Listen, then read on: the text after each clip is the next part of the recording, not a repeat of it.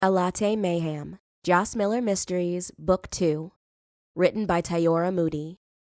Narrated by Kirsten. Chapter 1. Stirring Mayhem. Tuesday, June 11th, 10:05 a.m. There were very few times in my life when I'd felt my body floating, even though I was standing still. I could hear the murmur of conversations around me. Even the mixed scents of freshly brewed coffee and sweet cinnamon rolls didn't break my focus. Really, it was only a few seconds, but the longer I laid eyes on the man in front of me, the warmer my body felt. Okay, I would normally say you two need to get a room, but Miss Joss Miller here is supposed to be working. Detective Baez, don't you have some case to solve? I tore my eyes away from the handsome detective, my cheeks warm from embarrassment, and looked at my boss. I was giving Detective Baez his order. I snuck a glance at him. He's such a faithful customer. Faye crossed her arms. She eyed me and then Detective Baez. Really, Joss. Detective Andre Baez came into the cafe every morning like clockwork. I told him he was a cafe resident now. We had several patrons who visited daily. While he loved our special blend of coffee, he was also my boyfriend. I often wanted to pinch myself. We'd been dating for almost 8 months, and I was very much in love. The way Andre gave me his full attention, I felt pretty sure he was smitten with me too. He grinned. Sorry, I didn't mean to get you in trouble. I waved my hand. It's fine. Faye's been in a mood the past few days. I don't know if you heard, but the Davis family down the street is closing their boutique. They're on the other side of the book nook. So there will be 2 empty storefronts on this block. Andre let out a slow whistle. Really? That's gotta be tough. I thought everyone was united in not selling. I shrugged. That's what I thought, but apparently Rick Nelson worked his magic. Plus, Mrs. Davis is up in age, and she's been trying to get one of her children to take over the shop for years. I think she's tired. Money looked good towards her retirement. This all started late last fall, when the owner of the craft store next door, the Crafty Corner, was killed. There was quite a bit of fallout from Maggie Nelson's death, including her younger brother Rick Nelson inheriting the property. Rick decided to shut down the craft shop. And for the past 9 months, he's been fixated on a campaign that would bring in developers. His primary goal? To build a luxury hotel. It was only a matter of time before Rick Nelson started hounding Faye about selling the cafe again. He sent a letter late last year, which Faye and her fellow business owner Albertine Lancaster of the Book Nook verbally protested at the city council meeting. Faye was pretty popular on social media and brought her grievances to her followers, who flooded Nelson with online posts opposing his antics. However Rick tried to come at Faye, he would have to tread carefully. I knew how much Faye loved this place. The cafe had been like home to me, and Faye had been really good to me, not only as a mentor, but also like a big sister. When I struggled a few years ago to find my way, she gave me a chance. I'd always loved coffee, but being a barista hadn't really crossed my mind. Now I was Faye's right-hand woman, the assistant manager of Sugar Creek Cafe. Tell Faye it will be okay. The cafe has quite a fan base, and Rick Nelson doesn't. Andre's cell phone beeped. I watched as he removed the phone that was hooked to his belt. His eyebrows creased as he read the message. Then he reached for his coffee cup and looked at me. I need to go. Do you want a refill? I had hoped he would hint at what worried his handsome face. He shook his head. Thanks. I'm good. I'll see you tonight. Okay.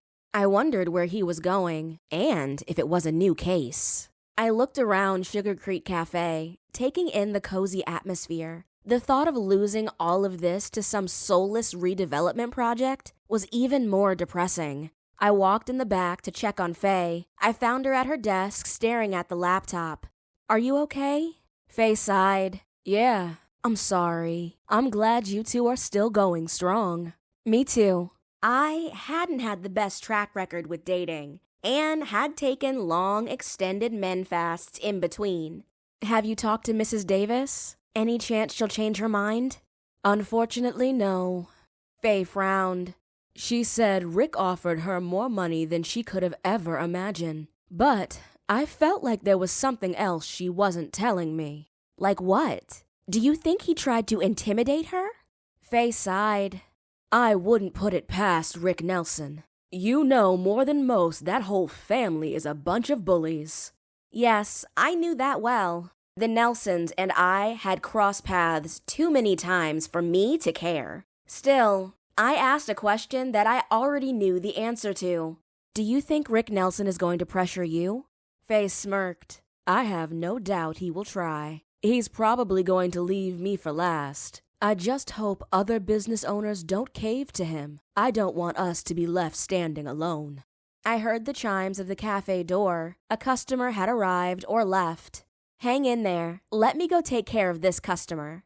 My gaze swept the customer at the counter, and my heart broke a little. Claude McKnight.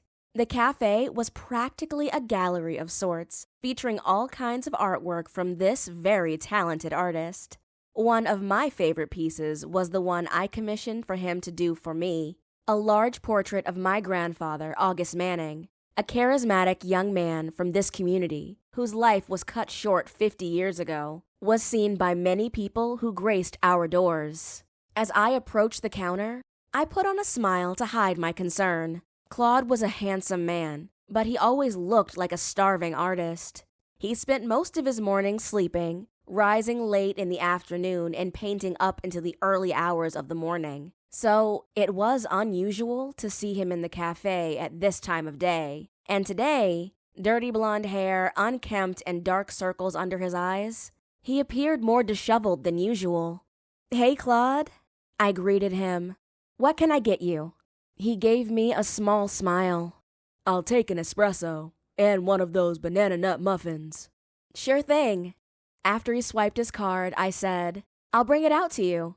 Great. He turned to look around the cafe. I'm going to talk to Eleanor. Eleanor Olson was one of our regular cafe residents and a local mystery author. Claude's deceased father and Eleanor had been friends all their lives. I often wondered if the never-married Eleanor had unrequited feelings for Claude's dad. She talked about him fondly and looked after Claude like he was her own son. I added Claude's order to a tray and walked over to Eleanor's table. How's it going, you two?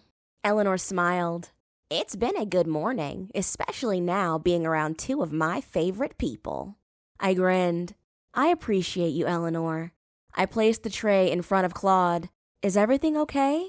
He took a sip of espresso and sat for a few seconds, almost like he needed the liquid to boost his energy before responding. It's been hard these past few days. His eyes darted around nervously, as if he was afraid someone might overhear. I know I can share this with you two. He admitted. You know about my friend, Rebecca Montgomery, right? I nodded. Yes, she went missing almost 3 years ago now. Eleanor asked, Has there been any breaks in her case? Claude crossed his arms, and then uncrossed them, placing his hands on the table. The anniversary of her disappearance was Saturday. Her sister came by the studio last night. She seemed to want to talk, but then she started asking me all kinds of questions. Same ones she asked me last year, and the year before last. I finally asked her to leave. Oh no, I'm so sorry, Claude. It's crazy how Rebecca disappeared, and all this time no one knows what happened? I know that must eat away at her sister. Claude placed his hands over his eyes as if he wanted to shut out the world. Then he blew out a breath. I know Olivia and Becca weren't all that close, but they were it. Their mother died years ago. I don't know why Olivia suspected me from the beginning. The police suspected me too. Even though I don't know anything, I can never really get out from under people's suspicions. Claude stared down and then ate a piece of banana nut muffin. He took a while to swallow before speaking. With a choked reply, he said, We argued that day before, me and Becca, but I never imagined that I would never see her again. It's truly not a good idea to stay angry with someone. Don't let the sun go down while you are still angry. That's one of the few Bible verses I had learned over the years. I glanced at Eleanor. I knew she was almost finished writing a book that was loosely based on Rebecca's disappearance, but I wasn't sure if Claude was aware of this. Well, Maybe I can help. I shifted my weight from one foot to the other. I've been thinking about what to do next for the Cold Justice podcast. People keep asking me if I'm going to do a new season. I paused. Do you think it would be a good idea for me to discuss Rebecca's disappearance? Claude bit his lower lip before replying. Joss, I'm not sure if that's such a good idea. I mean, I appreciate the thought, but Rebecca's case, it's different. I placed my hand on my hips. Different how? He hesitated, looking down at his hands. Rebecca was acting off in the weeks leading up to her disappearance. I don't want you getting involved in anything dangerous. Dangerous? I commented. What exactly was Rebecca involved in? Claude sighed, his shoulders slumping. You mean who was she involved with? You would have to talk to these people to get the podcast going, and I'm not sure that's a good idea. He suddenly sat up straighter. You're dating Detective Baez now. He might also have the same concerns as I do with you doing the podcast. Oh, I confessed with a blush. Andre and I had just met when I'd launched my first podcast.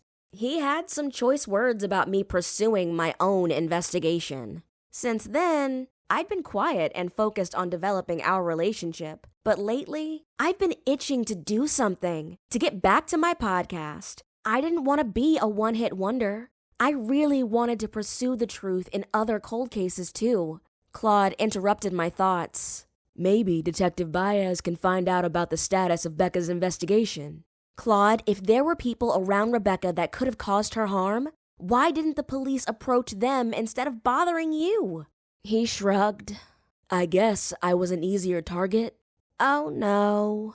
Claude and I turned to Eleanor. She hadn't been contributing to the conversation, but her face was paler than usual as she looked over at Claude. What's wrong? I asked. Did you find something? Eleanor clasped her hands across her chest. It's all over social media. Some hiker and his dog found human remains. Claude gripped the table so hard his knuckles turned white. With barely a whisper, he asked what I was sure we were all thinking. Becca, is it her?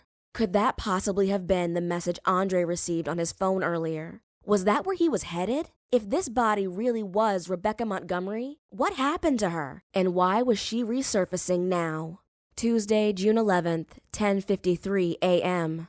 Claude didn't stay, and I couldn't blame him. Eleanor and I watched as he hurried from the cafe. He already looked troubled, but his face had grown pale, like he was about to be sick, even though he'd left. I spoke in a low voice. Do you think it's... Eleanor nodded. I can't explain why, but I think so. Rebecca Montgomery had been on my mind. I raised an eyebrow. Could it be because you're almost finished with your book?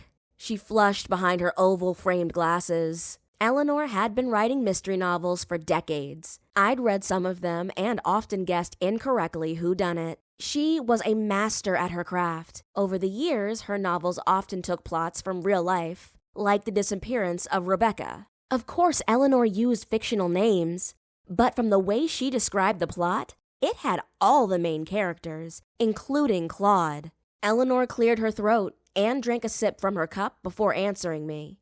It's finished and with my editor. It won't come out for another 8 months. But you're right. With all the research I had to do, I often wondered if the truth about her disappearance would finally come out.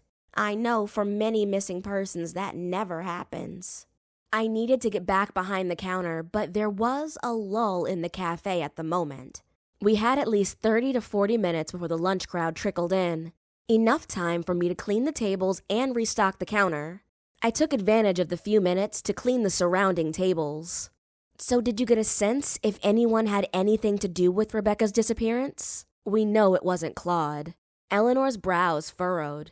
Of course not. They argued. From what I can remember, Rebecca argued with a lot of people. She had strong opinions and didn't mind making them known. I'd heard that about her. She was also an activist too, right? Eleanor sighed. Yes. She used her artwork to highlight injustices. You know, the community drew a lot of comfort from the mural outside the Sugar Creek lofts. I nodded. I was familiar with the mural, since I spent a good bit of time at the lofts. I'd started using the studio there with DJ Blaze over a year ago. to record the Cold Justice podcast. My friend could no longer help me because he was serving time. I didn't want to think about all that happened last fall. It made me really sad. Even though I learned a lot from him, I wasn't sure if I could do the podcast on my own. Lately, I missed it. I loved talking to guests and hearing their insights. I received so many emails and comments of encouragement on social media, but struggled with what to do for season 2. Now, I think I know.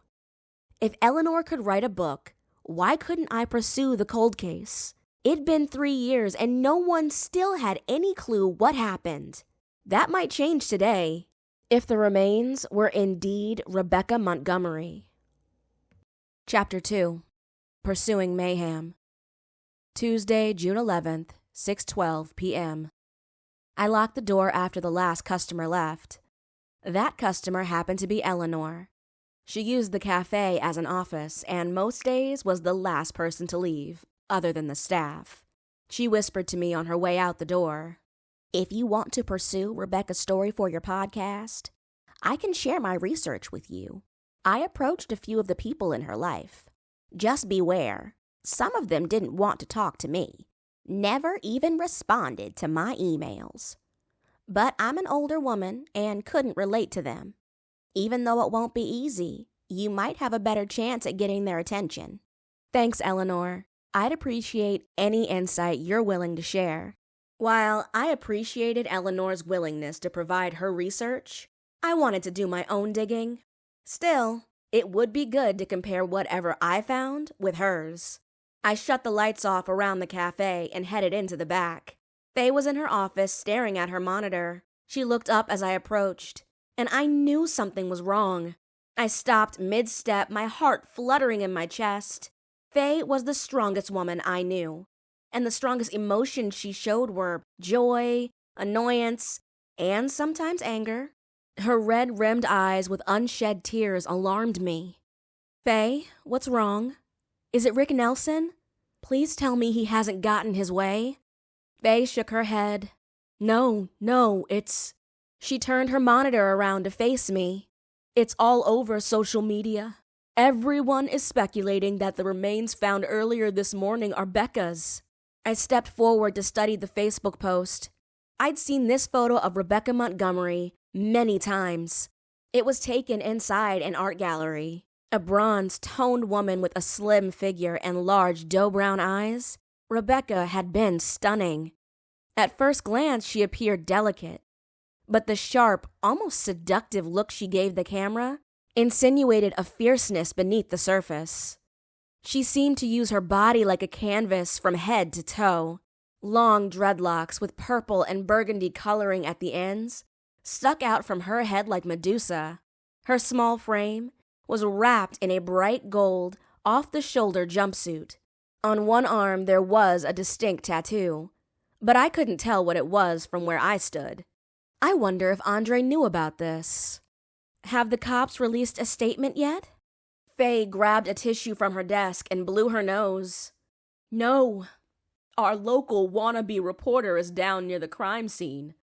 He's spreading speculation all over his Instagram and TikTok. You know how social media can be. One person supposedly breaks the latest news, and everyone else is picking it up and spreading it to their followers. It's all over every feed." Faye's phone rang and she answered. "Excuse me, it's Joe." Joe was Faye's boyfriend, so I stepped away to grab my phone from my pocket. I knew who Faye was referring to and did a search. Liam Holbrook. A handsome man with vivid green eyes stared back at me from the profile picture. I clicked on his latest Instagram post and a reel started playing. Liam looked around before staring intently at the camera. He appeared to be inside his car, which is where he did a lot of his so-called reporting. Usually he did a lot of ranting. "Breaking news, everyone. Liam here from Shady Affairs, and I've got some shocking updates for you. I've just received word that the police have discovered the remains of a body in Francis Marion State Forest. This is a developing story and details are still coming in. but you know how I like to stay on top of things." He leaned closer to the camera as if he had a secret to share. "Now, here's where things get interesting. My sources are telling me that there's speculation going around that the remains could belong to none other than Rebecca Montgomery, the artist who vanished without a trace 3 years ago. As many of you know, the anniversary of her disappearance was a few days ago. Invitations to the annual gala at the Ashford Art Gallery have already been sent out, and yours truly has an invitation. In case you didn't know, Rebecca disappeared 3 days after the gala, where her infamous mural, Black Girl Magic, was revealed. She had been known to be a difficult person, maybe even suffering from mental illness." Liam closed his eyes as if in deep contemplation. When he opened them again, he looked into the camera, appearing sympathetic. "I want to stress that this is all speculation at this point, and we won't know for sure until the authorities complete their investigation and identify the remains. But you can bet that I'll be here following this story closely and bringing you updates as soon as I have them." He smiled, his eyes bright like he was your best friend. "In the meantime, I want to hear from you. What do you think about this latest development? Do you believe the remains belong to Rebecca Montgomery? What theories do you have about her disappearance? Leave your comments below, and let's get the discussion going. As always, thanks for tuning in to Shady Affairs. Stay vigilant, my friends." As usual with short reels, the video started back over, but I swiped my screen to close the app. The social media celebrity lived here in Charleston and frequented the cafe. While he wasn't a regular like Eleanor, Liam usually came in once or twice a week to order a black coffee and flirt shamelessly with the baristas, including me. I'd worked at Hooters at one point in my life, a low point where I just needed a job, so males trying to shoot their shot wasn't something new to me. Liam was one of those with looks, but no manners that appealed to a sensible woman. Faye didn't like him at all. He'd posted a bad review about the cafe on his social media a few summers back. She didn't have the staff then that she had now, so the lines were long, increasing the wait time. But people who were loyal and loved Faye stuck around. Apparently, Liam was one of those who got impatient. Like a lot of people who use their platform on social media to vent, Liam made sure all of his 50,000 followers at the time knew about his experience. It didn't hurt the cafe. Most of the people that followed Liam weren't even in the Charleston area. Now, boasting almost 100,000 followers, Liam popped up on Reels and TikToks, spreading opinion more so than fact.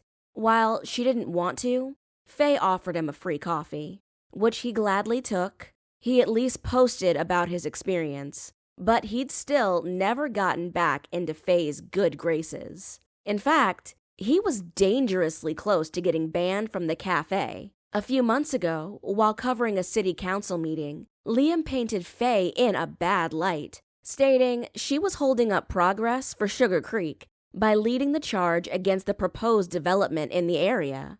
It surprised me that he would be on Rick Nelson's side, and made me suspicious of his intentions.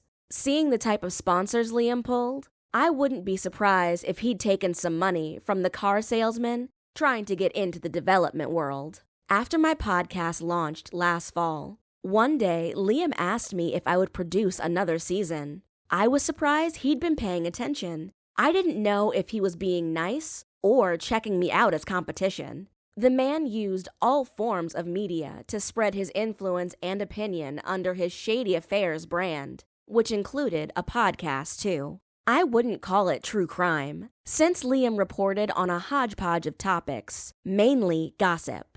Even though he was a customer, I heeded warnings not to share anything with him. Liam could be charming, but he was always hunting down the latest story. And he'd been accused of twisting words out of context. It was all about the algorithm to him. With his large social media following, I certainly didn't need the kind of hassle that came with Liam's tribe of trolls. If I decide to move forward with Rebecca's case, I knew to stay away from him. I wondered if anyone would pay attention to my podcast. This was a really big case.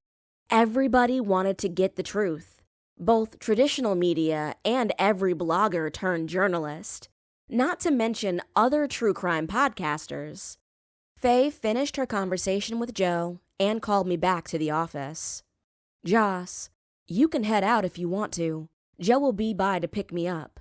Like me, Faye refused to purchase a new vehicle. I was sure she could afford one, but she loved her white Nissan Altima.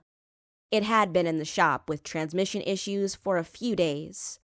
I glanced at my phone. I probably should head on. Andre is fixing dinner tonight. Faye smiled. "I'm so happy for you. You finally snagged a good one." I blushed. "I think so too. You know, I've never asked you this, but did you know her too? Rebecca Montgomery." Faye snatched a tissue off her desk and blotted her eyes. "Oh goodness, yes. She was a buddy of mine, but she was Becca to me and Claude. We've known each other since elementary school. Becca never fit the mold that people tried to put her in. She always stuck up for others like Claude, who was a nerdy little beanpole." "What? Our Claude?" Faye grinned. "Yes. Claude was a late bloomer. Somewhere around senior year, he started wearing contacts and filled out some. He and Becca went to our senior prom together. I will have to dig out my yearbook one of these days so you can see us all back then." Faye sighed and leaned back in her desk chair. "Becca was a regular here at the cafe before you started. Loved her vanilla latte." I wish I'd known her. What was she like? Faye's eyes took on a faraway look, as if she were lost in a memory. "Becca was a free spirit, always sketching in that notebook of hers. She had a heart of gold, constantly looking out for others. Out of all the artists I knew, she was the one who believed her art should draw people's eye to the evil in the world. Before she disappeared, I was hoping she'd do a mural in the back of the cafe. We talked about it a lot. She proposed doing something in the back area that we would use for Friday night jams. That would have been beautiful." The cafe already felt like walking into one's home. There were scatterings of homey tables and chairs in the center. Booths lined the sidewalls, and the back of the cafe had couches and chairs that were great for reading and even studying. On the second Friday of each month, that area was transformed into a stage, with chairs and tables all around for musicians to spoken word artists to share their talents. What about her relationship with Claude? I know they were close, and it really hurt him when the police approached him about her disappearance. Today, he especially seemed not like himself. Faye's expression turned somber. "I'm sure it's the anniversary of Becca's disappearance. Believe it or not, Claude used to take care of himself. He used to keep his hair cut and wore a goatee. Life hit him pretty hard after his father died. Then Becca disappeared. He'd been head over heels in love with that girl since middle school.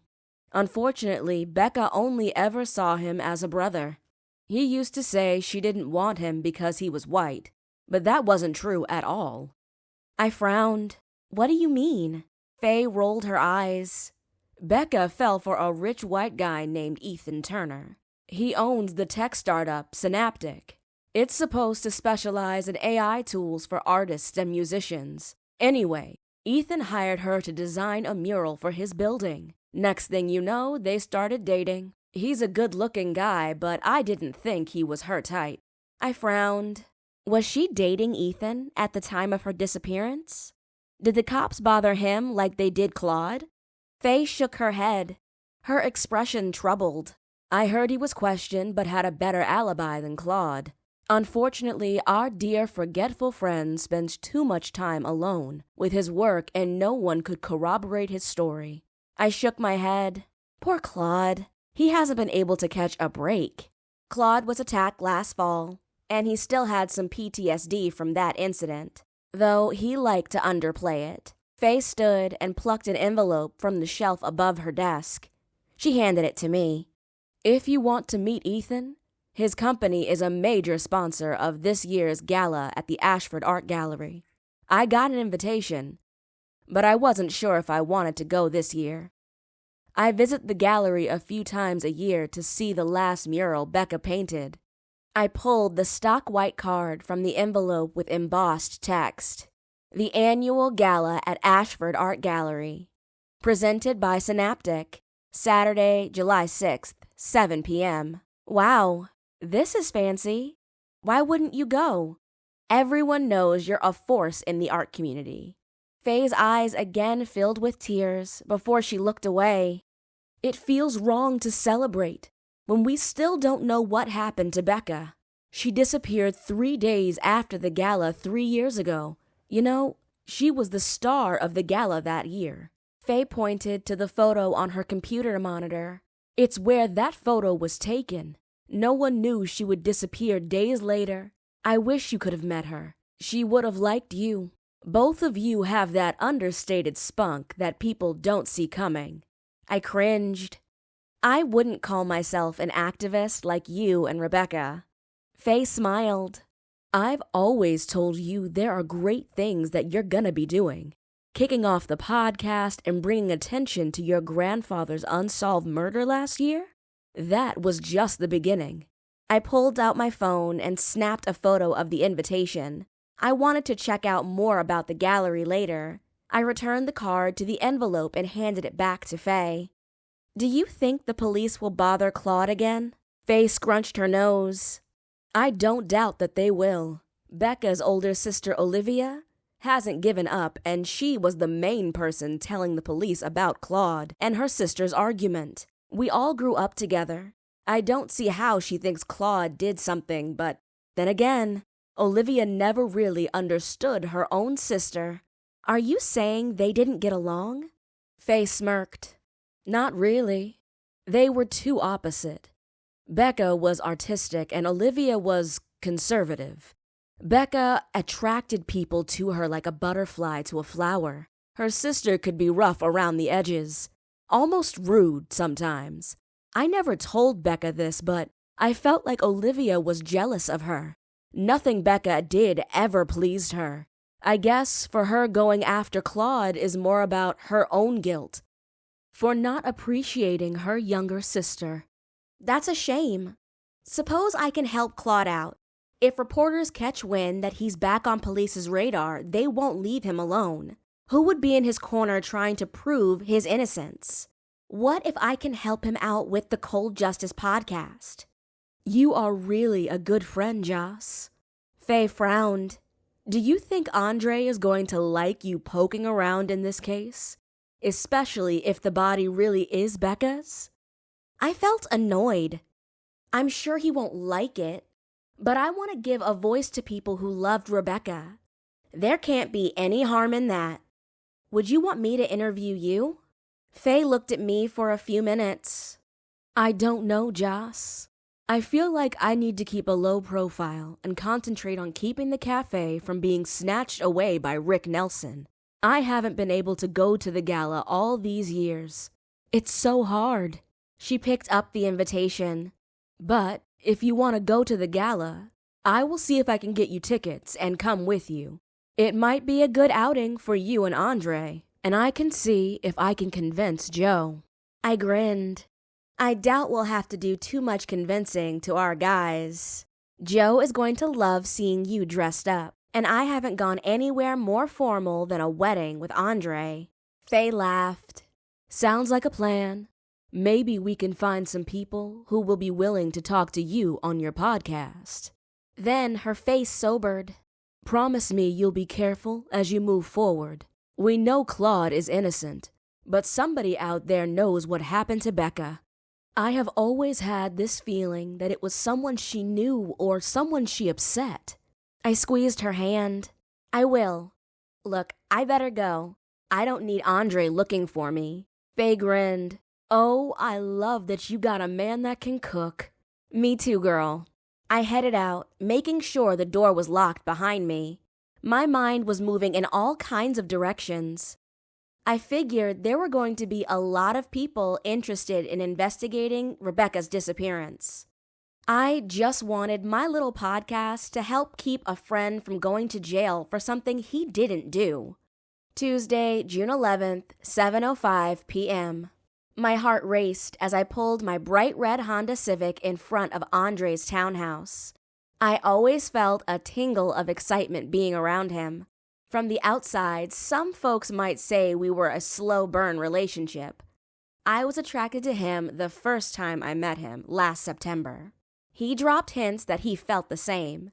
Despite that attraction, I soon learned trying to get involved with Detective Andre Baez wasn't easy. We didn't go on our first date until the end of October. A homicide detective in the Charleston Police Department, he transferred here last summer from working cold cases in Charlotte, North Carolina. The murder of a shop owner next to Sugar Creek Cafe brought us together. I'd found the deceased woman, who, unfortunately, had been a descendant of one of my grandfather's murderers.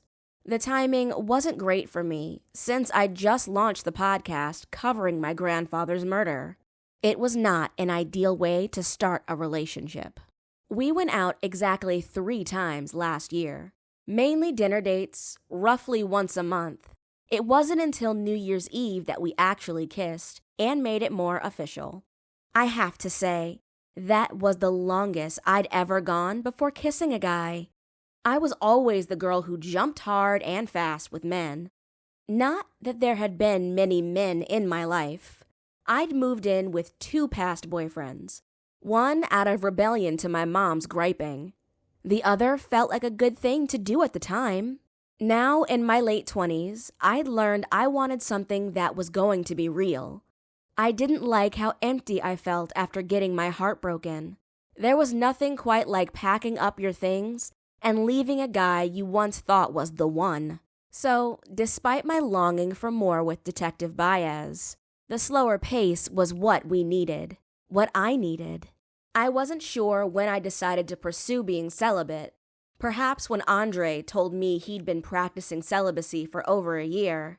I'd never met a man who was set on getting to know me. Sometimes I felt overwhelmed, scared. Andre seemed too good to be true, but other times, the nature of his profession reminded me of how tenuous our relationship could be. I prayed it lasted. I really like him. A lot. I climbed out of my car and walked up the pathway. Andre had been promising me for several weeks that he would cook for me. With the unpredictability of his vocation, many dates were broken. But I understood that his work was important. Sometimes Andre dropped hints about what he was working on, and sometimes he didn't. I hope he would tell me more about why he ran off earlier, and if it had to do with the body found earlier today. Andre opened the door. Despite the dark circles beneath them, his eyes and smile appeared bright. The weariness didn't diminish his handsome features. "Hey, babe, come on in," he said, stepping aside to let me enter. Once inside, he reached down and hugged me. I melted into his arms for what seemed like a few minutes before pulling back. "You look like you've had a long day." He grimaced. "You could say that. I'm sure you're tired too from being on your feet all day. Grab a seat. Dinner will be ready in a bit." My feet were actually pretty worn down. I removed my trusty sneakers before I walked into the living room. Andre's home, with its plush leather couches and chairs, was always warm and inviting. The soft lighting made it feel romantic. I wasn't sure if that was Andre's intent or if my hormones were stirring. Despite our resolve to not pursue physical intimacy, sometimes my brain didn't follow suit. I sank down on the couch. It felt good to stretch my toes. Andre's large, flat-screen TV was on, but the volume was low. I reached for the remote when I saw the news story about the remains in the woods. Unlike the report I saw on social media, a television news reporter stood in front of a wooded area. Behind her, a deputy hung yellow crime scene tape. I'm here in Francis State Marion Forest, where the skeletal remains of a body was discovered by a hiker and his dog this afternoon, about a mile off of Palmetto Trail. While we wait for the authorities to identify the remains, police are combing the area for evidence. This is a developing story, and we'll bring you more details as they emerge. Back to you in the studio. Andre called out, "Dinner is ready." I reluctantly put the remote on the coffee table and tried hard to concentrate on dinner. I took a seat at the dining room table. As Andre served up 2 plates of rigatoni, Andre had a passion for all kinds of food, but his specialty was definitely Italian cuisine. Biting into a slice of warm ciabatta bread, drizzled with olive oil and oregano, I forgot all about the questions swimming in my head from the news broadcast. This is so good. I oozed my pleasure with no shame. Andre was a much better cook than me. He laughed. "Glad your taste buds approve." We ate in silence. The only sound that could be heard was the clinking of silverware against ceramic. Finally, I couldn't take it anymore. "Where did you run off to this morning? Did it have anything to do with the body found this morning?" Actually, it sounded more like skeletal remains since it'd been out there a while. "Who found it?" Andre held up his fork. Whoa, slow down." He shook his head. "I was kind of hoping to enjoy our dinner together." My face grew warm. "Sorry, but you've heard all the rumors about who it could be, right?" Andre hesitated, his eyes flickering away from mine. "Yes, but I'm not sure why people assume it could be Rebecca Montgomery. Many women have gone missing. The remains could be anyone." I eyed him. "But you know something." Andre leaned back in his seat. "I shouldn't be talking to you about this, but it will probably make the news in the morning. Because of the uproar to identify the remains, the coroner rushed the lab results on this one.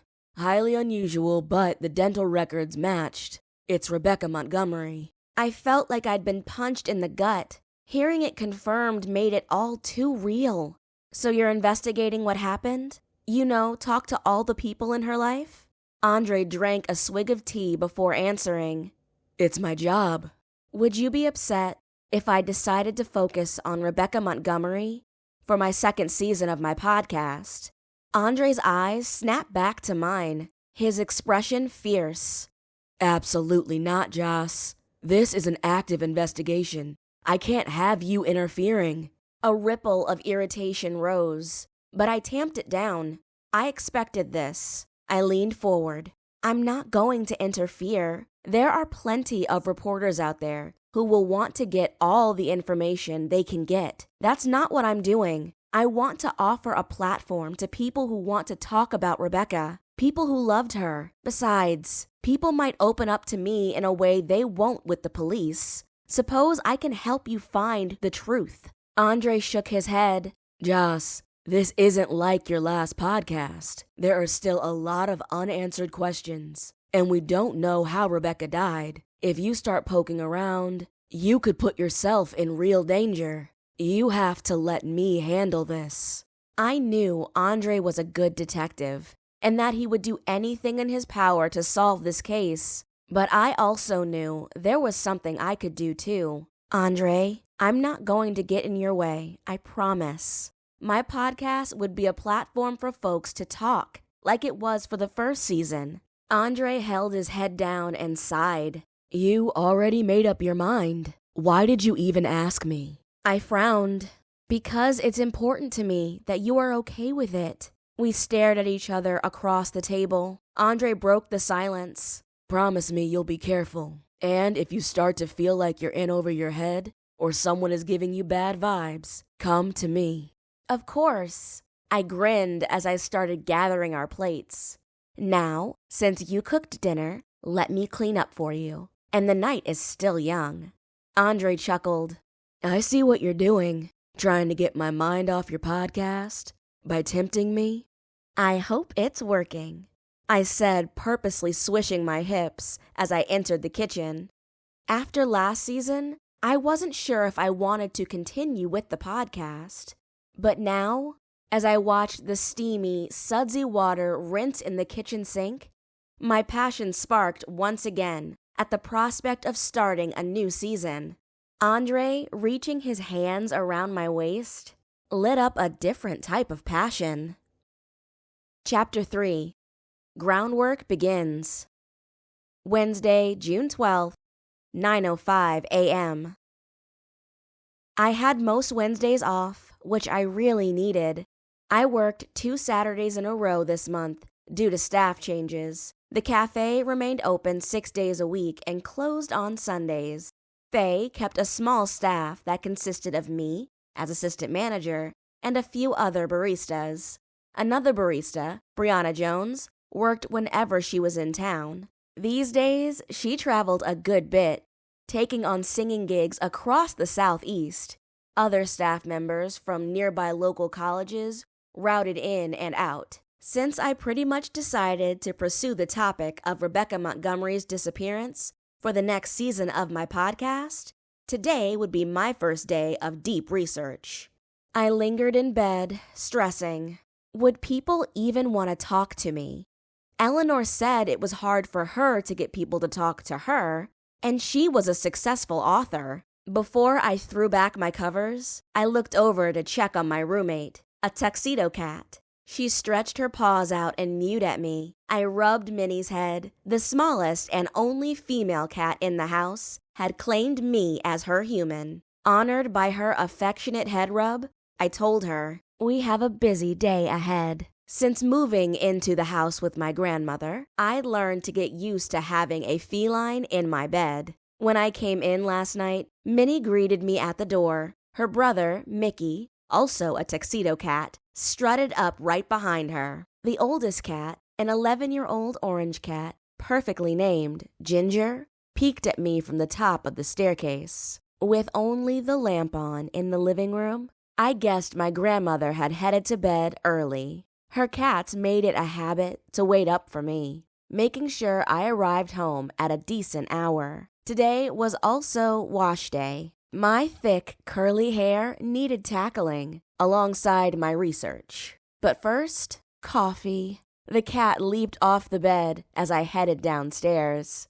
When I entered the kitchen, I could see my grandmother outside in her garden. The big orange tabby lay on the windowsill outside and peered inside at me. I poured coffee in my Snoopy mug, a gift from my dad many years ago, and went to the back door. Stepping onto the porch, the humidity hit me like I was walking through some type of force field. I almost would have liked a tall glass of iced coffee instead. "Hey, you been out here long?" I asked with concern. Louise was a spunky 74, but she needed to be careful out in this heat. My grandmother grinned at me, the floppy hat shielding her blue eyes from the sun. "Only about an hour. I'll be ready to go in soon. This sun isn't playing, and it's not even mid-morning yet." I laughed. "That's Charleston for you. I'm going back inside." "I'm right behind you." My grandmother cackled. "Let me get you some breakfast." "Oh, you don't have to do that." Louise's eyes crinkled. "You are up early, and you've worked long hours at the cafe. I know Andre fed you last night. Now let me help get some meat on those bones." I felt like I had plenty of meat on my bones. Being skinny had never been my thing, but I know the older women in my life showed love with food. So I sat at the table as my grandmother grabbed her mixing bowls. I had to admit, she made some delicious homemade buttermilk pancakes. How my relationship developed over the years with my grandmother, Louise Hopkins, was interesting. Louise was a force to give up my mom when she was in her late teens. It was pretty taboo at the time for a white woman to be involved with a black man. My grandfather, August Manning, having a child out of wedlock was definitely not going to be allowed. My mother researched finding her biological mom, but was turned away by Louise's deceased husband. For years, my mom felt the sting of that rejection, not knowing that Louise never knew her only daughter had been trying to reach out to her. After my dad died, my small family splintered, and I got it in my head to reach out to Louise. When I discovered the history of my grandparents' relationship, my mother wasn't too happy about me exploring her biological parents through my first podcast. And even though she didn't understand the medium, Louise loved it and jumped at the opportunity to talk about what had been on her mind for years. I figured I would get her take on my new topic as I doused my pancakes with maple syrup. Do you know anything about Rebecca Montgomery? I think her case could be the subject for the next season of my podcast. My grandmother thoughtfully chewed her pancakes before answering. Oh my, is that the young lady that went missing? They said that could be her body they found yesterday morning. What did Andre say? I nodded. He said the dental records were a match. My grandmother raised her eyebrow. More than likely, she was murdered, right? Would that be safe for you to investigate? I admitted, I'm not trying to do the police's job. I'm thinking my angle would be to hear what her friends and family have to say about her. You know, make her story more human. Louise smiled. Well, if anyone can do that, you can. You were able to share your grandfather's story with a lot of people. The hardest part is going to be getting people to want to talk to me. I'm going to look into it more while I tackle my hair today. I scrolled on my phone to where I snapped a photo of Faye's invitation, the Ashford Art Gallery. Do you know anything about it or where it's located? My grandmother's face lit up. Yes, I know that place. It's owned by an old family here in Charleston, the Ashfords. I remember when the gallery opened. It was a big deal. My goodness, it's been almost 20 years. The owner's name is Vivian Ashford. Do you know anything about her? Louise rubbed her chin. I know she's not originally from here. Well, a lot of people moved to Charleston, but Vivian was born and raised in London, England. Her husband, Mitchell Ashford, died quite a few years ago, but he was from old money. As I understand, Vivian wasn't that poor herself. Sounds like an interesting person. I wonder if she knew Rebecca well. That photo they keep showing of her was taken inside the art gallery. Then she disappeared a few days later. My grandmother placed her hand over her chest. Oh my! I'm sure Vivian knows all the artists in Charleston and beyond. That painting I have in the living room with the Charleston Harbor was purchased from her gallery. I love that painting. I need to check out the gallery. But before I try booking anyone, I need to talk to Claude first. He's really the whole reason why I wanted to do this. My grandmother shook her head. That poor young man. I remember when they kept bringing his name up in the news. I certainly hope the police don't bother him again. It didn't seem like he did anything to me. I agree. Let's hope he trusts our friendship enough to talk to me. Wednesday, June 12th, 11:38 a.m. I washed my hair and decided to give myself a much-needed steam treatment. Sometimes it felt like a good portion of my income went to hair products, but the steam cap I invested in was worth it. It was almost like being at a spa. My grandmother had gone next door to chat with our next-door neighbor, Eugenia Patterson Jones, so I had the house to myself. Well, at least me and my feline housemates. I got to work on my MacBook. This was the part I loved. Research.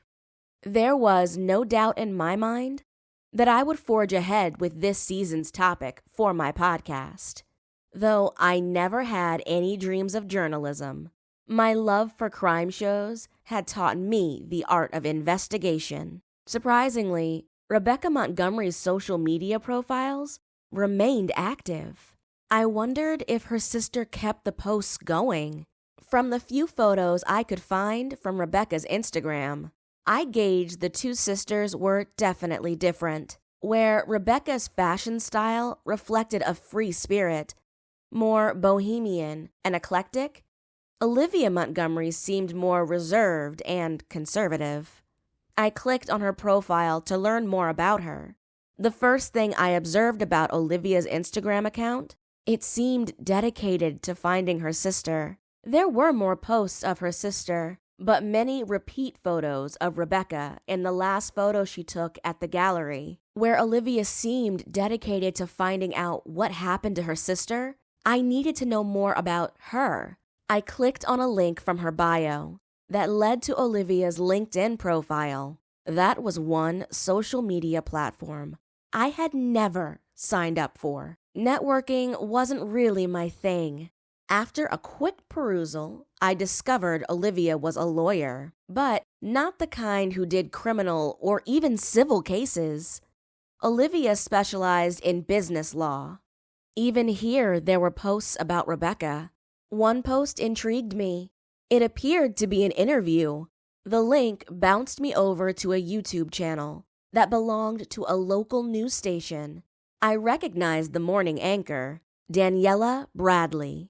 Olivia sat in a chair facing the reporter, her salt and pepper hair in a sharp bob. She looked austere and stately in a black suit, like she was in mourning, which could have been possible. The date of the interview was a year ago, the second anniversary of Rebecca's disappearance. I turned up the volume so I could hear.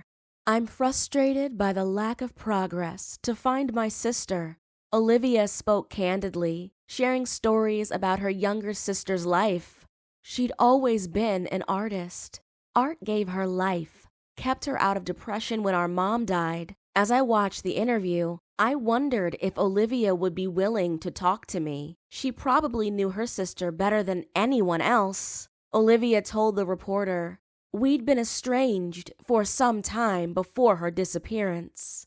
Her eyes filled with tears as she looked away from the camera. "Sorry." Daniela beckoned someone over with a box of tissues. She waited until Olivia composed herself, then said, "Tell us more about your relationship after your mother died." Olivia wiped her eyes. "My mom lost her battle with breast cancer about 5 years ago. In a way, I'm glad my mother didn't have to experience all of this. My sister and I were different. I didn't always understand her passion for art. I didn't see how it could sustain her. But she proved me wrong. I'm proud of her success." Daniela said, "Your sister was quite active in speaking out about many social injustices and even used her artwork to express her thoughts." Olivia smiled. "Rebecca always stood up for what she believed in, even when it made her unpopular. She had a way of shining light on the truth, no matter how uncomfortable it might be." I paused the video. That made me think of Claude's words yesterday. He thought Rebecca had come across something dangerous. Why did he think that? Claude had argued with his friend before she disappeared, but what did they argue about? I focused on finishing my wash day routine by twisting my hair into 2 pigtails. The warmer it got, the more likely I'd opt for air drying my hair versus blow drying. And I had a limited amount of time on my day off. I needed to know what happened the day prior to Rebecca's disappearance. I pulled on a silk-lined baseball cap to protect my hair and then wrote my grandmother a note. Even though she had a phone, she refused to read texts. Louise preferred to use her phone for what it was made for, talking. The sun beat down on my head, making me grateful for the hat. Claude often disappeared and withdrew from the public eye. Sometimes he would be deep into a painting, or even several paintings at the same time. I had a feeling he would be hiding out, even more so now. I decided against texting him to let him know I was coming, since he often forgot to charge his phone. 10 minutes later, I pulled into the parking lot of the Sugar Creek Lofts, better known as the Lofts. The building used to be a textile mill. Owned by the Nelson family, the building was renovated and transformed into an art center by the matriarch. Many artists and musicians rented spaces inside. Claude was one of the few who rented and lived inside a studio apartment on the second floor. Before heading toward the entrance, I strolled around to the side of the building, which faced a park. There were children playing, so it was noisier than usual for a Wednesday. School had closed for the summer. I stopped to look at the mural on the side of the building. I'd viewed it many times. A striking tribute to the Emmanuel Nine, the 9 black church members who were tragically killed in the Charleston church shooting. The mural was a vibrant explosion of color and emotion against the red brick of the building. In the center of the mural was a stylized portrait of the Mother Emanuel AME Church, its white facade and tall steeple rendered in bold, graphic lines. Surrounding the church were 9 doves, each one unique in its colors and patterns, representing the 9 lives lost. The doves were patterned in a swirl of bright hues, deep purples, vivid blues, fiery oranges, with their wings outstretched as if in flight. Interwoven among the doves were the words, "Love is always stronger than hate." At the base of the mural, a crowd of figures stood hand in hand, their faces turned toward the church and the doves. They were painted in shades of brown and black, a diverse representation of the Charleston community, coming together in solidarity and mourning. I wasn't sure why, but today I was struck by the power of the image as a whole. Once again, I wish I'd known the artist. Faye and Claude and many others were blessed to have known Rebecca while she was alive. Blaze had given me his key card, since he could no longer assist me with the podcast. He'd paid in advance for the usage of the studio. While I was still solidifying plans for what to do next with the podcast, at least I had access to the recording studio, located off to the left of the entrance, for a little while longer. The door buzzed, and the entry door opened for me with a click. I passed the shaded windows of the recording studio and headed toward the dark wooden staircase that led to Claude's studio apartment. My hand gripping the banister, I stopped abruptly at the bottom of the step. Voices traveled down from upstairs. One of the voices was an angry Claude. Chapter 4. Vultures Circling. Wednesday, June 12th, 1:43 p.m. I hesitated, trying to figure out who the other voice belonged to. It didn't take long. "I have nothing to say to you, Liam." I rolled my eyes. I'd arrived in time to save my friend from Liam Holbrook.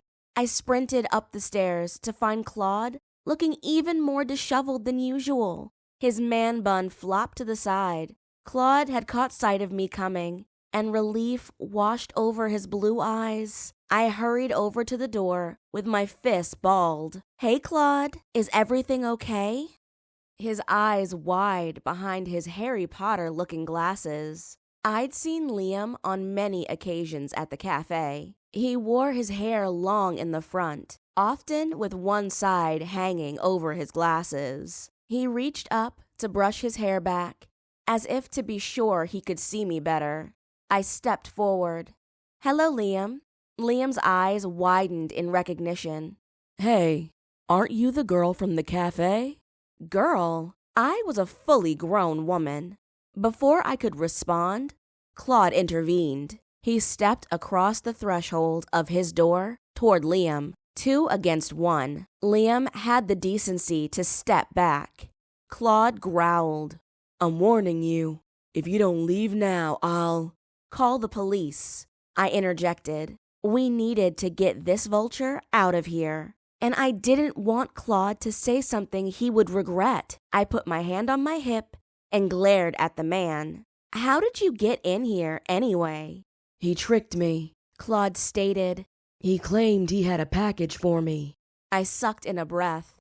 That wasn't cool. It wasn't safe either. It could have been anybody. Claude was definitely not paying attention. Liam scoffed, his eyes narrowing. "You're not going to call the police. Besides, the police are not your friends, Claude. they'll come bother you about being the last person to see Rebecca alive again." He shrugged, as if he was all-knowing. "I'm trying to help."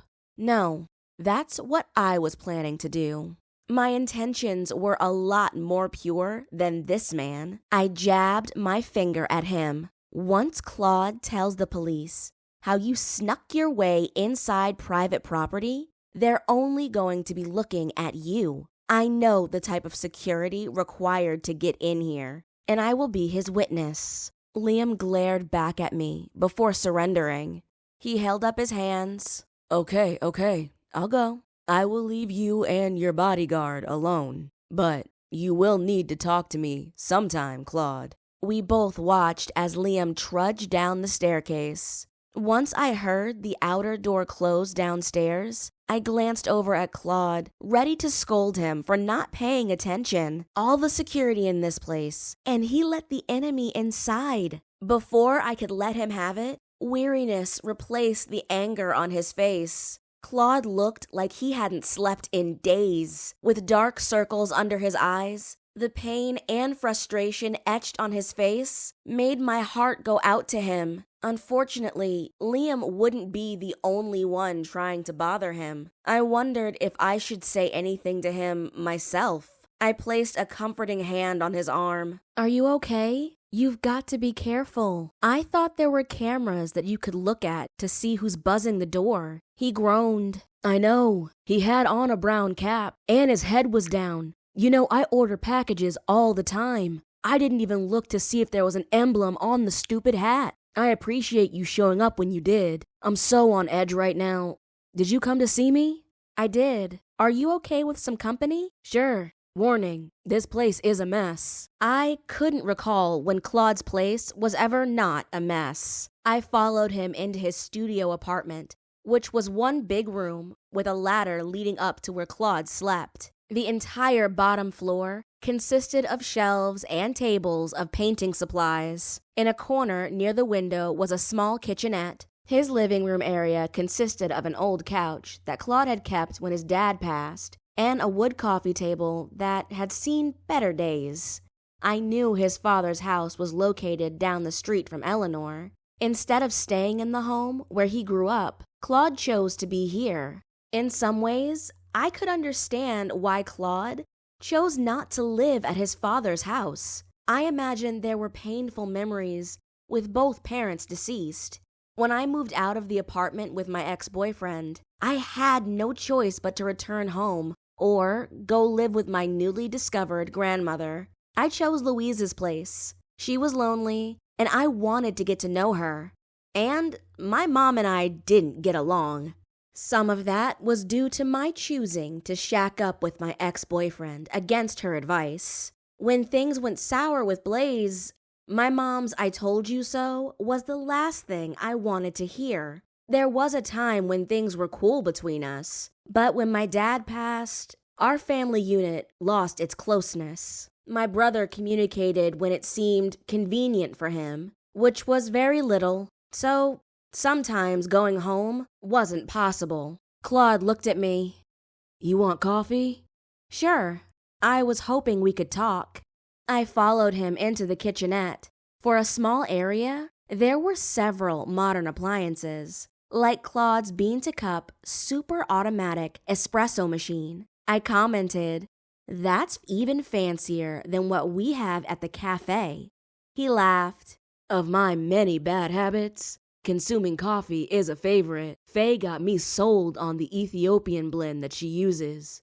Yeah, that's one of the premium flavors. Claude cleared a space off the breakfast nook setup in the corner. Sorry for the mess. I haven't had much motivation to clean lately. I waved away his apology. No worries. I'm glad you could see me. As the coffee brewed, I looked around and spotted a portrait of Rebecca. Her vibrant eyes seemed to follow me. That's new? Claude looked over to where I pointed. His face grew red and he quickly glanced away. Yeah, I've been working on that one for a while. It's beautiful, and I wasn't just saying that. Claude was truly a talented artist. He poured a steaming cup of coffee into a College of Charleston mug. With a puzzled look on his face, he placed the mug in front of me. I wrapped my hands around the mug, grateful for the warmth. Nerves ate at me as I broached the subject that brought me here. He sat down across from me. "Are you okay?" I smiled, not realizing I appeared nervous. "Yeah, I need to run something by you, to get your thoughts." A weariness crossed his face. "I think I know what it is." "Oh? Yeah, I guess you do." I briefly mentioned the possibility yesterday. I'm settled on concentrating on Rebecca's disappearance for the next season of the podcast. I'm hoping you might be willing to be my first interview. Claude's eyes widened. "Joss, I don't know. The police were all over me a few years back. They treated me like a suspect." I noticed a slight tremor in his hands, so I reached out and covered his hand with mine. "I know, Claude, and I'm sorry you had to go through that. But I can help tell your side of the story. You know me, and I hope you trust me." Claude pulled his hand away. "What if talking about this puts me back in the crosshairs? I'm already getting hounded by reporters, or wannabe reporters, like that Liam fellow." I nodded. "I understand, Claude. And you're right. Everybody is going to be hounding you. Here I am doing the same. I shouldn't have come." My excitement dissipated in the silence. As we sat quietly, I peeked at Claude. His eyes slid to Rebecca's portrait. "Will you reveal the new painting?" Claude hesitated for a moment. "I worked on it more for me, to remember her." "Have you ever had your artwork featured at the Ashford Art Gallery?" Claude shook his head. "No, but I've met her, the owner, Vivian Ashford. She reached out to me, but I kind of stick to featuring my art at Faye's Cafe. Besides, I don't like how she's associated with Ethan Turner." I leaned in. "Rebecca was dating him. Did the cops question him like they did you?" Claude sulked. "Not enough, probably because he's rich, and had lawyers at his beck and call. I really wish Becca had never gotten involved with him. She deserved so much better." "Do you think he had anything to do with her disappearance?" Claude stood and started pacing. "I don't know, but she didn't want anything to do with him that night at the gala." "How so?" He stood in front of the canvas. "I saw them argue, and she walked away from him. There was this look on his face, like this woman had some nerve embarrassing him." I got up and joined him at the painting. Up close, the portrait was half-colored, but Rebecca's eyes stared back from the canvas. Was this how Claude remembered her? With haunted eyes? In a low voice, I asked, "Did you think she was in danger, being around Ethan?" He sighed and placed both hands on the sides of his face. "I'm not going to lie. I didn't like the guy, still don't. I'm biased, though. I'd been in love with Rebecca my whole life, and she chose someone like him." Claude shook his head and turned from the painting. "Something was off with her the entire time they dated. I know I wasn't the only person who noticed. Maybe it had to do with him, or something else." He turned to me. "You're my friend, and I trust you. If anyone can tell the world about Becca, you can. So let's do it. I'm tired of being quiet about it, and I don't want the cops on my back or people whispering about me behind my back." Relief washed over me. This was going to happen after all. Tuesday, June 13th, 8:32 p.m. I didn't waste time pulling together my interview questions for Claude. I was scared he would change his mind. I set up recording time with him on Wednesday afternoon in the studio at the Lofts. The equipment was a little intimidating without DJ Blaze, my audio engineer from the first season, but I remembered a few things, like how to hit record on the mics and save the .wav file. Editing would be a whole other thing. So I didn't pull out my hair. I called my good friend, DJ Nyla B. Usually, she was booked for all kinds of events this time of year. Thankfully, Faye let me leave the cafe a bit early, so I could meet Nyla at the recording studio at 6:30. I made sure to bring coffee, sandwiches, and pastries. Without a budget, And being a long way from getting sponsors for my podcast, I did my best to accommodate my friend. This is golden, girl, Nyla said. I'm so happy for you. You're starting your podcast again, girl. I was afraid with everything that went down with Blaze that you wouldn't pursue it anymore. Based on a series of events last fall, my ex-boyfriend, Blaze, had to go away for a while. His absence upset me in a way I hadn't imagined, and in some ways left me in limbo about continuing the podcast. He helped me launch the first season. I had a lot to think about and needed to figure out what was next. Focusing on my grandfather's murder had been on my mind for so long. Nyla grinned. You are a full-fledged podcaster. You know, I had an interview at the radio station with Rebecca Montgomery before she disappeared. I lifted an eyebrow. So you met her before? When was this? Nyla nodded. I'd seen her around at a few events over the years, but her publicist booked Rebecca as a guest on the morning show a few days before the big gala held at the Ashford Art Gallery. She was really cool and down to earth. I liked her vibe. I've heard nothing but good things about her. I wish I'd met her. Did you get any sense that something might have been wrong? Nyla closed her eyes, as if trying to think back. No, not really. I remember she seemed annoyed, not at me or about doing the interview. Her publicist was really bossy. There was a lot of tension there. I frowned. Her publicist was at the interview. Nyla nodded. Yeah, I got the sense that the publicist really pushed Rebecca to do the interview. It was like the publicist thought if she didn't show up with her, that Rebecca would have bailed. Do you remember her name? Nyla shook her head. Not offhand, but she picked up her phone. I have her in my email. Girl, I never delete emails. I laughed. Nyla bounced her shoulders up and down in triumph. Here you go. Miranda Blackwell. She's the publicist for quite a few artists and musicians. Her agency, Magnolia Media, is based here in Charleston. Thanks for passing that along.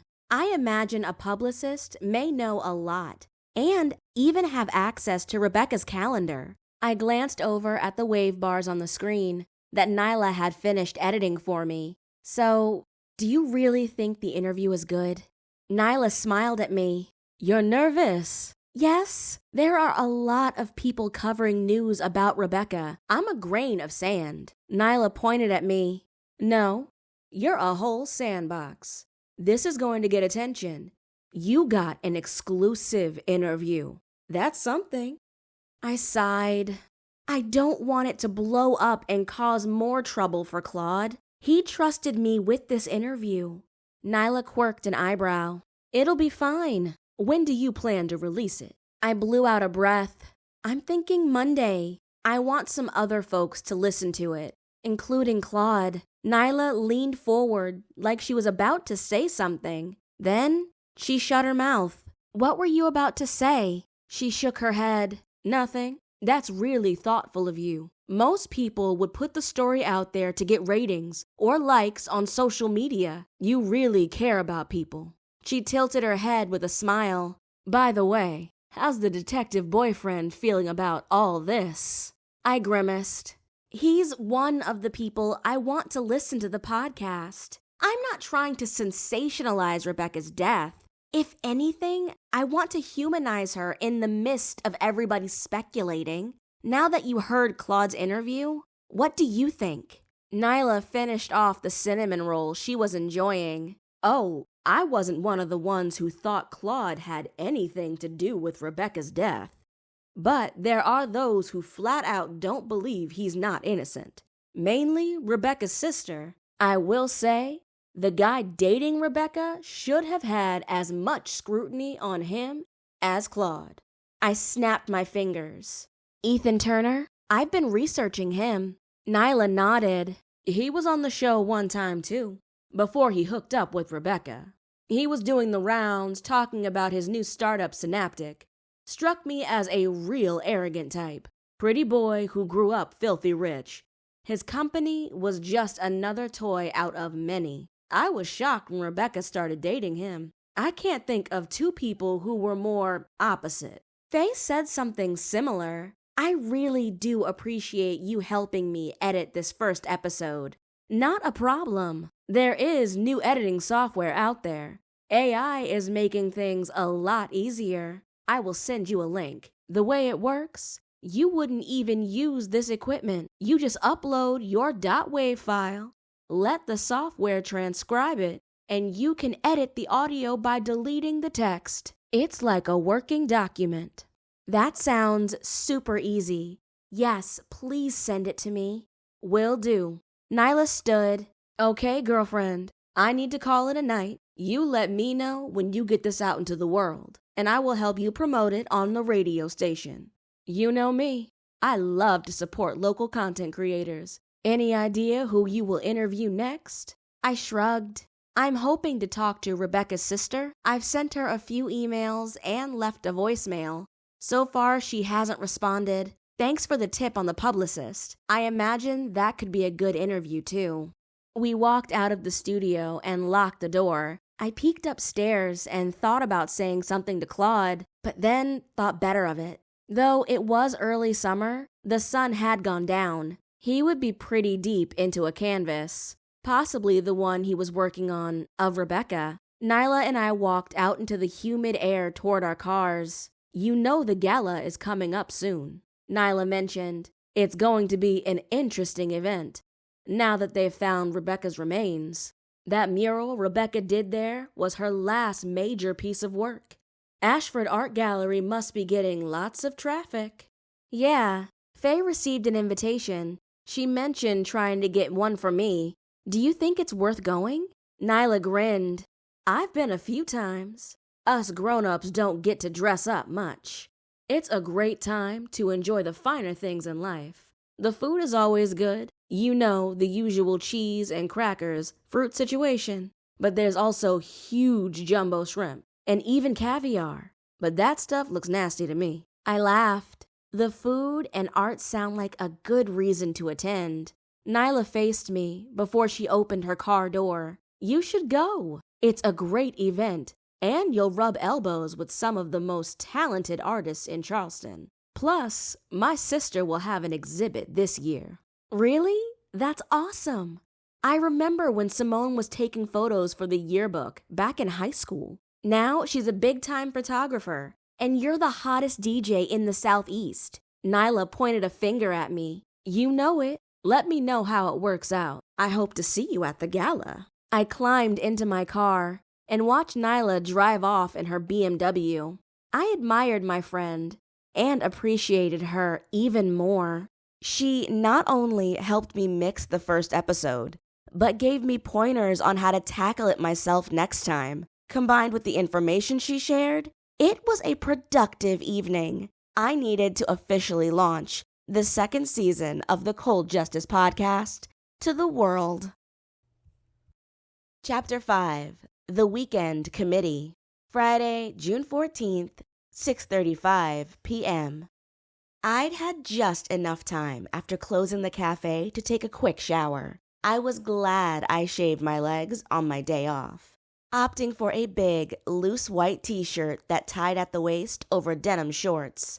I slipped on my sandals just as Andre rang the doorbell. Our mutual friends, recent newlyweds Lisa and Chris Black, had invited us over. A few weeks before Lisa and Chris tied the knot, they started a couples-only night on Fridays. Sometimes Lisa's brother, Cedric Patterson, and his wife Carmen came over as well. It was a lot of fun. There was music and games, and the night always included a meal. Usually grilled burgers, wings, or pizza, craft beer for the guys, and wine for the ladies. We hadn't seen Lisa and Chris since their wedding. "Hey, you two," Lisa gushed as I walked through the door. "The newlyweds." I hugged Lisa and then Chris. "Where are the kids?" Lisa and Chris had a 3-year-old son together, plus Lisa's oldest daughter, Keisha. "They're over with my mom. She picked them up from daycare and will drop them off in the morning. They miss their Auntie Joss." I miss them too. I loved being around kids. And on occasion, I babysat Lisa's children. They were both pretty well behaved. I looked over at Andre. I'd only met a few of Andre's relatives, but I could tell he was a favorite uncle.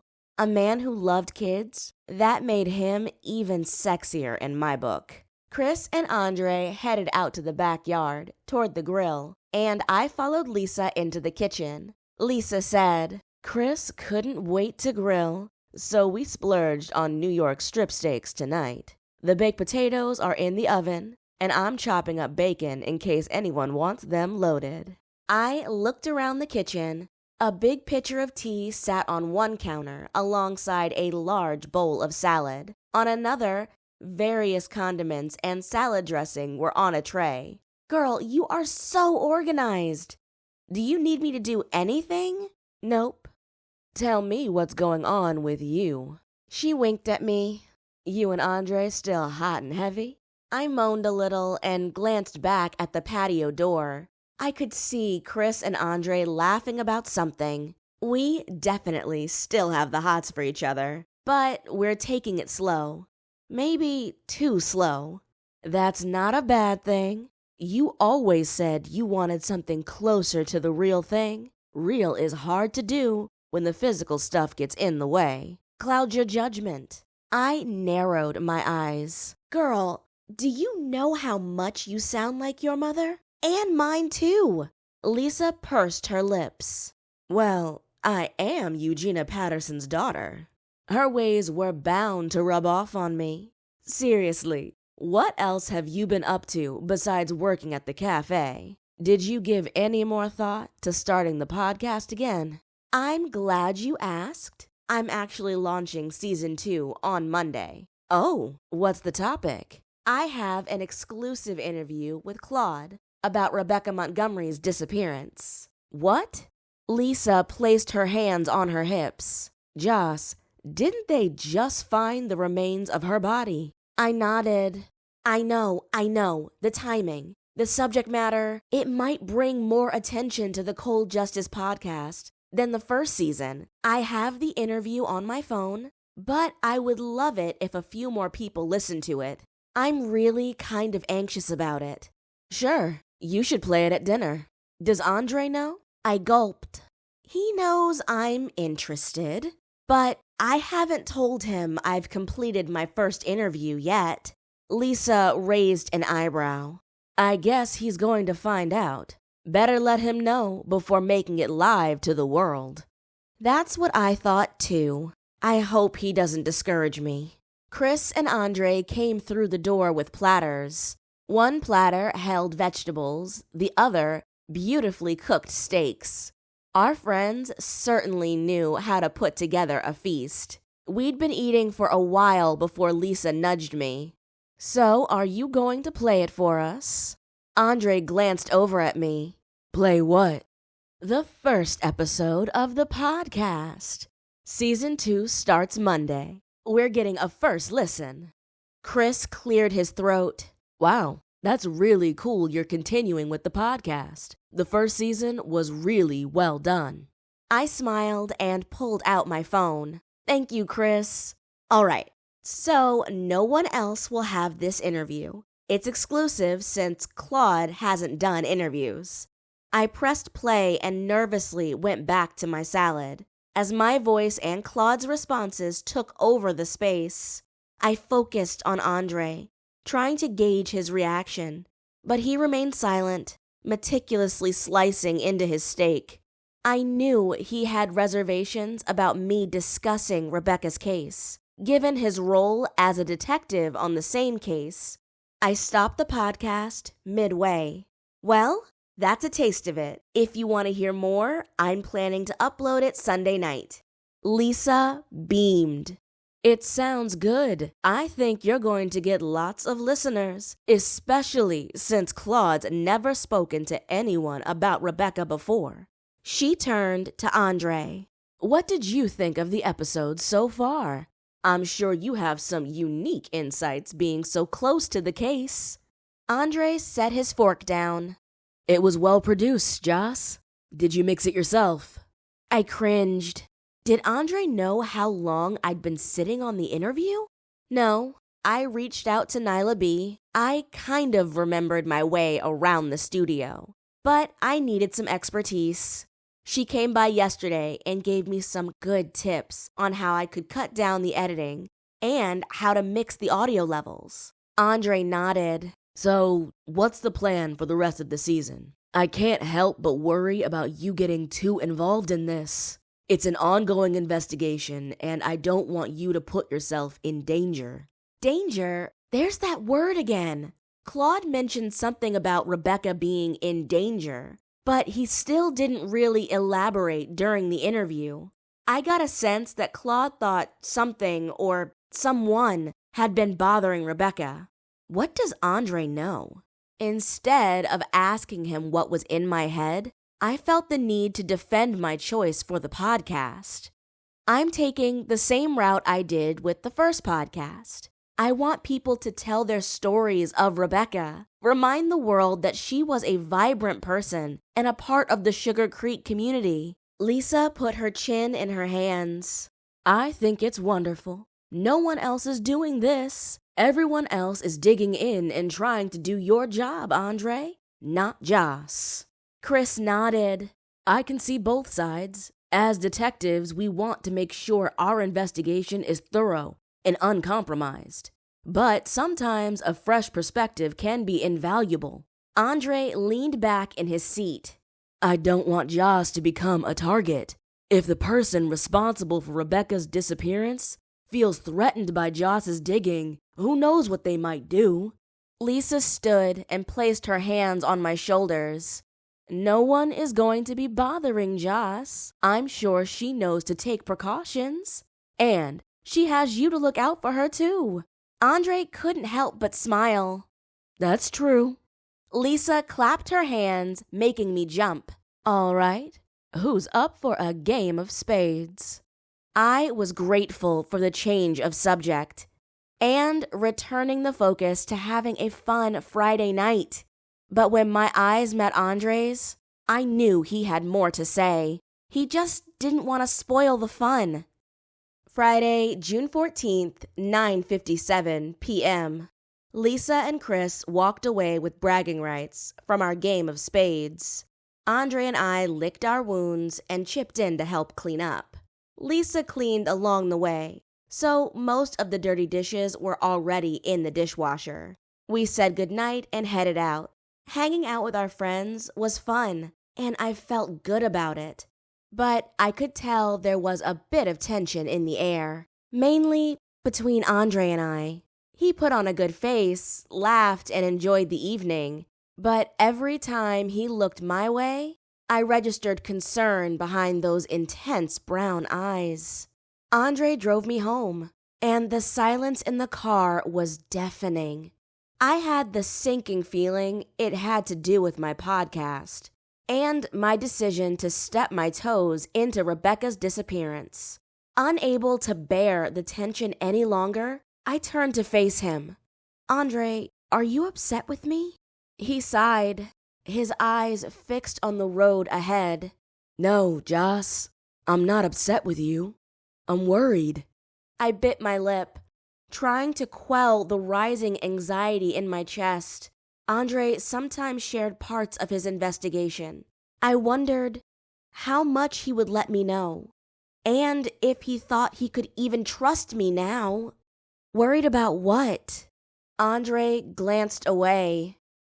Who else do you plan on trying to interview? I could see where he was going with this. Andre didn't want me to interview the person responsible for Rebecca's disappearance. I didn't think anyone I was going to interview was responsible, but I'd been wrong on guessing whodunit from fictional books and movies. Nyla gave me the contact information for the publicist who worked with Rebecca. I'd also like to talk to her sister, Olivia, definitely Vivian Ashford, the gallery owner. Oh, yeah, and the boyfriend, Ethan Turner. Andre grimaced and visibly took a deep breath. Oh no, which one of those people do you not want me to talk to? No, wait. Let me guess. The boyfriend? What do you know, Andre? Andre shook his head. We still don't have any solid leads, and I shouldn't be talking to you about an ongoing investigation. I'm not going to say a word to anyone. You know that. I frowned. But you're opposed to me talking to Ethan. He probably wouldn't give me or the podcast his time. He's a big-time tech mogul. Andre pulled into the driveway of my grandmother's home. Don't be surprised if he's interested. I hear Ethan keeps his ear pretty close to social media. His reputation and the chatter about his company are everything to him. He cut off the engine and we sat in the car. I could see the lights on in the living room. Sometimes my grandmother stayed up, which was sweet. But it was pretty late, so I hoped she was already in bed. The trio of cats would keep vigil until I stepped through the door. Out of courtesy, in case I decided to invite Andre in, Louise kept the lights on and stayed out of sight. Out of sight, but I was sure with a listening ear. My grandmother was known for being the nosy neighbor and chaired the neighborhood watch for years. Andre broke the silence that had settled over us. I think the detectives responsible for investigating Rebecca's disappearance should have looked into Ethan Turner more thoroughly. Something about him doesn't sit right with me. What happened to the original detectives on the case? He leaned his head back against the seat. Detective Everett Hawkins retired. Detective Grayson Beckett is my new partner. Not a bad guy, but he is a 20-year veteran and definitely looking forward to retirement too. He told me he and Hawkins looked into Ethan Turner's relationship with Rebecca, but they started focusing more on Claude. It didn't help that Turner lawyered up. It's nearly impossible to get anything out of him, and I find that suspicious. Being her boyfriend, wouldn't you think he would want to find her? Do you think he had something to do with Rebecca's disappearance? Andre's jaw clenched. I don't know for sure, but my gut tells me he knows more than he's letting on. And there's something else. I sat up straighter, my heart pounding in my chest. What is it? Based on the evidence we've gathered so far, I don't think Rebecca was killed in those woods where her body was found. I think she was killed somewhere else, and her body was moved after the fact. I felt a chill run down my spine at the thought of someone carrying Rebecca's lifeless body through the woods, disposing of her like she was nothing. It made me feel sick to my stomach. That's horribly creepy. That crime scene would have been cleaned by now. He nodded. Yeah, whoever did this had time to plan it out and cover their tracks. I don't know if it was random or if Rebecca knew her killer, but we are going with the latter. I swallowed hard, trying to process the weight of his words. So, you're not going to bother Claude? Andre's eyes softened. I know you interviewed him first because you're worried about him. Olivia Montgomery, the Vic's sister, is bent on putting the heat on Claude, but there's no evidence. Beckett admitted he and his old partner probably spent too long concentrating on Claude. I wish they would apologize to him. You know, one of those crazy social media folks snuck into the lofts to bother Claude. He doesn't need that kind of harassment. I will. So now what? Are you okay with me reaching out to the other people? Besides Ethan Turner, of course. He reached for my hand. I know how much you've been wanting to get back into podcasting. I don't need to tell you to be careful with your questioning. You don't want to be slammed with slander charges. I squeezed his back, enjoying the warmth of his hands wrapped around mine. I certainly don't want that kind of attention. Good. He brought my hands to his lips and pressed a soft kiss to my knuckles, then leaned over. I'd like a proper goodnight kiss. He didn't have to ask me twice. Sunday, June 16th, 2:14 p.m. I worked at the cafe on Saturday. Tourist season had begun and it was non-stop. When Sunday morning arrived, I'd wanted to stay under the covers, but I'd promised my great aunts I would go to church with them. They'd convinced my mother to show up as well. Both of us had been heathens for a few Sundays in a row. Aunt Ruth and Aunt Thelma were my grandfather's youngest sisters. They kept his untimely death in the spotlight in the community for many years before they grew too old to continue the fight. When my mom discovered them during her search for her biological parents, both sisters embraced us, the missing part of their brother's long-lost family. I grew up with a small family. My dad, mom, and brother. Dad didn't have a large family himself, having lost his mom when he was younger, and never knew his dad. My mom's adoptive parents had also passed, the result of one terminal illness after the next.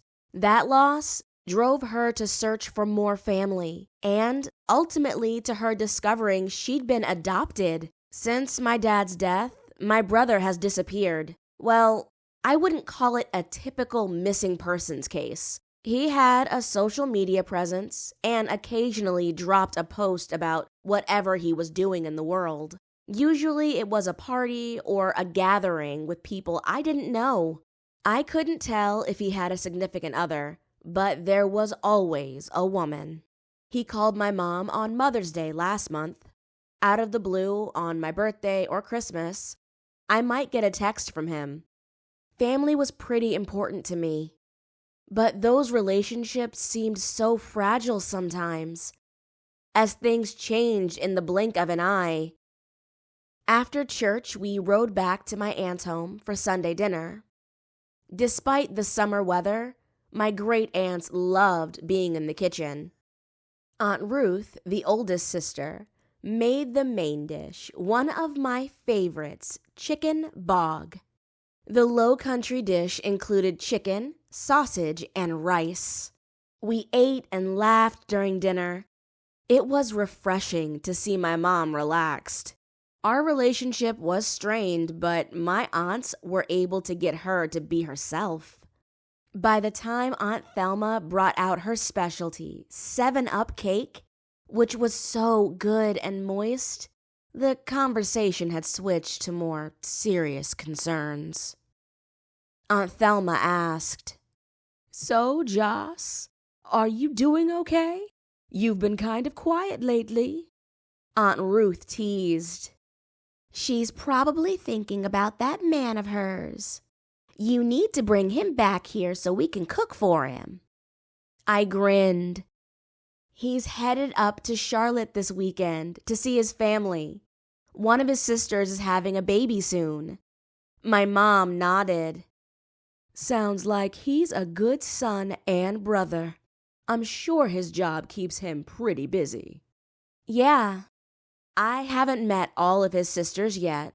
When his mom and older sister came to visit, they were pretty nice. I can't believe he has like 3 sisters. Aunt Ruth cackled. That makes him a great student of women. I had to admit, that part of Andre was very appealing, but also scary. After meeting his mom and older sister during a brief affair on Easter weekend, I couldn't imagine being around his mom and all 3 sisters. Andre warned me that his younger 2 sisters were very protective. Ready to move on from the topic of my boyfriend?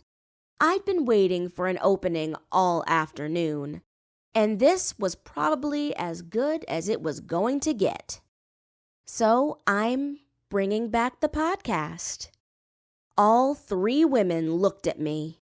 My mom spoke first.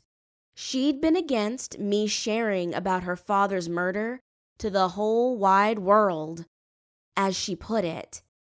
But she eventually came around. She gave me a look that made me cringe inside. What's the podcast about this time? Well, you know my friend Claude. Aunt Ruth interrupted. The one who painted a portrait of August? That's him. He had a friend disappear about 3 years ago. I'm sure you've heard about her remains being discovered, if you've watched the news. Aunt Thelma sucked in a breath. Oh, Lord, yes, Ruth. We saw that on the television last night. She was an artist, too. Aunt Ruth nodded. Painted those colorful murals on the side of buildings. Yes, Rebecca Montgomery. My mother stared at me. What exactly are you going to be talking about on the podcast? This young woman was obviously killed. That's for the police to investigate. I'm sure Andre told you that. She knitted her eyebrows together, almost making a unibrow. Or does he not know what you're up to? Child, you know better than to go messing up. Whoa, Mom. He knows. And of course, I'm not trying to be a cop here. It will be like the podcast I did for Granddad. Give people an opportunity to talk about Rebecca. Remind others of who she was to the community.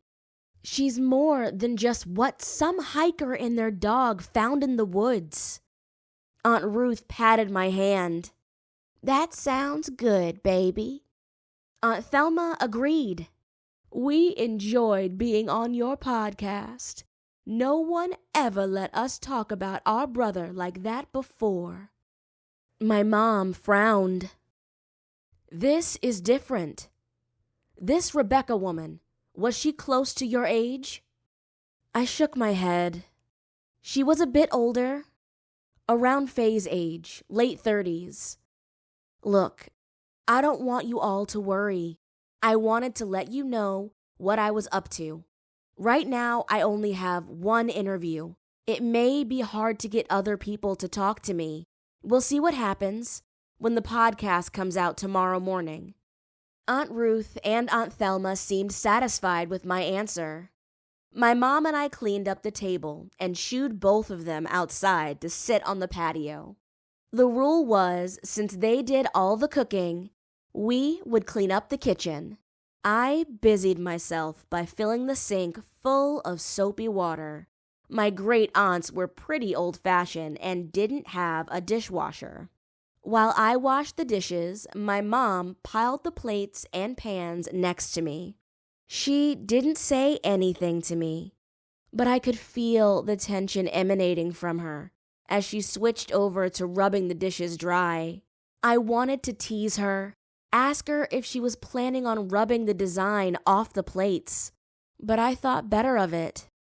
I might be grown, but I wasn't that grown to tick my mom off unnecessarily, although I think I managed to do that anyway. With the last of the utensils washed, I dried my hands and waited. I knew it was coming. My mom started talking as though we hadn't been silent for the last 20 minutes. Joss, you know I worry about you. You've always had a way of getting into things. It's bad enough your brother has turned my hair gray with his shenanigans. I need one of you to be normal.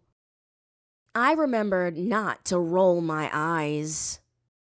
I'm here, Mom, having Sunday afternoon dinner with you and the aunts. I've been a good girl, even getting up on time to go to church. My bills are all up to date, and I'm working hard at the cafe. I even have a boyfriend, who, by the way, has me practicing celibacy. Who knows? He could be the one. My mom stopped pacing and quirked her eyebrow. Not that I'm in your business like that, but you really haven't done, with that man? Like I said, I've been a good girl. You should be proud. I am proud of you, baby. My mom smiled. You really think he could be the one? I grinned. I hope so. I mean, so far, he's still putting up with me. I had a lot riding on how I handled season 2 of this podcast. I would do my best to heed Andre's warnings.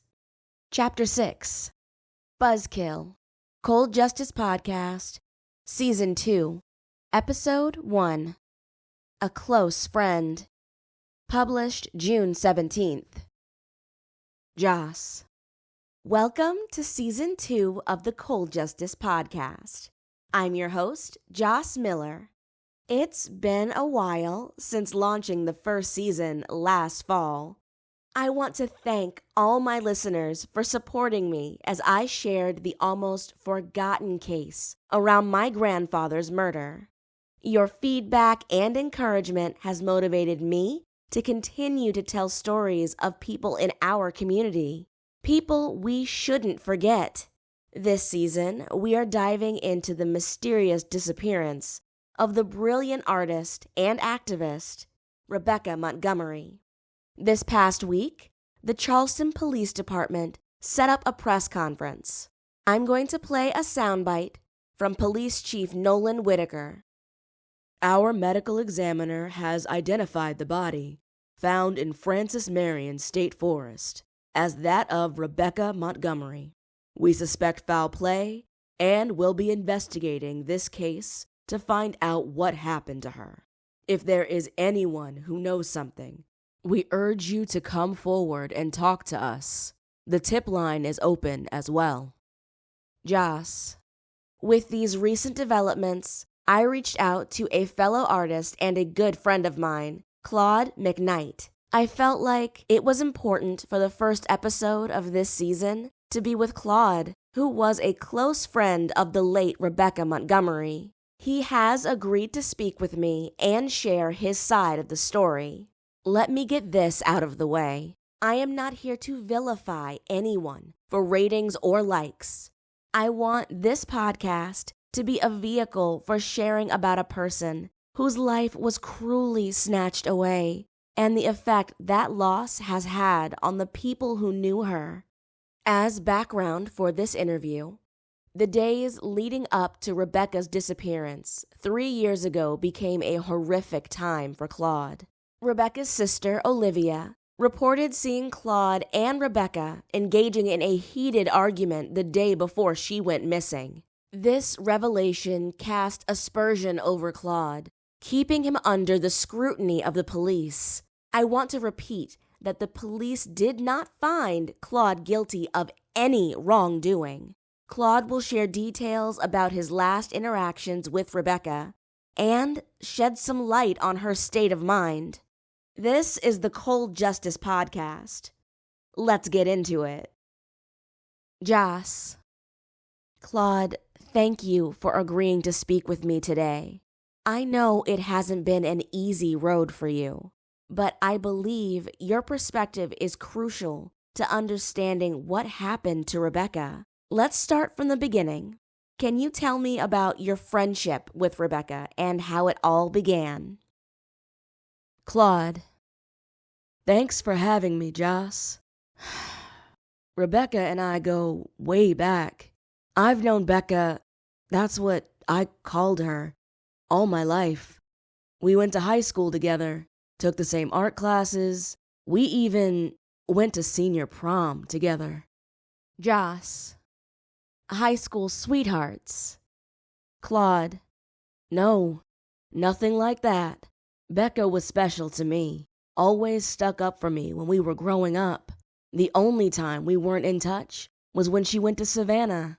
When she was back in town, it was like old times. Joss. I know several years have passed, but can you remember the last time you saw or spoke to Rebecca? Claude. A few days after the gala. Joss. You're referring to the annual gala at the Ashford Art Gallery. Claude. Yes, I heard about the gala, but never attended. I went that year to support Becca. That night, she should have been celebrating what she created, but she seemed disturbed, like something was bugging her. I asked her what was bothering her, but she brushed it off. Truthfully, she seemed off long before that night. The night of the gala, she seemed scared. Joss. Scared? And you had no inkling about what was bothering her? Claude. No. I tried to press further, let her know I could help, but she kept saying no one could help her. Becca seemed frustrated and distant, so I left. Her sister took it as an argument, but I could feel the anger radiating off of Becca. Joss. You thought she was in danger. Did Rebecca have any complex relationships that you're aware of? Claude. I thought she did, but I don't want to speculate, as others seem to like to do about me. I will say she had some people around her that didn't value her as a person. Becca was a private person, especially when it came to her personal life.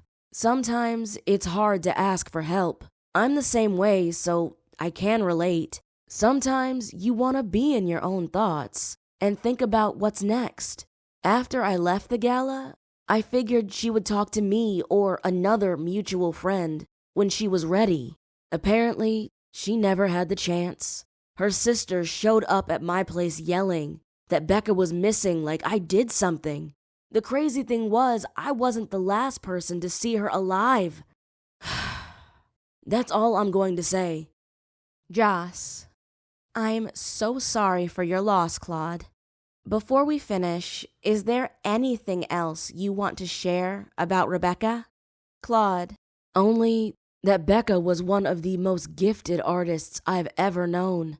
She cared about her work and cared about her community. She didn't deserve whatever happened to her. I hope whoever is responsible will be found and brought to justice. Monday, June 17th, 6:54 a.m.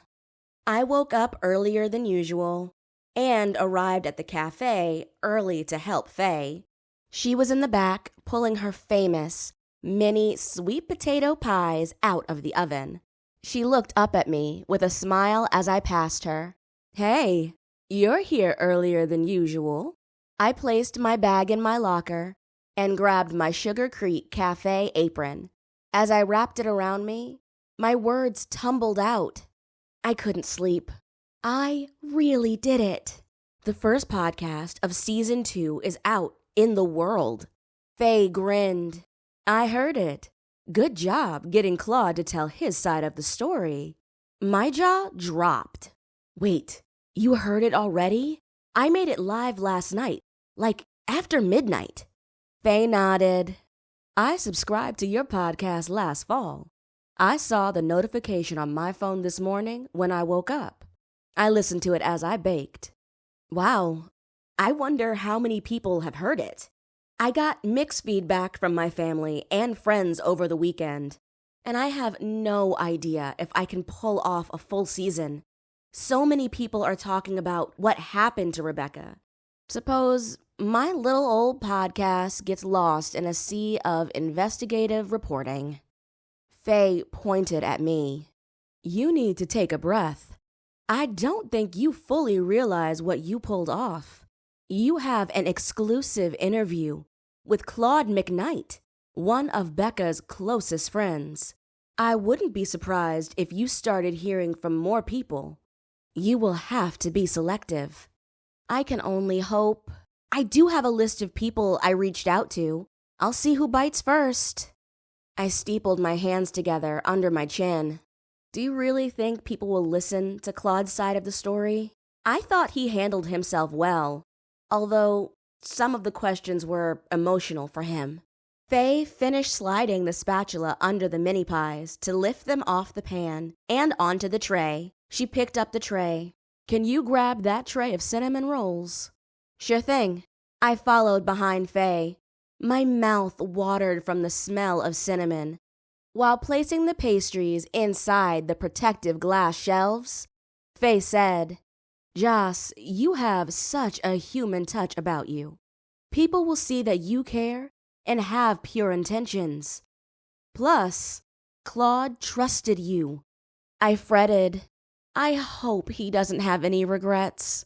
I should check on him later today. I looked up, noticing movement around the cafe window. Are you ready to open? I can already see folks outside the door. Faye blew out a breath. Let's do this. By the time 8 o'clock came, I soon found out Faye wasn't the only person who'd heard the episode. Sugar Creek was a small community. A lot of people who came into the cafe were repeat customers. I almost felt like a celebrity with all of the comments. I hoped people would treat Claude as warmly. My friend needed a break. Eleanor came rushing in later than usual. She approached the counter, beaming. You did a great job. I'm so proud of you. Thanks. I'm glad Claude felt comfortable about sharing his friendship with Rebecca. I'm not sure if he heard the podcast yet. The smile dropped from her face. He might not listen to it. Claude reminds me of his father. They like to do things and then move on. I'm pretty sure it was cathartic for him to talk to you. I hope so. What will you have this morning? Eleanor rubbed her hands together. One of those cinnamon rolls with a vanilla latte, please. Awesome. I will bring it over to you. Another hour passed, and we sold out of cinnamon rolls. After wiping down tables, I noticed the canister of sugar packets and creamers were low and headed to the back for more condiments.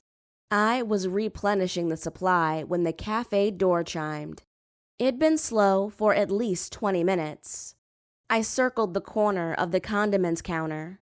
Liam Holbrook was peering up at a menu. He caught sight of me and started grinning. I didn't trust the grin. I also didn't know why he was looking at the menu when he bought the same thing all the time. A barista and journalist.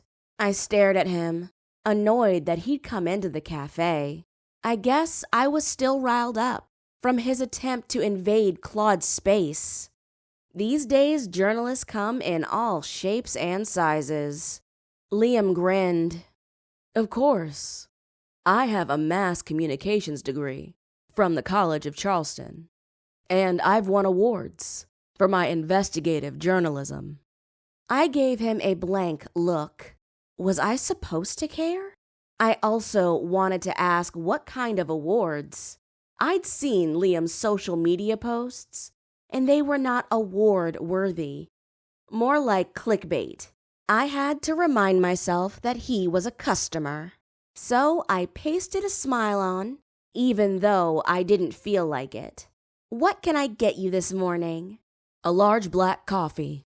He leaned on the counter as I went over to pull a cup. It's Joss, right? I heard your interview with Claude. Impressive stuff.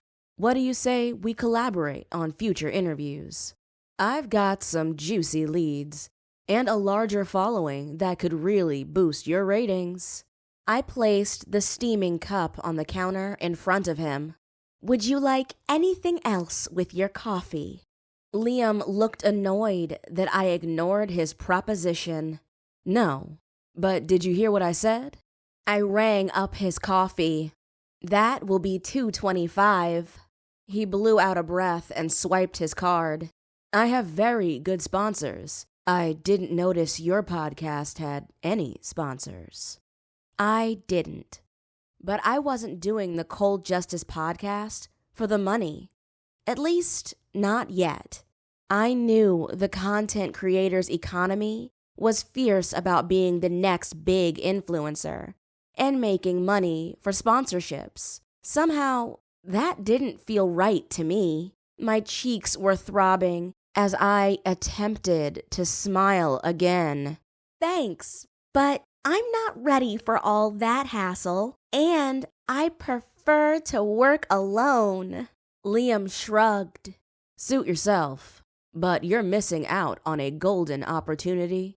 I can help you get way more money than what you make working behind this counter. If he thought he was insulting me, he was wrong. I loved being a barista, and with all his following in the world, he still couldn't get an interview with Claude. But I wasn't about to rub that in his face. I could tell it bothered him. Have a good day. Happy investigating, I said with a real smile. He looked at me and offered a quick salute before turning away. As he walked away, Faye came up behind me. Was he bothering you? I sighed. I think he's a little upset that I got the interview with Claude. Did you know he trespassed by tricking Claude into letting him into the lofts? Faye turned up her nose. I told you he's the worst. He better be glad he buys coffee regularly. Her face suddenly lit up, and she reached into her apron pocket and pulled out an elegant envelope. Hey, I managed to get you an invitation to the upcoming gala. My eyes widened in surprise and gratitude. Faye, that's amazing! Thank you so much. Faye winked. Like I said, you should get your man to dress up in a tux and come with you. I'll see what he says when I ask him. I haven't seen him around the cafe in a few days. I hope I didn't scare him off last week. I shook my head. No, the case is keeping him busy. Faye's smile dropped and her voice lowered. Is he working on Becca's case? Yes, and you can be sure that he is determined to find out what happened to her. And don't worry, he listened to the episode before I published it. Faye raised an eyebrow. That's good that you got his blessing. I wasn't exactly sure if it was the case, but I understood Andre's concerns. As I forged ahead with the next episode, I hoped our relationship wouldn't be affected. That was the last thing I wanted to happen. Monday, June 17th, 1:34 p.m. With the summer months and tourist season, things picked up before the lunch crowd, and we hustled behind the counter getting orders ready. When things finally slowed, I grabbed a flaky croissant filled with chicken salad mixed with cranberries and pecans piled with fresh greens, and an iced vanilla latte, and headed over to a table near Eleanor. The tap of keys sounded behind me as I ate. Since Eleanor had been on a roll today, I decided not to disturb her. I pulled out my phone and saw I had a text from Andre. Andre. Hey, just checking in. I missed stopping by the cafe. This coffee here at the station isn't hitting at all. I smiled and responded. Joss. I miss seeing you. I've been getting good feedback about the first episode. The annoying ellipses seemed to go on for a few seconds, like Andre had been typing a message. But no message came, only a thumbs up next to my text. I wrinkled my nose at his response. That wasn't satisfying. I was sure he was busy, and I was grateful he reached out during the day. I knew how Andre felt about me doing the podcast, but I still wanted a little more support from him. So engrossed in the text, I missed Eleanor saying something to me. When she started waving her hands to get my attention, I turned. "Sorry, Eleanor. Were you saying something?" She smiled. "I know you're glad to get off your feet. Why don't you come over here and sit? We can catch up on how things are going." "Oh, thanks. I heard you typing away over there." Eleanor shrugged. "I lost steam, which means I need a break." "Okay." I picked up my tray and moved into the seat across from Eleanor. "I heard your run-in with Liam Holbrook earlier," Eleanor said. "You did the right thing by refusing his offer. That man is nothing but trouble." I sipped my iced latte. I'm sure he was peeved that I got the interview with Claude. Eleanor chuckled. "Claude told me yesterday that the reporter had schemed his way inside the lofts. Unfortunately, there may have been others if Claude hadn't decided to talk to you first." I swallowed the big bite of chicken salad I'd just taken. "You don't think he will regret talking to me?" Eleanor shook her head. "I invited him over for brunch yesterday afternoon. It's been a while since he's come over and he seems in good spirits, especially with everything going on. I think he's also trying to keep from thinking about the fact that they found Rebecca's remains. It's awful, Joss. I really wonder what happened to her." "I do too." I grimaced. I also promised Andre I wouldn't dig too hard either. But I want to talk to more people who knew Rebecca. Any ideas? "Who's on your list?" Eleanor asked. I started counting off on my fingers. Rebecca's sister, Olivia. My friend DJ Nyla B. told me about Rebecca's publicist. The gallery owner, Vivian Ashford. There's only one person I know I should interview. But my boyfriend detective warned me to stay away from him. Eleanor cocked her head at me. "Who? And why?" I probably shouldn't have said anything. I was certain Andre had trusted me with that information to keep me from talking to Ethan. I looked around. Despite the cafe being pretty quiet, with only a few customers, I lowered my voice. "What do you know about Ethan Turner?" "Oh," Eleanor stated. "I've looked into him, but I haven't met or talked to him personally. He's one of the people who refused my inquiry. I reached out to him over a year ago. The police were looking into him as well as Claude. Apparently, Ethan had an argument with Rebecca the night of her mural premiere. A lot of people witnessed it, but that happened 3 days before her disappearance, and the last person she was seen with was Claude." I nodded. Claude received the brunt of the questioning, but technically, he wasn't the last person to see Rebecca. Eleanor's mouth formed a perfect letter O.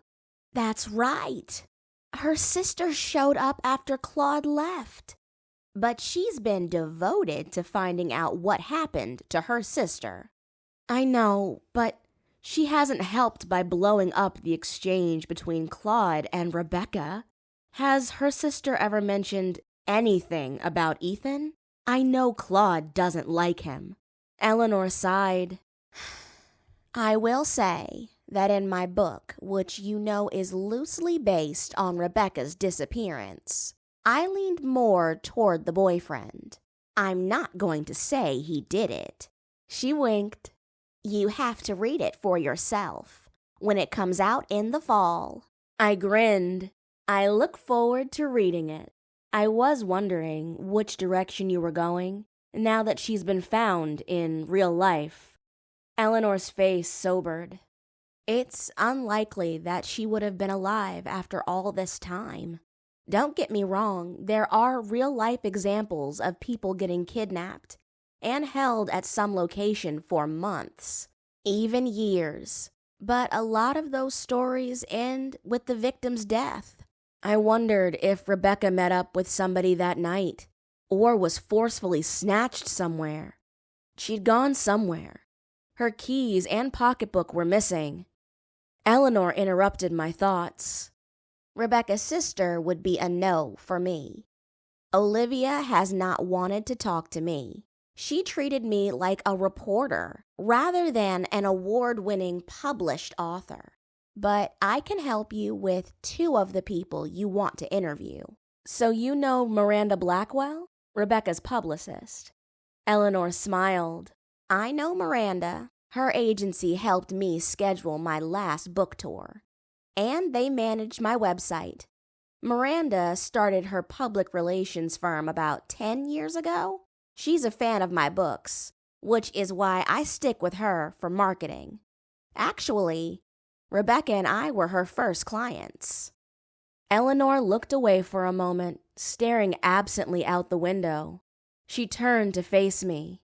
I hate to spread rumors, especially when a woman is dead.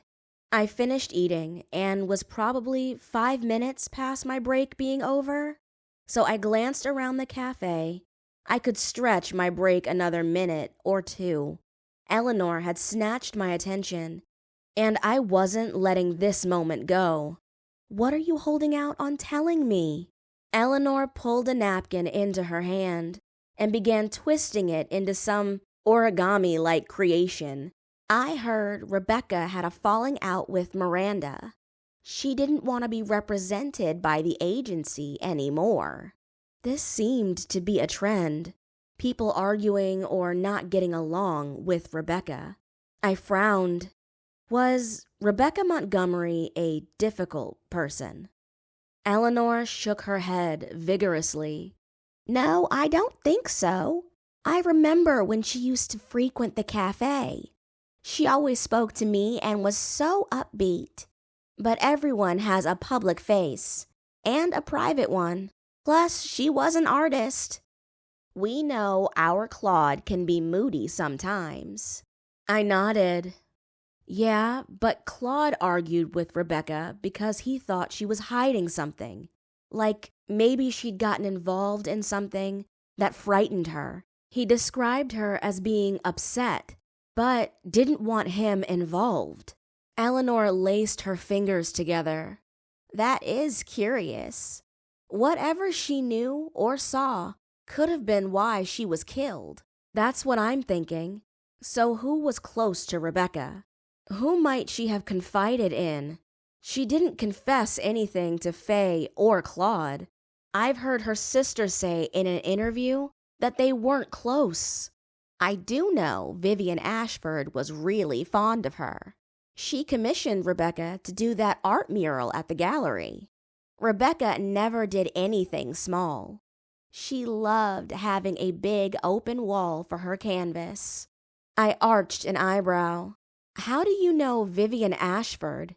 Eleanor chuckled. Vivian? She and I go way back. And she has her finger on the pulse of everything that happens in the art community, including the literary side. She has a rather elaborate library in her house, which includes books by yours truly. I sat back. Wow, you know everyone, Eleanor. Eleanor stretched her arms out wide. I'm way past my prime, Joss. I've seen a lot and know a lot about Sugar Creek. I smiled. I'm not surprised. I've read your books, too. Your fictional town, Cypress Landing, sounds very familiar. Eleanor's eyes twinkled. Part of the appeal of writing cozy mysteries is the town. It's like another character. Eleanor tapped her fingers on the booth's table. I have an idea. I bet Vivian would be delighted to talk to you. She doesn't mind sharing her opinions. My eyes widened at the opportunity. Are you sure? She would bring a lot of credit to the podcast. Eleanor nodded. I agree. Even though she's been in Charleston almost 20 years, she still has her distinguished British accent.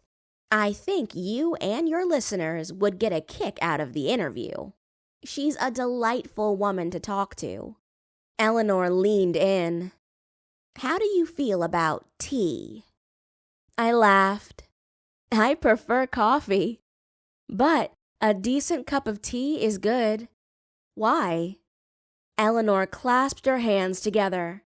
Vivian has, I guess you can call it a tea party on the fourth Sunday of every month at the gallery. I can introduce you to her. That would be awesome, I said, already mentally composing my interview questions. The gala's coming up in early July. Are you going? Eleanor hugged herself. Oh, yes. That is the event of the summer. It's always after the 4th of July, but there are just as many fireworks, figuratively speaking. It's more of an extravagant show of art and the wealthy people who buy it. This old gal doesn't get to dress up often, so I always make sure to spend money on a nice formal dress. Oh, wow, it's formal. I thought about what I had in my closet. I'd been budgeting for a new car, since repairs were starting to get pricey for my Honda Civic. Do you know how Ethan Turner's company, Synaptic, became the sponsor of the gala? It seems like an odd fit for a tech company. Eleanor shook her head. Not necessarily, but Vivian is business savvy. She may have inherited the gallery from her late husband, but trust me, she's the one who made it into the powerhouse it is today. I believe she thinks of Ethan like a son. She sits on the Synaptic board, too. I heard the bell chimes of the door opening. Oh, I need to get back.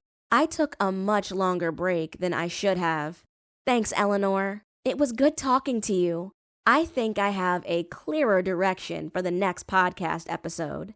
Sounds like I should focus on the publicist first. Eleanor nodded. I agree. Do you need her contact information? I slid out of the booth and grabbed my tray. Actually, I have it from Nyla. But are you okay if I also use your name as a reference? Absolutely. Let me know how it goes. Eleanor waved as I walked away. With Eleanor's insights and the possibility of introductions, I felt like I could move ahead with the remainder of the podcast season. I just needed to convince people to talk to me. Chapter 7. No Bad Publicity. Wednesday, June 19th, 9:56 a.m. Sometimes it's definitely who you know. Eleanor and Nyla B's names came through for me. I touched base with Miranda Blackwell, and she invited me to her office. She didn't confirm that she wanted to do an interview, but she did mention she was open to a conversation. I had a feeling she wanted to meet me in person, to see what I was about. That was cool with me. So, despite Wednesdays being my day off, it would be a busy one for me. I rose early to write up my questions. I wanted to be prepared, just in case. Thanks to Nyla B's tips, I had a solid plan for recording and editing future interviews. Interestingly, the software she suggested was a Synaptic product. I downloaded the app to my phone so I could record the interview. I tested it a few times and loved how the software transcribed my recordings and could sync to my MacBook. I edited the recording by adjusting the transcript. At first, I balked at the monthly subscription, but I figured it would be worth it to use for a few months. The audio sounded much more professional. For a brief moment, the conversation I had with Liam earlier this week came to mind. While there was no way I wanted to work with that man, he did prompt the idea of sponsorship and how I could generate some income to take care of these extra expenses. I would trust God to guide me. I felt good that things were moving in the right direction and that the timing was perfect. I was so pumped that before I left, I organized my files from the first season and started a folder for the new season. Season 2 Episode 2, Miranda Blackwell. On my way downstairs, I called to my grandmother, but I didn't hear her. She'd definitely been up. The coffee was still piping hot in the thermal coffee maker I gifted her this past Christmas. I grabbed a mug of coffee and spread some cream cheese on a blueberry bagel. The bagels came from a new bakery that opened up earlier this year in a more populated part of town. Interestingly, they served coffee too. I mentioned them to Faye, but the competition didn't bother her. She was more concerned about Rick Nelson, trying to push his development project to the city council. I loved the location of the cafe, and I know Faye did too, which is why she refused to sell. When I walked out on the porch, I found my grandmother in the yard. She was with our next-door neighbors, Eugenia Patterson Jones, and her husband, Amos Jones. I couldn't walk past them without saying hello. I glanced down at my phone. I had just enough time to greet my favorite neighbors. I walked up and Amos smiled, lifting his baseball cap off his head in greeting. He sat on top of a riding lawnmower. Thankfully, Amos kept my grandmother's yard in good shape whenever he did the Joneses' landscaping. "Miss Joss, how are you doing this morning?" Eugenia opened her arms. Always welcoming a hug, I walked right into her arms for a good squeeze. "I'm good." I looked over at my grandmother, who was grinning. "I was wondering where you were. Any good gossip I should know about?" The three older folks laughed, as if they all shared an inside joke. My grandmother placed her hands on my shoulder. "I was just telling them that you started your podcast again." Eugenia shook her head. "Louise is so proud of you. I haven't heard the first interview yet, but Lisa told me it was good. You all got together on Friday with each other. How's that young man of yours doing?" I blushed. "Andre is good." I said that, but I wasn't really sure. I called him last night, but he sounded so tired. We barely stayed on the phone 10 minutes. I let him know I was talking to Miranda Blackwell. I wasn't sure if he was too tired to hear me or if he was stuck on Ethan Turner. I had a feeling it was the latter. My grandmother asked, "Where are you heading?" "I'm going to talk to Miranda Blackwell. She was Rebecca Montgomery's publicist." Amos asked, That's an interesting choice for an interview. What do you hope to find out? Amos was a retired homicide detective. Between him and his wife Eugenia, they like to do some investigations of their own. So I felt pretty good with sharing my idea with them. Rebecca had been with her publicist since the beginning of her career. When you listen to the interview I did with Rebecca's close friend, Claude McKnight, he mentions that something was going on with her. I learned yesterday that Rebecca suddenly wanted to cut ties with Miranda. Seems strange, after all the years she handled Rebecca's PR. Eugenia crossed her arms like a schoolteacher.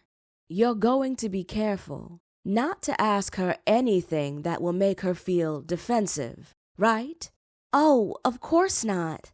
I want her to talk to me about their professional relationship and friendship. I'm taking the same angle I did with my first podcast. I don't want the people I interview to think I'm interrogating them. Eugenia nodded.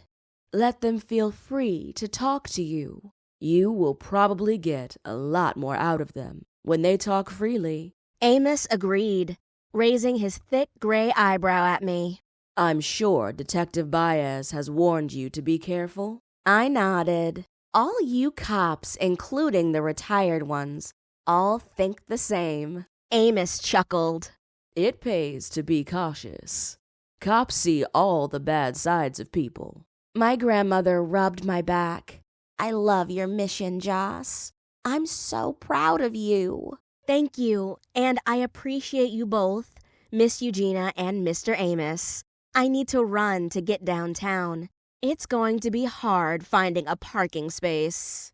I climbed into my blazing hot car, making sure the AC vents blasted my face.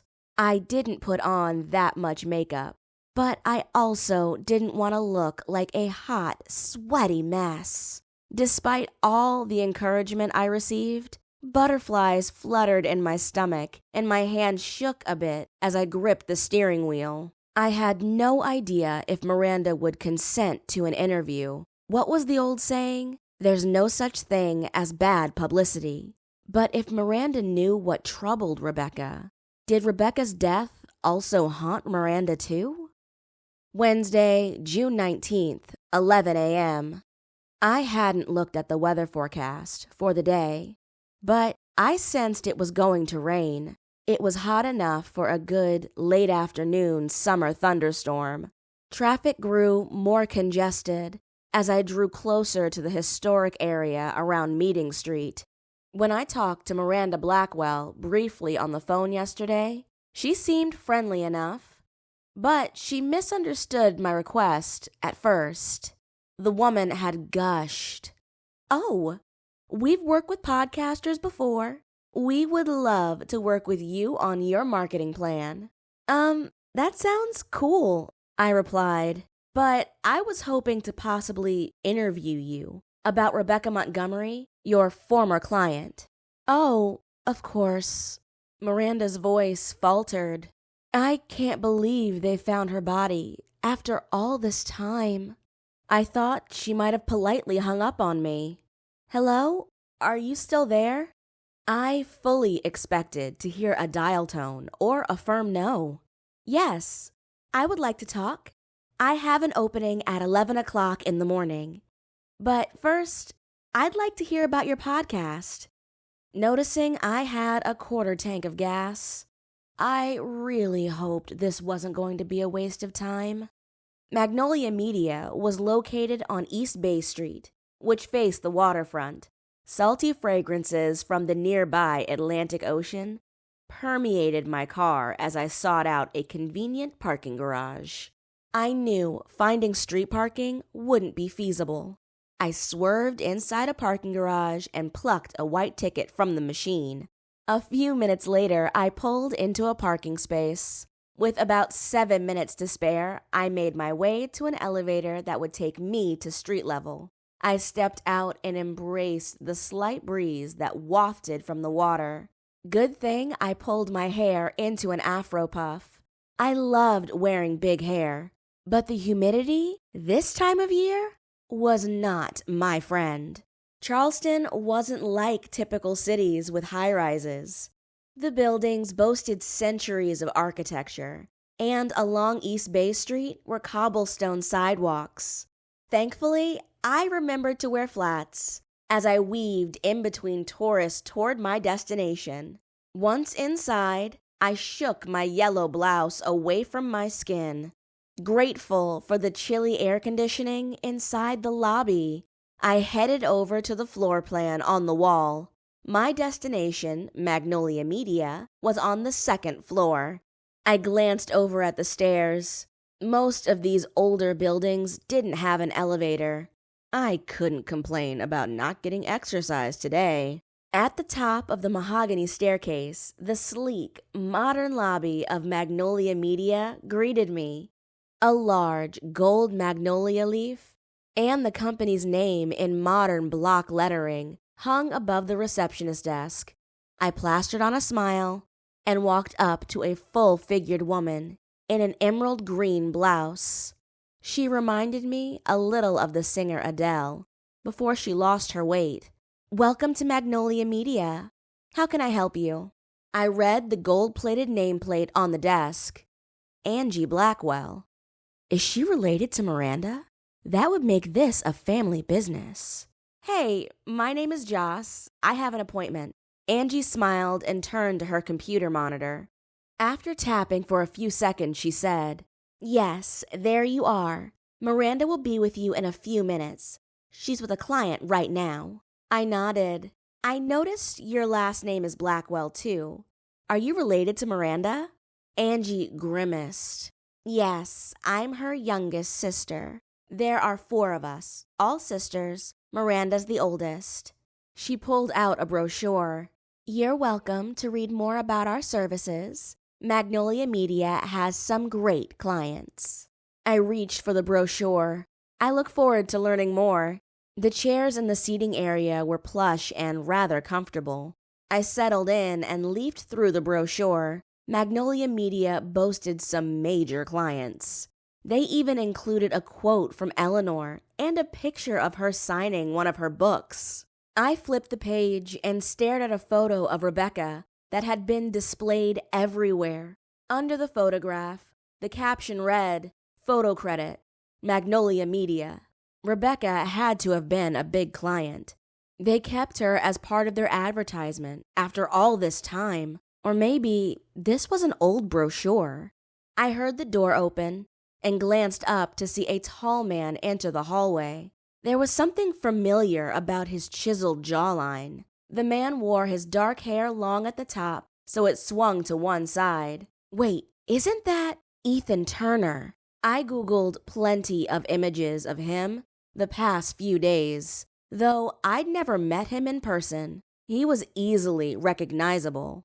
From where I sat, perched on the waiting room chair, I could tell the photos I'd seen of him didn't do him justice. As I stared, he swept the hair back from his face, only for it to glide back in place. A woman stepped out and placed her hand on his chest. Her blonde tresses were pulled back into a smooth ponytail. Ethan leaned down and kissed the woman, whom I assumed was Miranda Blackwell. That kiss was not for a client. Don't worry, everything will be okay. I'd never heard Ethan's voice. It wasn't very deep, but it was still manly and commanding. The woman crossed her arms. It's been hard. We can't get this kind of attention on a good day.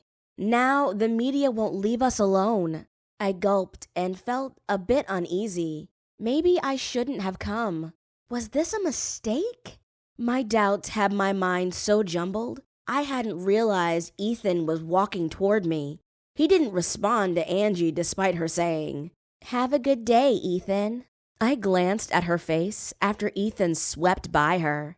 It could have been my projection, but she looked disappointed that he didn't acknowledge her. He had walked by me to get by the stairs, so I stared. He was indeed blessed with good looks. Was that what captured Rebecca's attention? Did she fall for the way his eyes bore into you? I sucked in a breath. Oh wait, he's actually looking at me. The way his blue eyes roamed over me, I wish I hadn't made eye contact. I looked away, praying he didn't think I was flirting. A man that looked like that probably thought most women wanted him.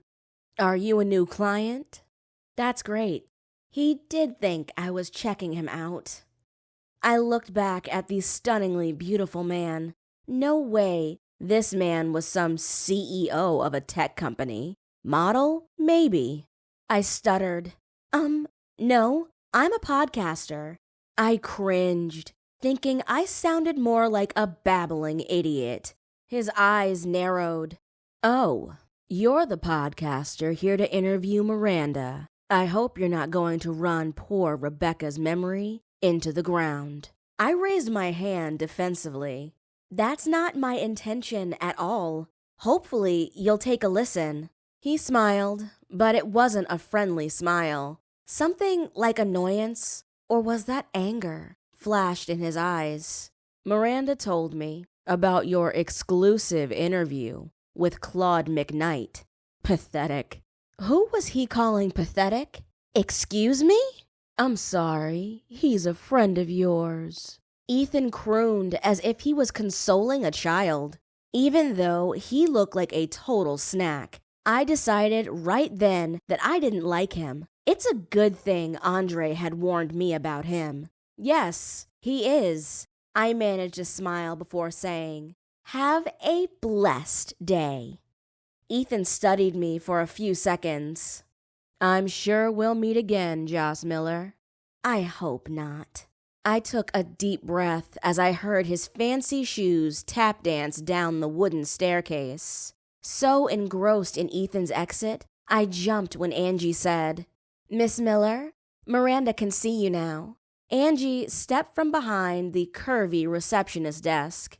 "Follow behind me, and I will walk you back." "Thank you."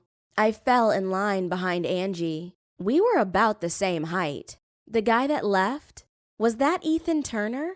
Angie looked at me. "Yes, he comes in here often. One of our top clients." Looked like more than a professional relationship to me. I wondered if Ethan and Miranda discussed Rebecca's remains being found. How could they have a relationship and that not come up between them? Angie knocked on the door and then opened it slightly. "Are you okay?" She quickly entered. Not sure what to do, I followed. Miranda sat behind her desk and wiped her face. "Oh," I halted in the doorway. "Maybe I should come back." No, sorry. It's been a lot." Miranda attempted to smile. Angie frowned.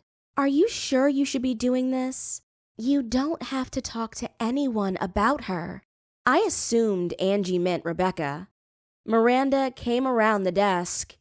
"I've been looking forward to talking to Miss Miller. I listened to your podcast from the last season and the episode with Claude. You have quite a way with your interviewees." I eased inside the office, which faced the waterfront. "I appreciate you checking out the podcast, and thank you for seeing me, Miss Blackwell." She waved at me. "Oh, call me Miranda. Did you want anything? Angie, honey, why don't you bring Joss? Can I call you Joss? Bring her a water, for starters." By the time I was seated, Angie appeared beside me with a bottled water. "Thank you." Angie gave me a look like I better not upset her sister, and then closed the door. Although she smiled at me, Miranda's eyes were still slightly red, and I wondered if she'd been crying for some time. What a wonderfully unique way to present a true crime podcast. I grew up in Sugar Creek, but I wasn't aware of what happened to your grandfather. Depending on which area of Sugar Creek one grew up, it's possible they never heard about my grandfather's murder. There was a time when the neighborhood where my grandmother lived was mostly a white neighborhood. Eugenia and her first husband had been one of the first Black families to move into the neighborhood. Now it was one of the more diverse areas of Charleston. Instead of going into the history in my head, I quickly explained. Many people haven't heard about his story, but he was greatly admired by his community. Miranda's expression sombered. "Like Rebecca, I still can't believe what happened to her. She was such a bright light, so talented and full of life. I miss her every day." I nodded. "I can only imagine how difficult this must be for you, Miranda. I heard you were friends, too." Miranda's hazel eyes glistened with tears. When I first glimpsed her face, her eyes appeared green. With the sunlight shining through the window beside her desk, her eyes almost looked golden. She smiled. "I was surprised Claude talked to you. He's not an easy person to get in touch with. Rebecca tried to encourage him to talk with me, but he didn't want the publicity. Claude and I are friends. He trusted me. I think it's important for people to hear from those who knew Rebecca best." For a moment, Miranda looked hesitant. "You know, we get a lot of requests for interviews. The phone was ringing off the hook when they found her. And we had to call security on that awful man. What's his name?" Miranda snapped her fingers. "Landon, Lenny." I don't know why, but I blurted. "Liam Holbrook?" Miranda smacked her hand on her desk. "Yes, that's him. He's the worst, spreading his filthy rumors online.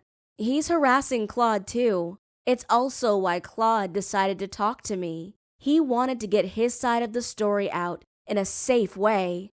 You can tell from my podcasts that I'm not trying to tear anyone apart. I don't even call myself I held up my fingers and made air quotes.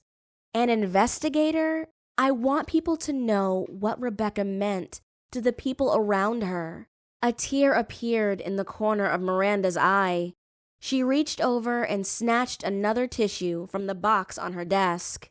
Excuse me. I'm sorry for upsetting you. No, I'd be happy to do anything to help keep Rebecca's memory alive. And I want the person found who took her away from us. We really miss her around here. Rebecca helped put Magnolia Media on the map.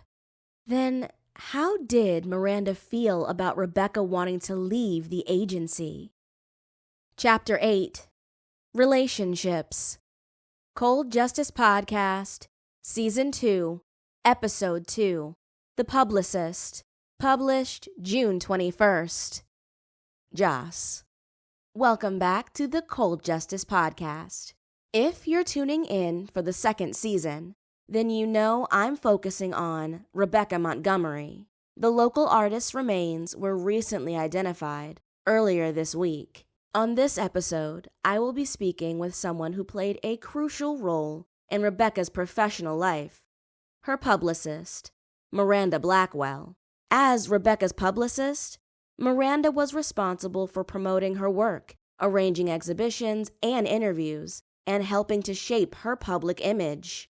But beyond the business aspect of their relationship, Miranda became a trusted confidant and supporter throughout the ups and downs of her career and personal life. This is the Cold Justice Podcast. Let's get into it. Joss. Miranda, thank you so much for agreeing to this interview. I think it's important for our listeners to hear from those who knew Rebecca best. Can you start by telling us a little bit about your friendship with Rebecca? Miranda. Of course, Joss. Rebecca and I met when she was starting out as an artist. She had so much raw talent, and I knew right away that I wanted to work with her.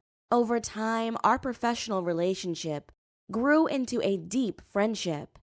She was more than a client to me. She really was a good friend. Joss. I can tell how much you admired her. What was it about Rebecca's art that spoke to you? Miranda. Oh, Joss, where do I even begin? Rebecca had this way of infusing her work with so much emotion and meaning, and I felt like I was getting a glimpse into her soul. She wasn't afraid to tackle difficult subjects or to use her art as a form of activism. It was truly inspiring. Joss, I've heard that Rebecca was your first real client. Can you tell us a bit about what it was like to work with her in those early days? Miranda. Absolutely. When I first started Magnolia Media, I knew I wanted to focus on representing creatives. I'm not an artist myself, but I've always enjoyed art and music. Rebecca was so passionate about her work, and she was beautiful herself. She was a great storyteller and such a bubbly personality. She could be shy, but once you got her talking about her latest creation, she was a star. It was an honor to watch her career take off. Joss.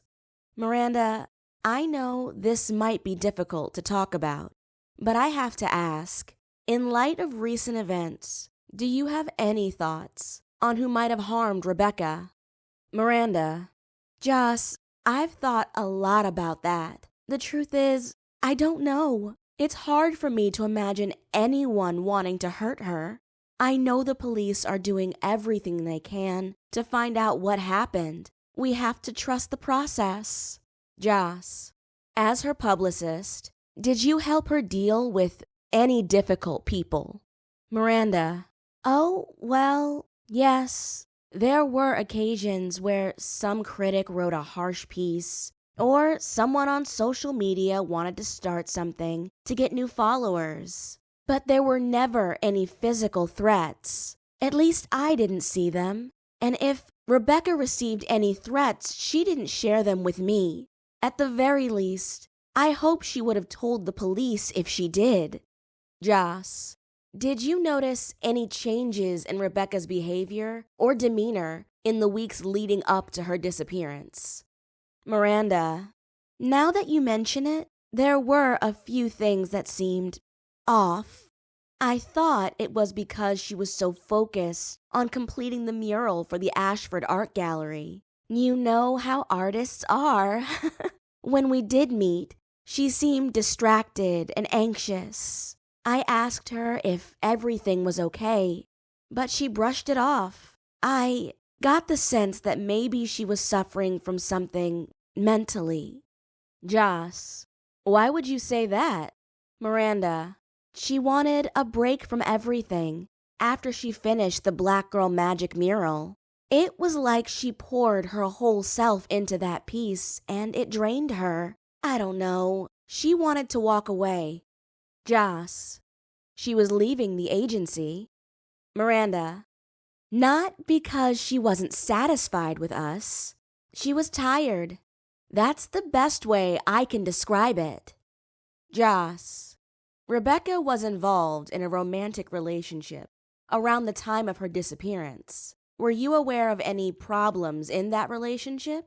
Sometimes relationships can be draining. Miranda, I had a feeling this might come up. Yes, it was well known who Rebecca was involved with. As a publicist to both, I have to say there was nothing unusual about their relationship. He was supportive of her, and I should come clean, clear the air of any rumors. Grief is hard, and it makes people grow closer. I can understand how it might raise some eyebrows if they see two people together out in public. It's been a comfort to have someone who understands what I'm going through. We both miss her every single day. Joss, thank you for clearing up any rumors. I have one last question. What do you think Rebecca's legacy will be, both as an artist and as a person? Miranda, I think Rebecca's legacy will be one of courage, compassion, and creativity. She used her art to shine a light on issues that mattered most to her, and she did it with such grace and honesty. I know her work will continue to inspire people for generations to come. As a person, Rebecca was kind, generous, and fiercely loyal. She made the world a better place, and I feel so lucky to have known her. Joss, thank you, Miranda. I know it isn't easy to talk about, but I believe it's so important to keep her spirit alive. Miranda, thank you, Joss, for giving me the opportunity to talk about my dear friend. I miss her every day, but I know that by sharing her story, we're ensuring that she'll never be forgotten. Thursday, June 20th, 8:37 p.m. I decided to publish the second podcast interview early Friday morning. I gently pushed the limits of the interview by bringing up Ethan Turner, without really saying his name. Miranda did what I thought she would. She defended him and their relationship. Later, after perusing her social media and his, I noticed a few pics of the couple. It wasn't that obvious, but I almost felt like Miranda used the opportunity to quell any rumors before they started, such as her budding relationship with Ethan and Rebecca's decision to leave the agency. Miranda also validated what Claude had been trying to say.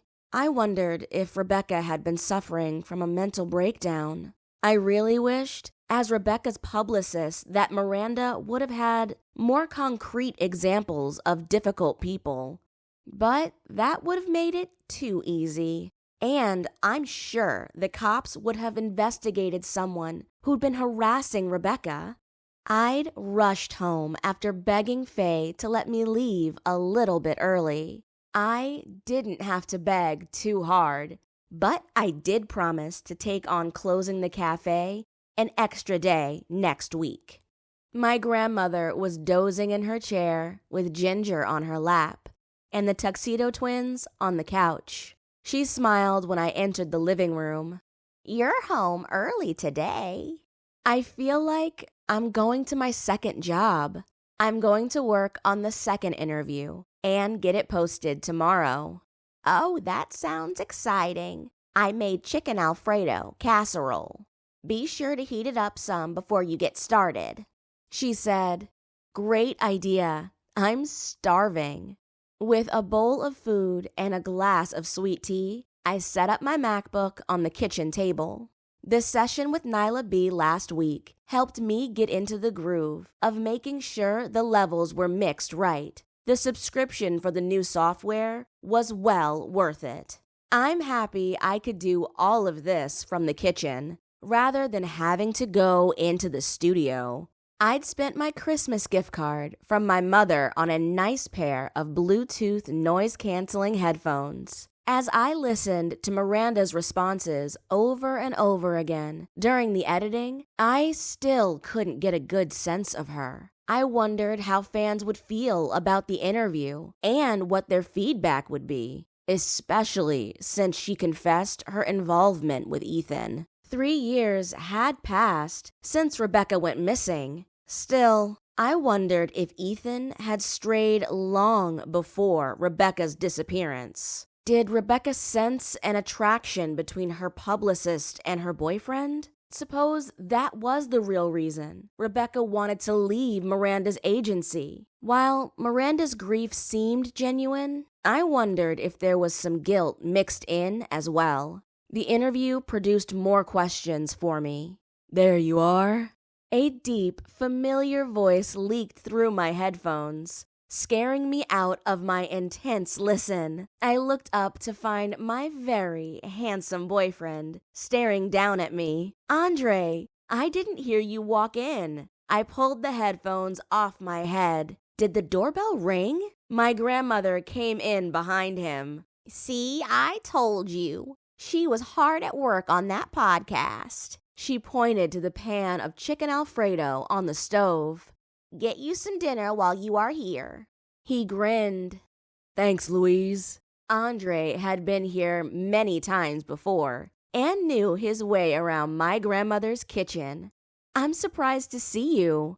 I looked at my phone and saw I had missed Andre's text. "We've been missing each other this week." He pulled out a chair and sat down with a plate. Before taking a bite of Alfredo, he looked curiously at my setup. "What are you working on?" "The second podcast episode. I interviewed Miranda Blackwell. I want it to come out tomorrow." Andre's eyes widened slightly. 2 podcast episodes in 1 week. "Yep, I figured I would keep the momentum going. Have you talked to her yet?" "Miranda Blackwell, Rebecca's publicist?" "Yes, I have." Andre forked some chicken Alfredo into his mouth. While he chewed, I casually dropped. "So, you know she's dating Ethan Turner?" Andre placed his hand to his mouth and then swallowed. He looked at me. "No, I didn't. How do you know?" "He was there this morning when I went to the office. Not a pleasant man." Andre asked, "Did you talk to him?" "Briefly. I guess Miranda told him I was coming. He knew my name. I could tell him and Claude have no love for each other." "What did Miranda talk about?" "I'm almost finished with the interview. You can be the first to listen to it. I edited some, but most of the responses I'm keeping. Nothing too controversial." Still on a mission of keeping the listener sympathetic to who Rebecca Montgomery was. "That's good." Andre nodded in approval. "But you should know." Andre swiped a napkin from the holder on the table. After wiping his mouth, he crushed the used napkin. "I should have known. You weren't going to make this easy, Joss." I held my hands out in front of me to ward off any fussing. "I'm not investigating, but you should know that Rebecca was leaving Magnolia Media. Rebecca was one of Miranda's first clients. and they'd been working together for years. Andre narrowed his eyes. And Miranda told you all of that. I have a reputable source, but Miranda also mentioned that Rebecca seemed to be having a mental moment while working on that last mural. He groaned like I'd hit him. Wait, you have sources? I rolled my eyes. Of course. Did you hear what I said? He nodded. Yes. I've heard that people suspected Rebecca of having a mental illness. She did suffer from depression. Oh, that's good to know. But I wonder if Miranda and Ethan were involved long before Rebecca's disappearance. That could have affected her too. What do you think? He didn't say anything for a moment. Andre rubbed his chin, which had a lot more stubble than usual. You're thinking that Rebecca would have been angry and depressed if she found out they were cheating. Claude said she was upset about something, although, from what I've learned about Rebecca, I feel like she would have told Claude or Faye. I sighed. Never mind. I saw some drama there and my thoughts started flying. There had to be someone that agitated Rebecca. Someone killed her. My statement hung in the air as the silence settled between us. He pushed his empty plate away from him and leaned on the table. Have you reached out to the sister yet? Olivia? I've left some phone calls and sent some emails. She hasn't reached back out yet. Andre tilted his head. Really? She's either called or been at the station almost every day since her sister's remains have been found. Can you blame her? He shook his head. No, but if she does reach out to you, be wary of her. She's a lawyer, and you didn't hear this from me, but Olivia Montgomery has something to hide. Why do you say that? I know she admitted she and her sister didn't get along. Andre crossed his arms. It's what she isn't saying, and I have a sneaky suspicion it has to do with their mother's death. When she died, Olivia got everything. I cocked my head. Wait, Rebecca didn't get anything. Olivia supposedly had power of attorney. From what I've heard, people think Olivia shut her younger sister out. Now, she claims Rebecca had mental issues and couldn't handle being on her own. But I'm not buying it. Rebecca was fine financially. I frowned. Sounds like Olivia was greedy. Faye always thought Olivia was jealous. I'm not saying she's not genuine, but I read people pretty well. There's guilt there. Maybe it's because she didn't appreciate her sister while she was alive. I don't really know. But Olivia Montgomery is a tricky woman to watch. Like I said, beware when talking to her. Andre stood, leaned over, and kissed me. Go to sleep soon. Don't let this podcast take over your life. 2 episodes in 1 week, Joss. I have to get on it while it's hot. I'm going to go. Suddenly feels hot in here for other reasons. I grinned. I loved when Andre flirted like this. But I also knew if he didn't leave, we were both going to be in trouble. It was my grandmother's house. That thought put a damper on my hormones as I walked him out, at least for a little while. Chapter 9. Spilling Tea. Sunday, June 23rd, 1:54 p.m. There was a time in my life where I didn't have many places to go. Life could be rather dull for me. Today, I had choices. The Pattersons were having Sunday dinner, and my grandmother decided to attend. My great-aunts also had called to see if I could stop by. I ended up begging my grandmother to bring me a plate from the Pattersons and took a rain check with my great-aunts. I was going to a tea party. This would be a first for me.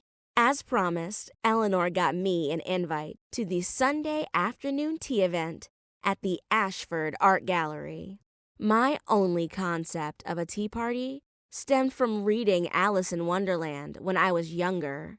I was sure the gallery's tea party would be more civilized without the rabbit always running late or the Mad Hatter. I was pretty excited about stepping inside the infamous Ashford Art Gallery for the first time.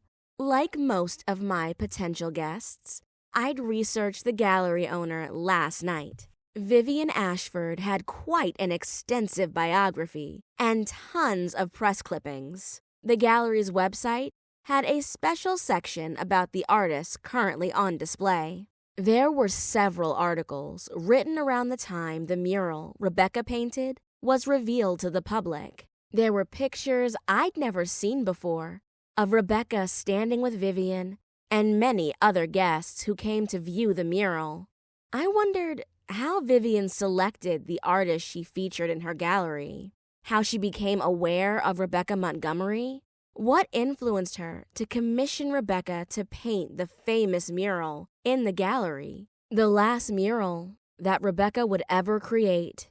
I'd written questions in a notebook in case I had an opportunity to talk to the charismatic owner. Rebecca had spent the majority of her time at the gallery up until the mural's reveal. 3 days later, she went missing. I hoped to get a sense of what might have been happening behind the scenes for her. Eleanor asked if I wanted to ride with her, but I preferred my own vehicle in case I needed to get away quickly. Guided by the familiar voice of the Google Maps app on my phone, I drove past the building and followed the gallery signs. There were plenty of parking spaces since it was Sunday, but when I pulled up, my 7-year-old Honda Civic, alongside Mercedes, BMWs, and Audis, I immediately felt out of place. I wasn't sure what to wear and opted for an off-the-shoulder pantsuit. It was a pretty bold purchase from a year ago that I'd never worn. I often didn't wear white, but I like this outfit and its light gold streaks that shimmered in the sunlight. The pants were pretty comfortable and ballooned around my legs. I had a bad habit of making impulsive purchases, but the gold sandals I dug from the shoebox were perfect.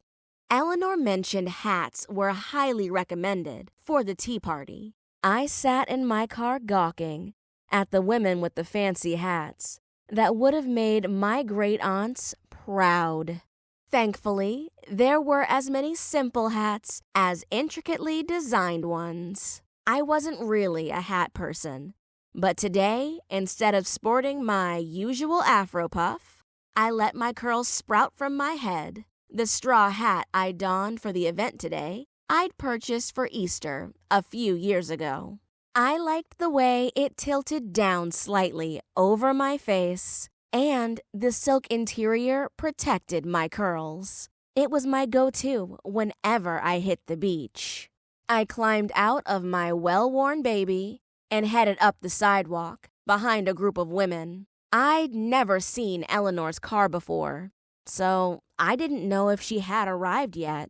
The author seemed to magically show up inside the cafe on a regular basis. I knew she didn't live far and walked. Joss! I heard my name and swung right and then left, trying to locate the familiar voice. Eleanor appeared ahead, waving at me. She was wearing a pale blue coat dress. It occurred to me that as much as I saw the writer, I'd never seen her in a dress. She wore a floppy blue hat, which made me feel better about my beach hat. You made it! Eleanor offered me a hug. I did. Thank you for getting me in. I'd never been inside. Really? That's surprising, since you are surrounded by artists. Eleanor stated. That was true. Between Faye, Claude, Brianna, Nyla, and hosts of others, I was always surrounded by artists and musicians. Walking through the glass doors of the Ashford Art Gallery was like walking into another side of the art world, a sophisticated and posh side. The sound of excited feminine voices and heels clicking across the shiny marble floor, greeted us on the other side of the double-door entrance. "Brace yourself," Eleanor whispered. "You're about to experience Rebecca's last piece of work." As we drew closer, Eleanor explained, "Oh my, there usually aren't this many people in the gallery on Sundays." I'd never been in here, so I didn't know what to expect. I could tell some of the people milling around were not here for the tea party. In fact, I glimpsed the infamous Liam Holbrook attempting to talk to people. Most gave him a look and stepped around him. He was in the way of the actual show. Well, not really a show, but the mural was breathtaking. I stopped in my tracks and took in the piece. I'd only seen parts of the piece online.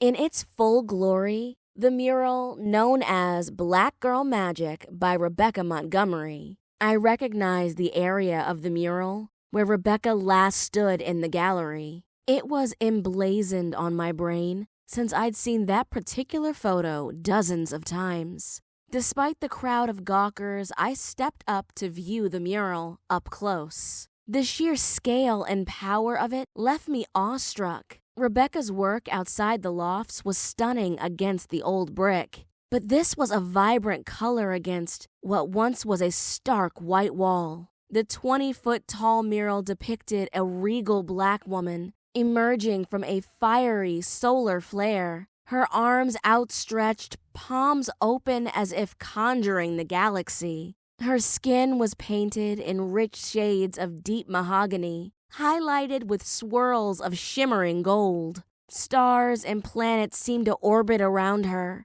The details of her face conveyed both serenity and fierce strength. But it was the vivid, dark strokes that formed the mass of curls around her face that made me smile. I was very proud to be a black woman. I glanced around. There were other sisters with the same proud look on their face. When I went to work tomorrow, I would love to know how Faye felt about her friend's work. It was a bold, staring piece. It made me want to meet Vivian even more. Eleanor tapped my shoulder.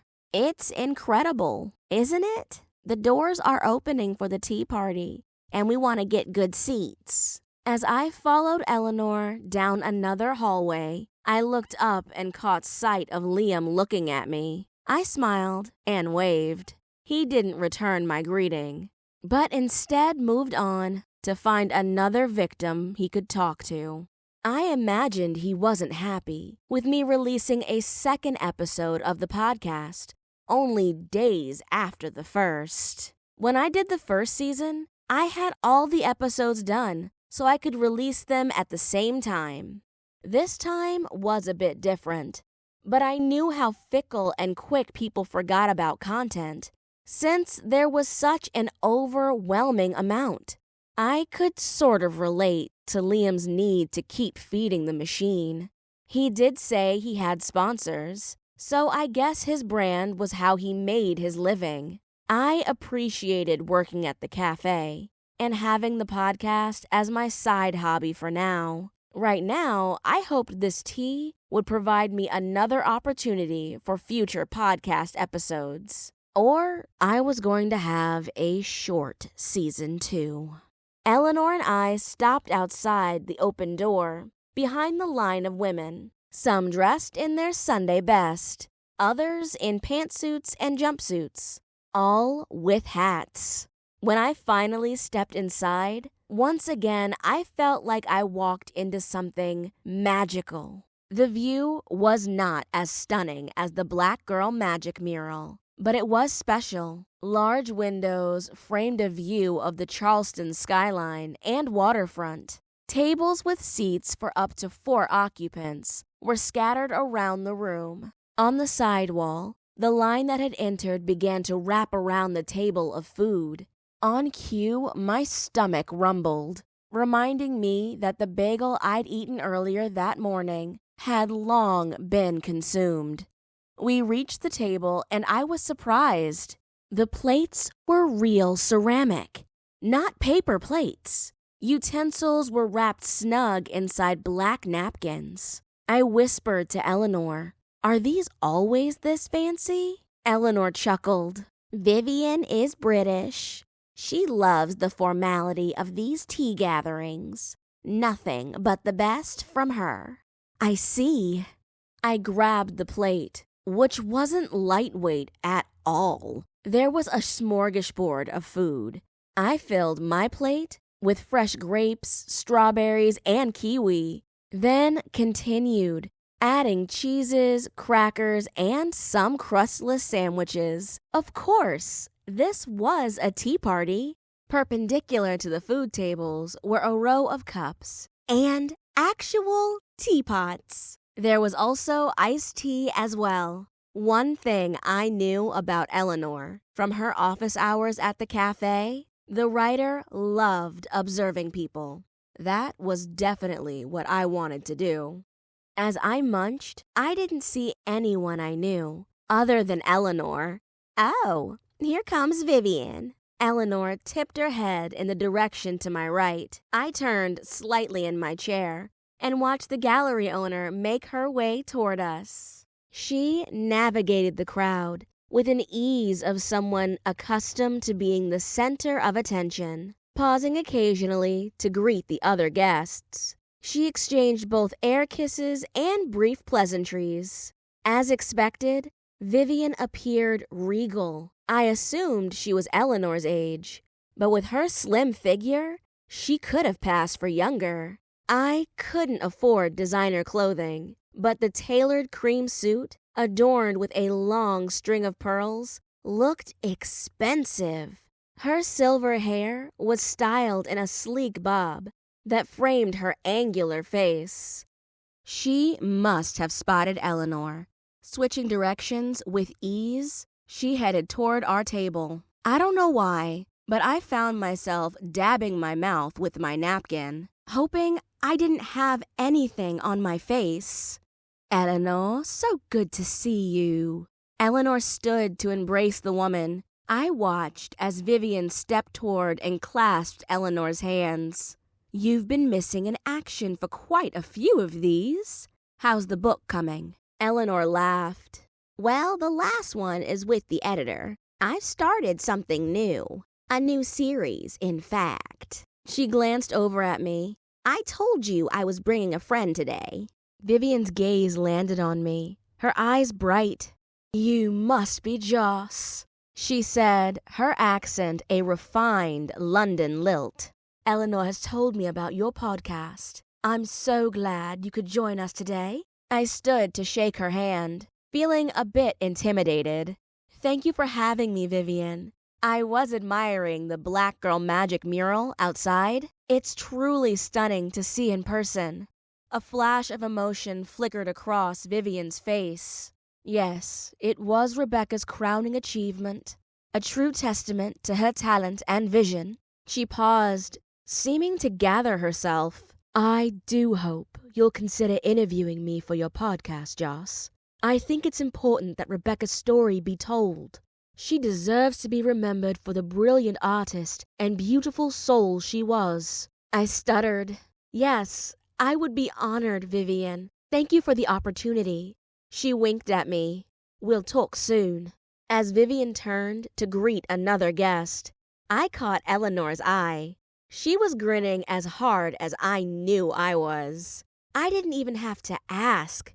The woman volunteered to be on my little old podcast. Thank you, Lord. I was truly grateful at how this was all coming together. It felt like it was meant for me to tell the story of Rebecca's life without the current exploitation happening in the news and on social media. I was basking in the glow when I noticed a hush fell over the room. I looked up and caught Eleanor's gaze, fixed on something or someone behind me. I turned to see a woman striding purposefully toward Vivian. I recognized her from the news reports. Olivia Montgomery, Rebecca's sister.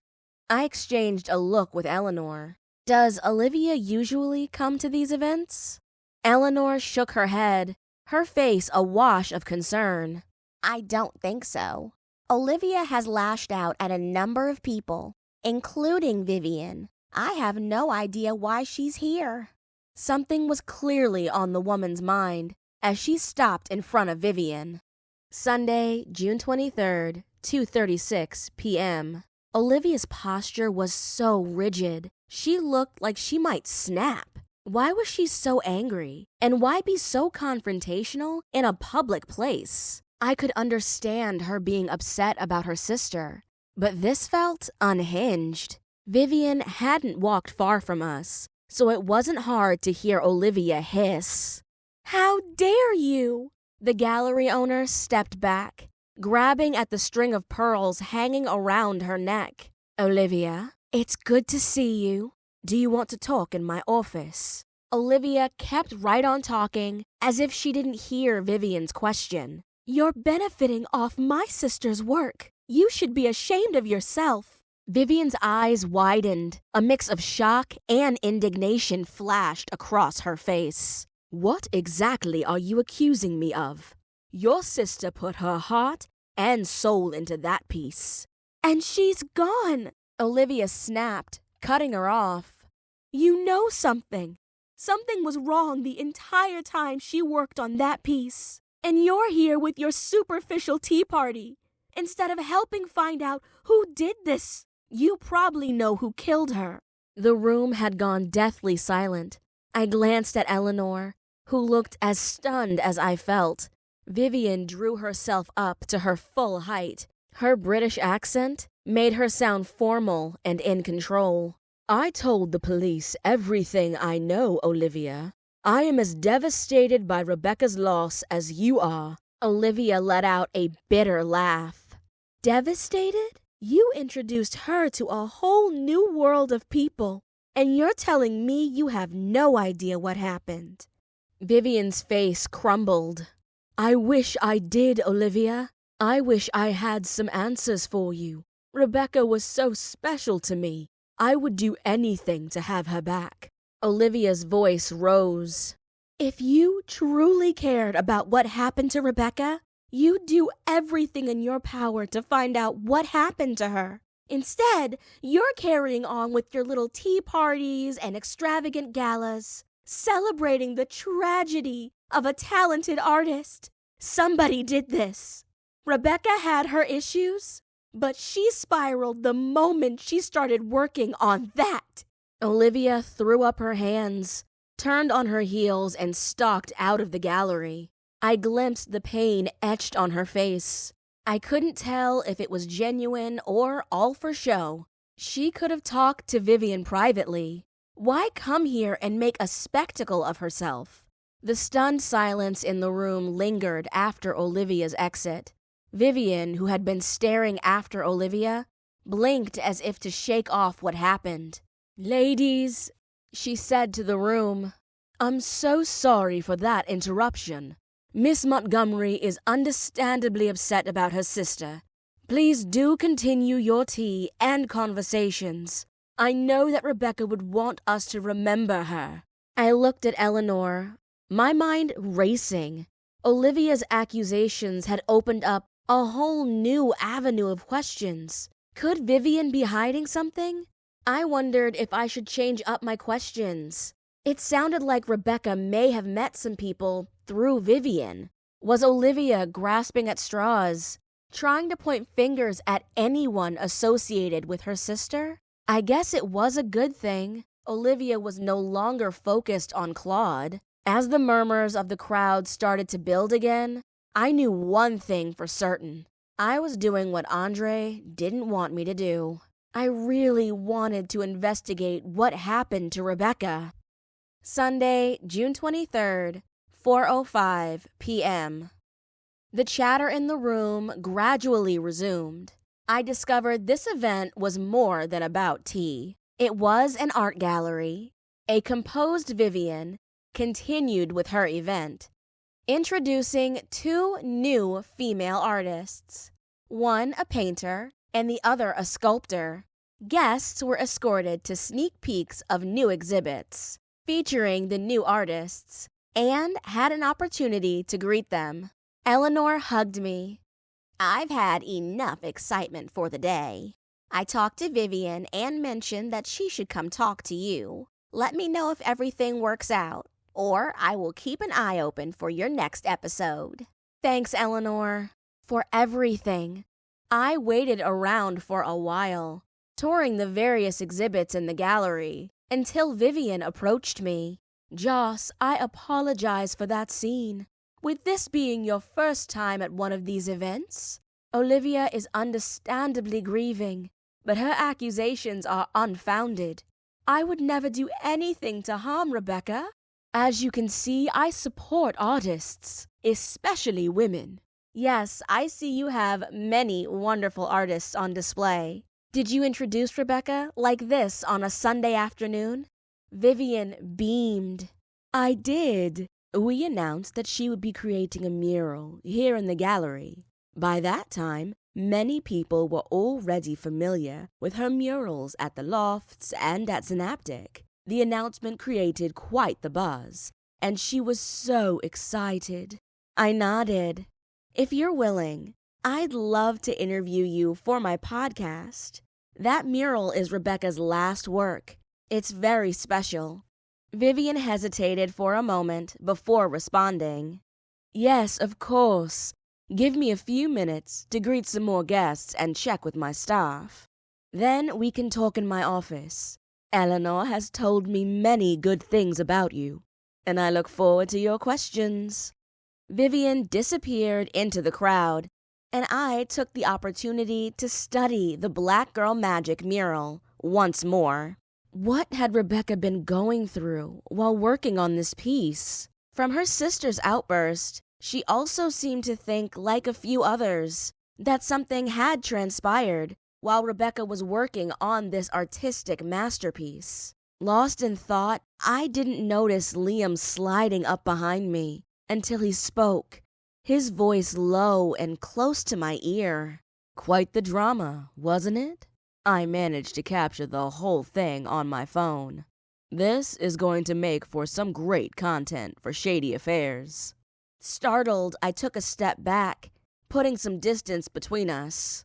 You can't exploit people's pain for views. This is a real tragedy, not some sensationalized story for your followers. Olivia is obviously hurting over her sister's death. Liam's eyes gleamed with a predatory intensity as he looked me up and down. Come on, you and I both know that in this business, it's all about giving the people what they want. And what they want is the juicy details, the scandal, the raw emotion.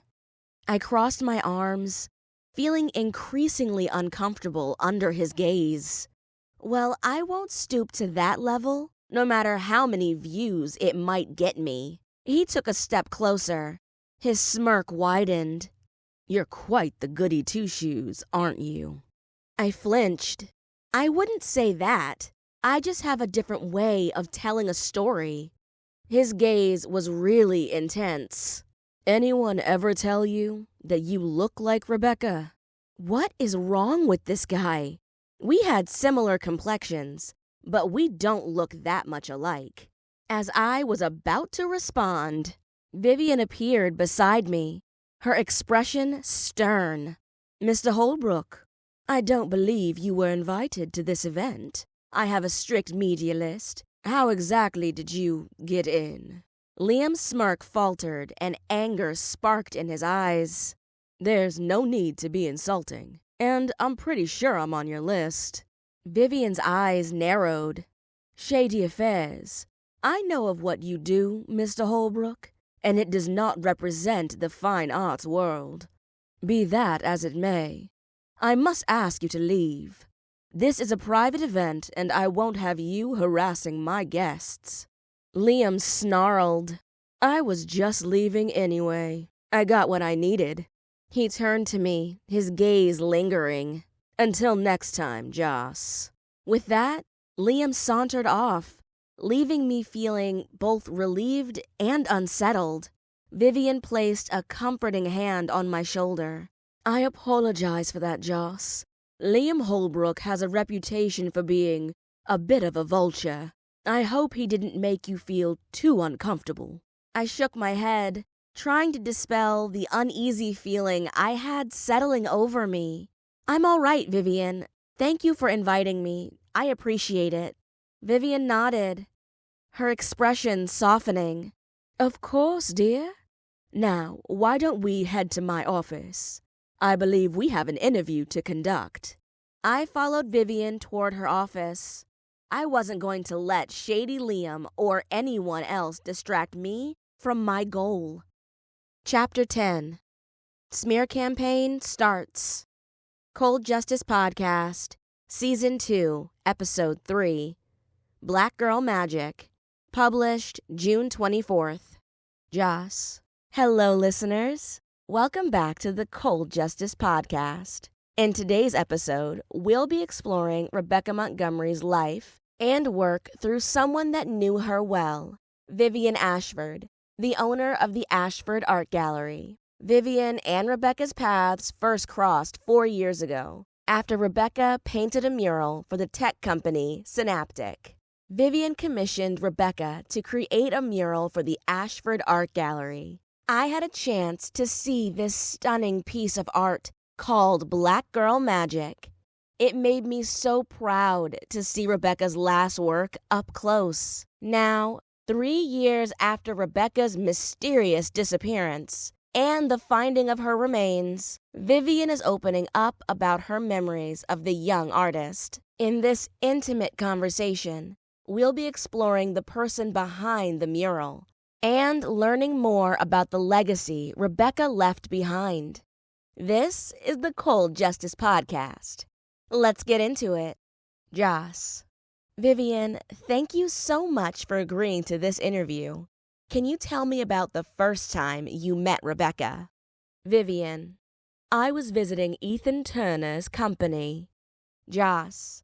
Synaptic? Vivian. Yes, he has an open house there each year, where he invites a select few to see the latest innovations they have coming out. I sit on the board and have known Ethan from his humble beginnings. Actually, since he was a wee child. I'm his aunt by marriage. Ethan's father was my husband's only sibling.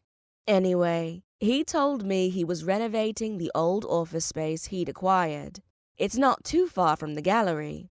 Beautiful old building. He had to be particular about not disturbing the historical architecture on the outside too much. But he did wonders with modernizing the inside. Joss. One of those additions was the mural in the lobby. What was your reaction when you first saw the mural? Vivian. The first time I saw the mural, I was absolutely stunned. The scale, the colors, the emotion, it was breathtaking. I remember standing there thinking, who is this artist? Later, Ethan introduced me to Rebecca. They weren't dating at the time, but later on they became a couple. Joss, what made you decide to commission Rebecca to create the Black Girl Magic mural for your gallery? Vivian. After seeing the mural at Synaptic, I knew I wanted to work with Rebecca on a larger scale. I approached her about creating a piece for the front of my gallery, something that would make a statement and celebrate the strength and beauty of Black women. Rebecca was hesitant at first, but I could see the wheels turning in her head. I think she was excited by the challenge. Joss. How long did she work on it? That must have been hard to keep under wraps, with the gallery remaining open. Vivian. Oh my goodness, it was a process. She told me she went through many sketches before settling on the one to show me. It was just a black and white sketch, but I knew once she painted it, with the vibrant colors she so loved, that it would be stunning. We had to build a structure around the wall. It had a lock on the door and everything. It was such an exciting time, those few months. She would come in every morning and sometimes be there late at night. Joss. How did Rebecca feel leading up to the unveiling of the mural? Vivian: She was a bundle of nerves in the weeks leading up to the premiere. She put so much of herself into that mural, and I think she felt extremely vulnerable putting it out there for the world to see. She kept making tiny adjustments, the perfectionist that she was. The night of the unveiling, she was practically shaking. But when the curtain dropped and she saw the reaction of the crowd, the tears, the cheers, the awe, I watched a sense of peace and pride wash over her. She knew she had created something special. Jas: Rebecca's disappearance and death shocked the community. How did you feel when you heard the news? Vivian: I was absolutely devastated when I heard about Rebecca's disappearance. We had the mural reveal, and she was so thrilled. We'd gotten to know each other over those few months. I held out hope that she would be found safe. But as the days stretched on, a sense of dread settled in my gut. When they identified those remains as her, I felt like I'd lost a daughter. The grief was overwhelming, and it's been compounded by the mystery around her death. I don't understand why someone would hurt her. Jas: Vivian, there have been rumors. Do you have any insight into Rebecca's state of mind during the time she was working on the mural at your gallery? Was it more than just nerves? Vivian: I was aware that Rebecca was going through a difficult time, but I didn't realize the extent of it. She'd taken the death of her mother hard. We had a conversation about it once. There were nights when she would work late at the gallery. I would check on her before I left for the evening, finding her sitting in front of the mural, lost in thought. One evening, she confided in me that she felt like she was being watched. I told her these old historic buildings creaked and moaned at night. I've experienced the same feeling after dark, or when I'm here by myself. I tried to reassure her, and made sure to change the security codes and increase surveillance around the gallery, just to be safe.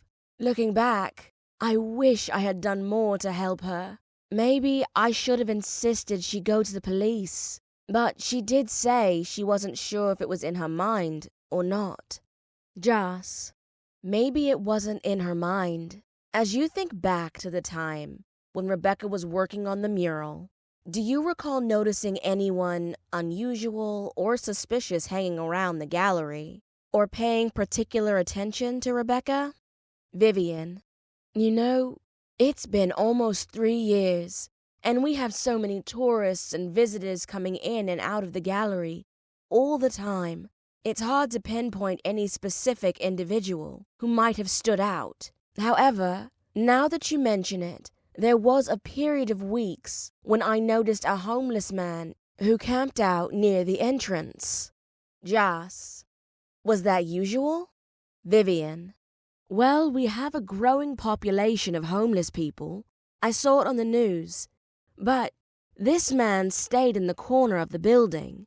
He never came inside, but I would see him loitering across the street or sitting on a bench near the entrance. I wish I could give you a better description, but it was so long ago, and I wasn't really paying close attention. I'll definitely give it some more thought and let you know if anything else comes to mind.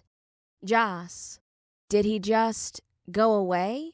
Vivian: I did stop seeing him, but it could be someone asked him to leave. Some businesses are concerned for their customers and tourists. I'm not sure why I thought of that now. Maybe her being found has me thinking a lot. Jas: That's understandable. Is there anything else you'd like to share about Rebecca?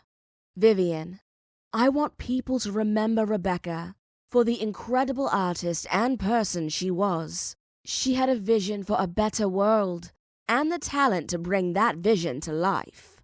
Her murals weren't just paint on a wall. They were a call to action, a call for change. I hope her legacy will continue to inspire and change us all. Rebecca Montgomery was one of a kind, and she will be deeply missed. Tuesday, June 25th, 6:14 p.m. Liam stuck to his word. He released the camera footage of Olivia telling Vivian off in front of her guests. Other social media sites that simply reposted whatever Shady Affairs published spread the smear campaign. And apparently, I was on his hit list too. On a roll, Liam published a post bad-mouthing me and my podcast.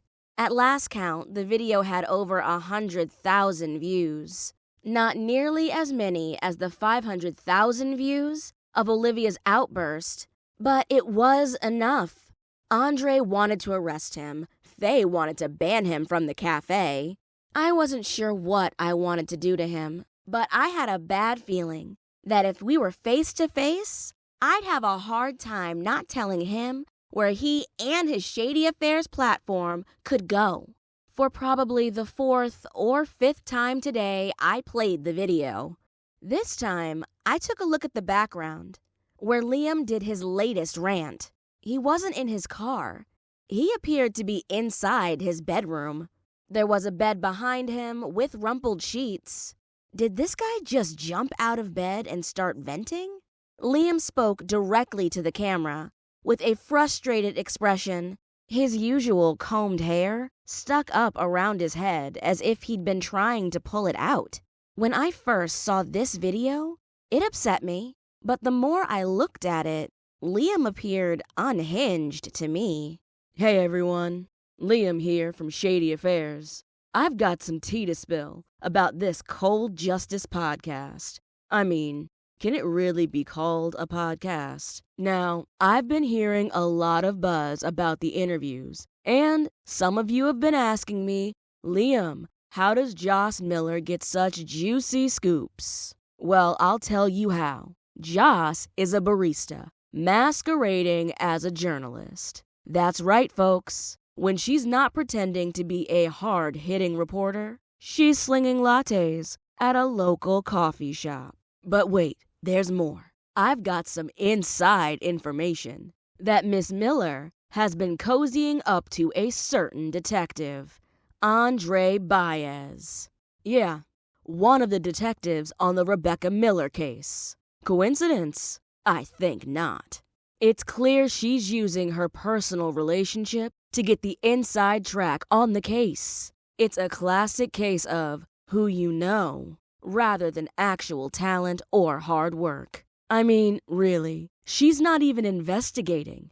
She had Claude McKnight talking about his friendship? So what? The facts are, he argued with Rebecca before she died, and he was the last person to see her alive. Then, the next episode is with the publicist, who, by the way, is sleeping with Ethan Turner. That, my friends, is shady stuff. The latest, Vivian Ashford, I'm not sure why that woman had anything to say.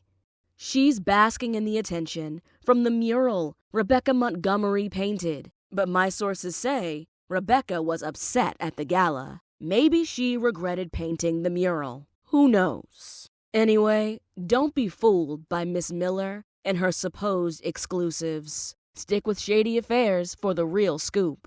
I promise to always dig deep and bring you the unfiltered truth, no matter what.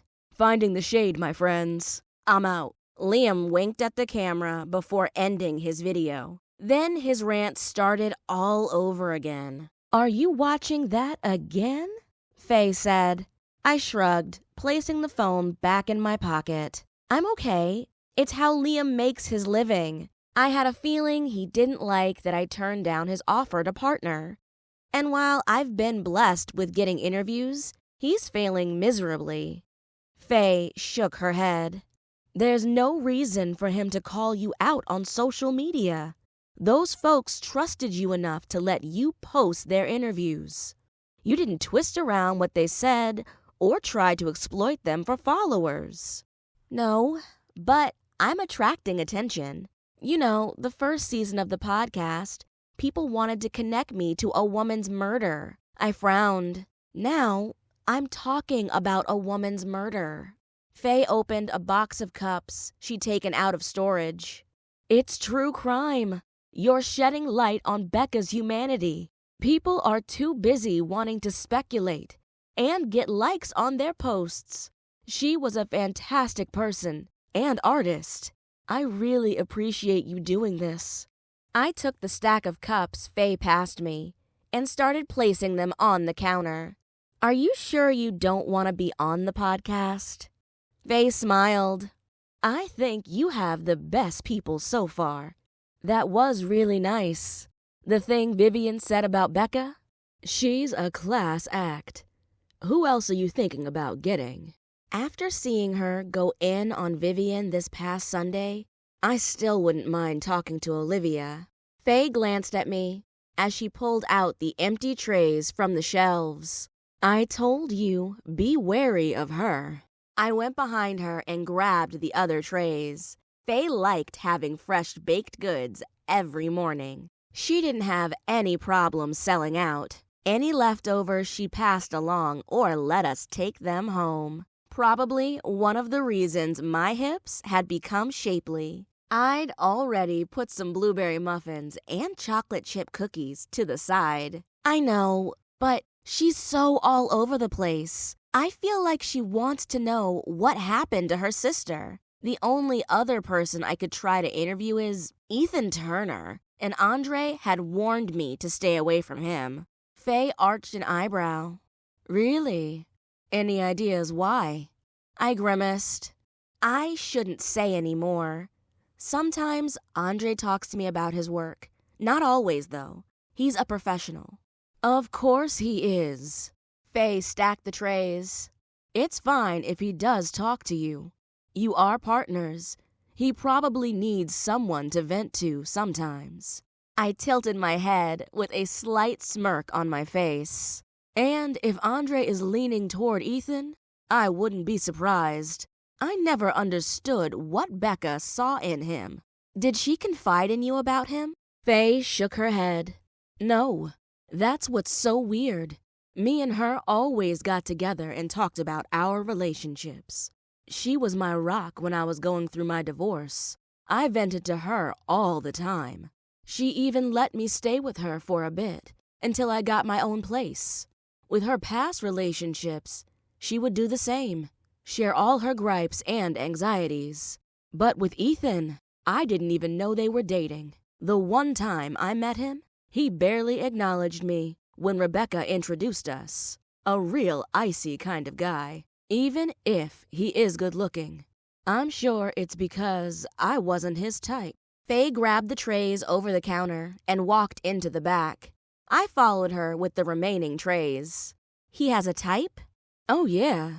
Faye looked me up and down. Actually, I can see why Andre told you to stay away from him. I hadn't noticed this before, but you do favor Becca a little. It's the complexion and the curly hair. Before Becca started her locks, she wore her hair like yours in an afro puff. You both have similar styles in clothing. A little bohemian, a little eclectic. I wrinkled my nose. That's supposed to be Ethan's type? He's dating her publicist, Miranda Blackwell. She's far from either of us. Faye whipped her head around and stared. Is that so? You know, I told Becca once that woman had her eyes on Ethan. She finally got him, huh? I can guarantee you, he's with her because she makes him look good. But she's not his type either. I didn't try and argue with Faye. Oftentimes, she was right. So, you knew most of the other guys Rebecca was involved with? Not all of them. Faye placed the empty trays in the industrialized dishwasher she had installed earlier this year. There was a period of time when she dated online, something I never liked to do. She would tell me about the guys she dated, but none of them stuck past a couple of dates. There were 1 or 2 guys she dated for longer than 2 years. One was in school with us. She grabbed the broom out of the closet and started sweeping around the kitchen area. What happened? Unfortunately, he died in a motorcycle accident. If I had to guess, Tommy Vick was the love of Becca's life. He was 19 at the time of his accident, but I believe those two would have gotten married. My heart dropped. Oh, that's so sad. Faye pressed the button on the machine to start the wash cycle. Yeah, Becca stayed with the next guy for about 3 or 4 years. Was a blue-collar guy, worked down at the ports.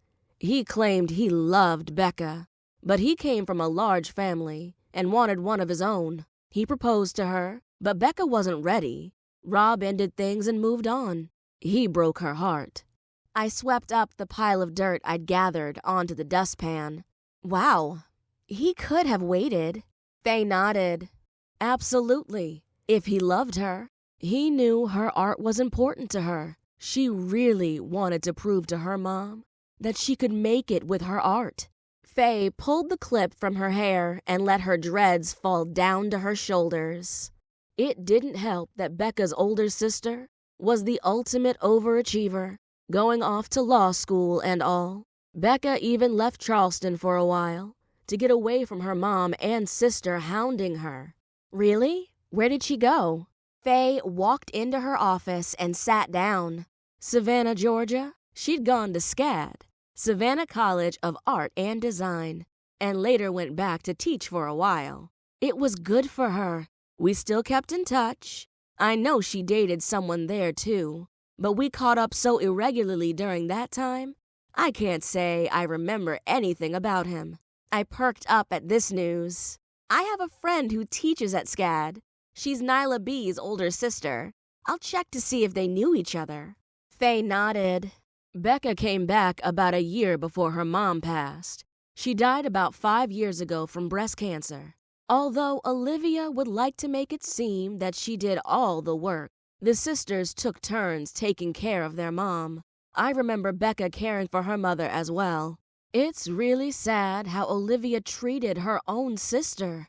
It's not like they have extended family. They only had each other. I'm sure you saw the video Liam grabbed. Olivia blamed Vivian for not doing enough to find out what happened to her sister. Even accused her of knowing what happened. Was Olivia always this confrontational? Faye sucked in her teeth. Oh yeah, that's Olivia. She likes being the center of attention. She blames everyone for Rebecca's death, but she abandoned her own sister after their mother died. How she managed to get control of all their mom's finances and property? If anything, Olivia is probably feeling guilty. I can imagine. I went over and grabbed my stuff out of my locker. It was always easier to close up the cafe when 2 people work together. Tomorrow was my day off, and I intended to actually rest. Faye and I walked toward the cafe entrance. If she does contact you, be careful. She tries to play on people's sympathy, but I listened to Becca vent enough. Olivia was jealous of her sister's easygoing, free spirit. If I'm honest, Becca was the prettier one of the two. Never had a problem catching men. Olivia is about 4 years older, but by the way she acts and carries herself, you would think she was almost 10 to 15 years older. Becca often told me that if Olivia had her way, she would have preferred to stay an only child. I stepped out into the humid air. That's pretty sad. Do you think she's genuine about finding out who killed her sister? Faye closed the door and locked it before turning around to face me. I'm not saying she's not. I just know the sisters weren't close. In her own way, maybe Olivia misses her sister. But the woman I see doing all these interviews, in my opinion, she kind of likes the attention. We walked across the street to our cars. Faye had me wondering. My older brother was almost 5 years older and only occasionally reached out. I loved him as much as I did when I was a little girl riding around on his back. I don't think he stopped caring about me and Mom. He's just doing his own thing, living life the way he wanted.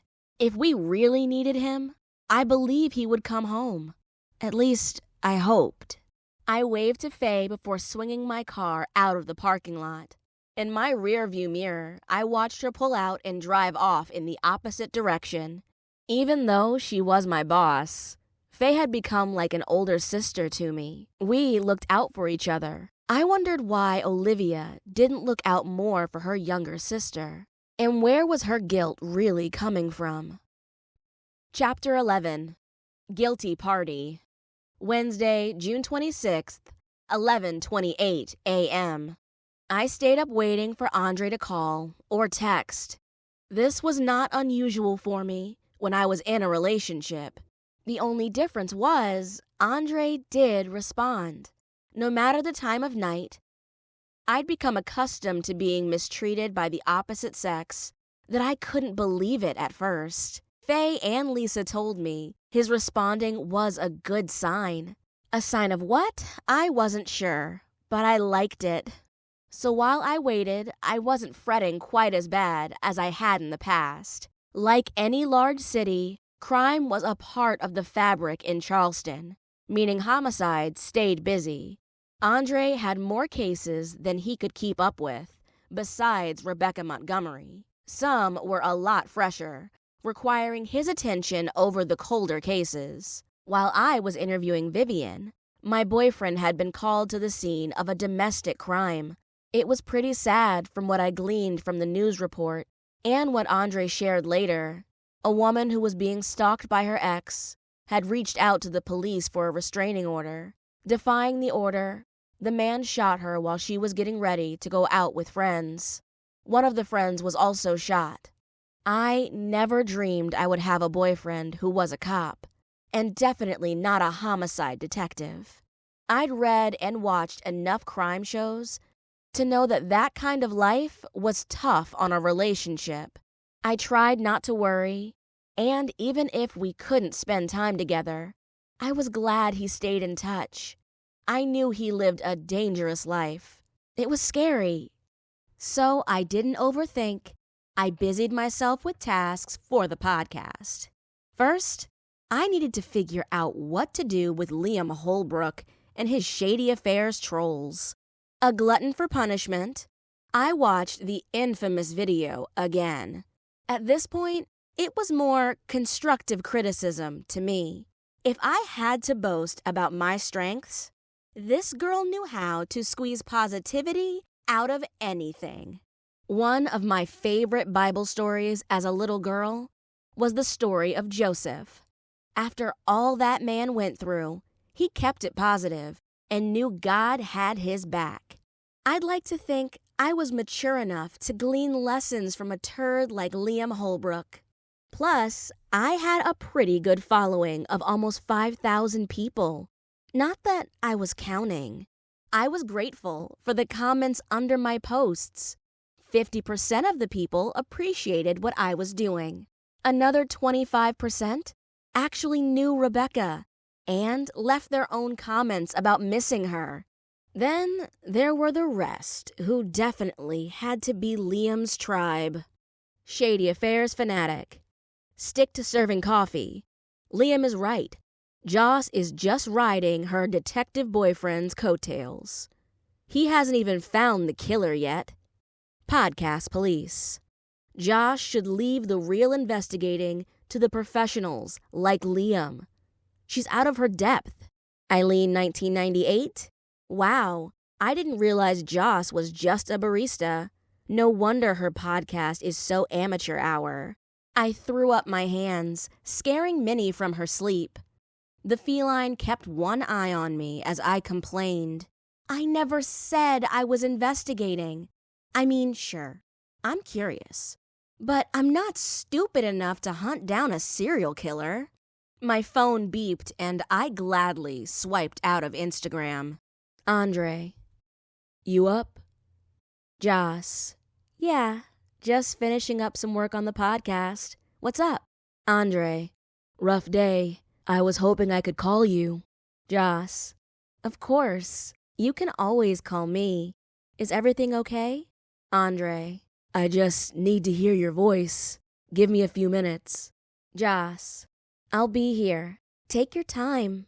I turned off the light on my nightstand and burrowed under the covers. Usually, after we talked, I went to sleep pretty easily. Andre wouldn't admit it, but I think he liked doing the same. There were a few times I thought he did fall asleep on me, but he caught himself. I appreciate that, despite being tired, he still reached out. A few minutes later, my phone rang, and I quickly answered, feeling a mix of concern and appreciation. "Hey there," I said softly. "Hey, babe. How was your day?" I told him about my obsession with Liam's post and my conversation with Faye. "Did you and Detective Beckett find anything new in Rebecca's case?" "No," Andre said. "But that was a good lead you had from Faye. When Rebecca disappeared, the detectives looked into Rebecca's computer and discovered she was using a dating site called Artistic Connections.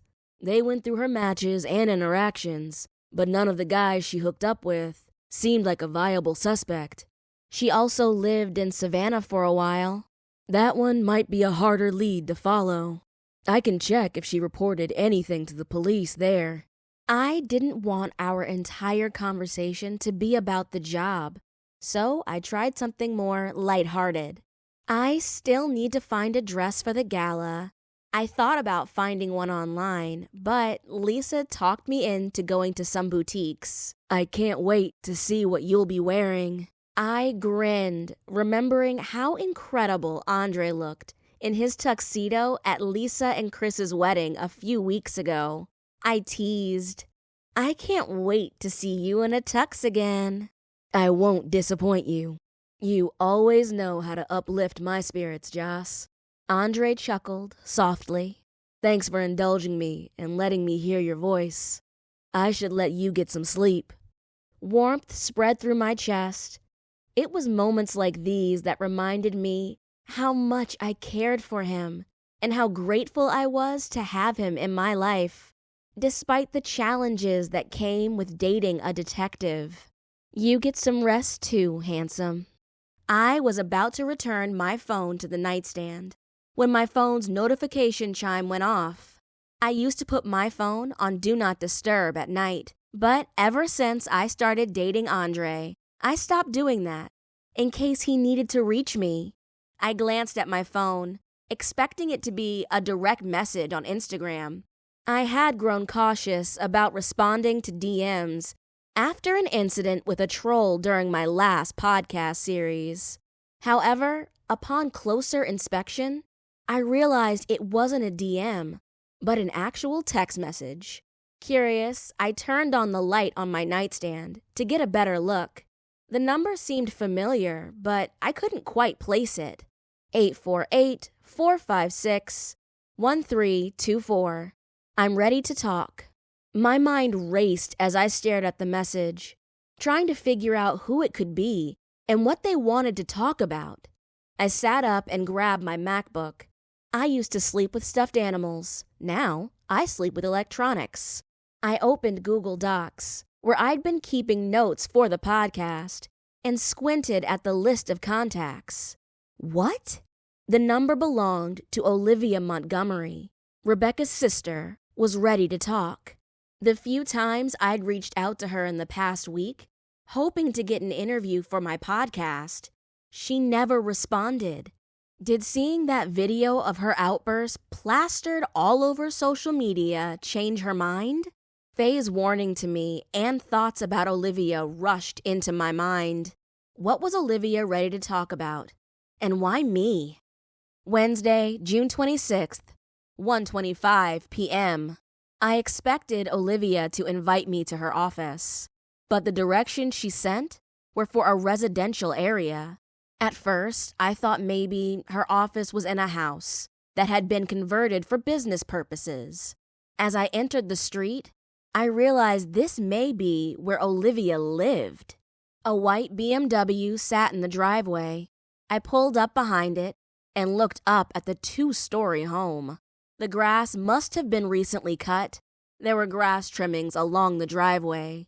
Yellow and purple pansies were planted along the curve of the driveway leading up to the front door. I rang the doorbell and waited. Yip sounded from inside. Olivia greeted me with a yapping Yorkie in her arms. She stared at me as if she wasn't sure why I was on her doorstep. I cleared my throat. "Hi, I'm Joss Miller. We have an appointment for the interview."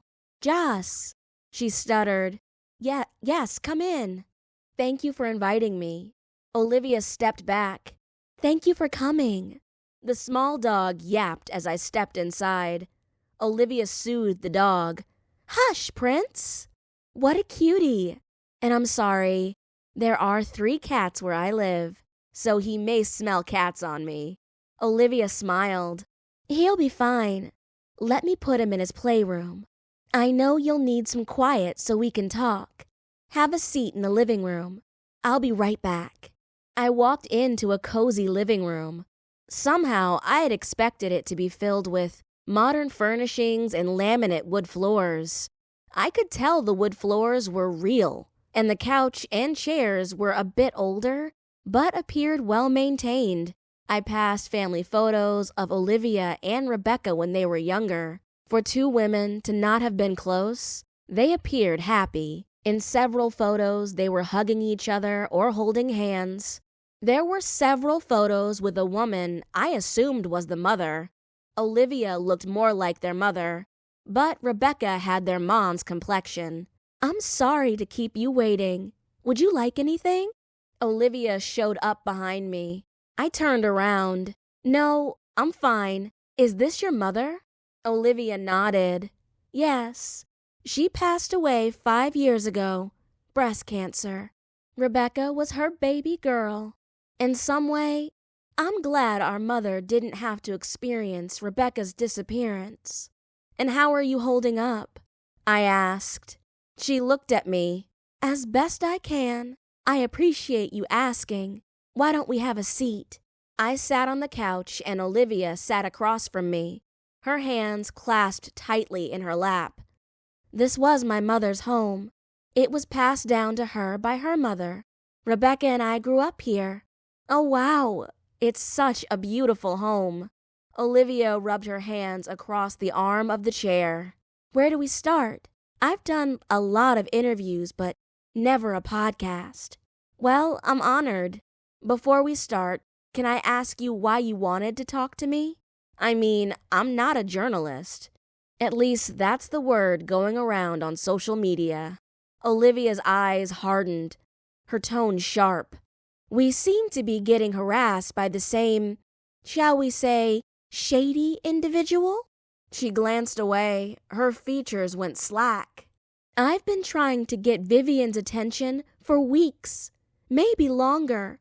When my sister first went missing, she seemed to want to help.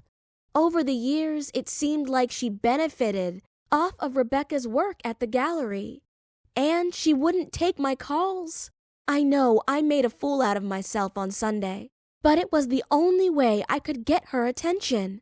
I wish I could have thought about the fact that someone could have had a camera and would put it on the internet. I'm a lawyer. I should have known better." "Can you legally get him to take it down?" Olivia shrugged. "It wouldn't do any good now. Once things are out there on the internet, it's out there forever." I thought about all of the other sites that had picked up the footage and knew Olivia was right. She continued, "I listened to your episodes about your grandfather. It touched me that a young woman would want to dig into and expose the horrors of her family history. And the people who have been on your podcast in the past few weeks all have spoke lovely things about Rebecca. I like what you're doing. You're reminding people that my sister was a beautiful individual who left us much too soon." "I appreciate you taking the time to talk to me. If it's okay with you, I'll use my iPhone to record our interview." I pulled it out. "You requested I send your questions ahead of time. What are your thoughts?" Olivia nodded and pulled a laptop toward her, then opened it. "These were fair questions, and I appreciate you sending them ahead of time so I could consider my responses." Knowing that Olivia was a lawyer, I hoped she would really be genuine in her answers. This was pretty big for me, considering she'd never been on a podcast before. I pulled out my standard release form and handed it to her. I had a lawyer friend look over it last season, but I wasn't sure if Olivia would sign it, as she scrutinized every line of text. "Do you have a pen? I would have to walk to my office." I pulled a pen out of my bag and tried hard not to release my sigh of relief too loudly as she scribbled her signature. When she handed me the paper, I noted the tremble in her hands. I deliberately took my time putting the paper back in the manila folder. There was usually some unease when it came to doing an interview, but the tension in the air had goosebumps on my arms. I took a breath and reached for my phone. She whipped out her hand suddenly to stop me. "Before you start recording, I want to say something off the record." As I sat across from Olivia, I couldn't help but notice the way her eyes lingered on my face. My discomfort grew by the second. Was this the right thing to do? How many people told me not to do this interview? "You know, Joss, it's uncanny how much you resemble Rebecca," Olivia said softly, a sad smile tugging at her lips. "When I first saw a photo of you, I did a double take." I shifted in my seat, unsure how to respond. It wasn't the first time someone had commented on my resemblance to Rebecca, but coming from her sister? It felt particularly strange. Unsure of how to respond, I didn't say anything. Olivia didn't seem to mind. Her gaze became distant. When she finally took a deep breath, her eyes filled with tears. "Joss, I need to tell you something. Something that's been weighing on me ever since Rebecca disappeared." She leaned forward. My doubts about this interview were making my stomach churn. "What is it, Olivia?" "I let her down," Olivia whispered, her voice cracking with emotion. "I was supposed to be her big sister, her protector, but I was so caught up in my own life, my own problems, that I wasn't there for her when she needed me most."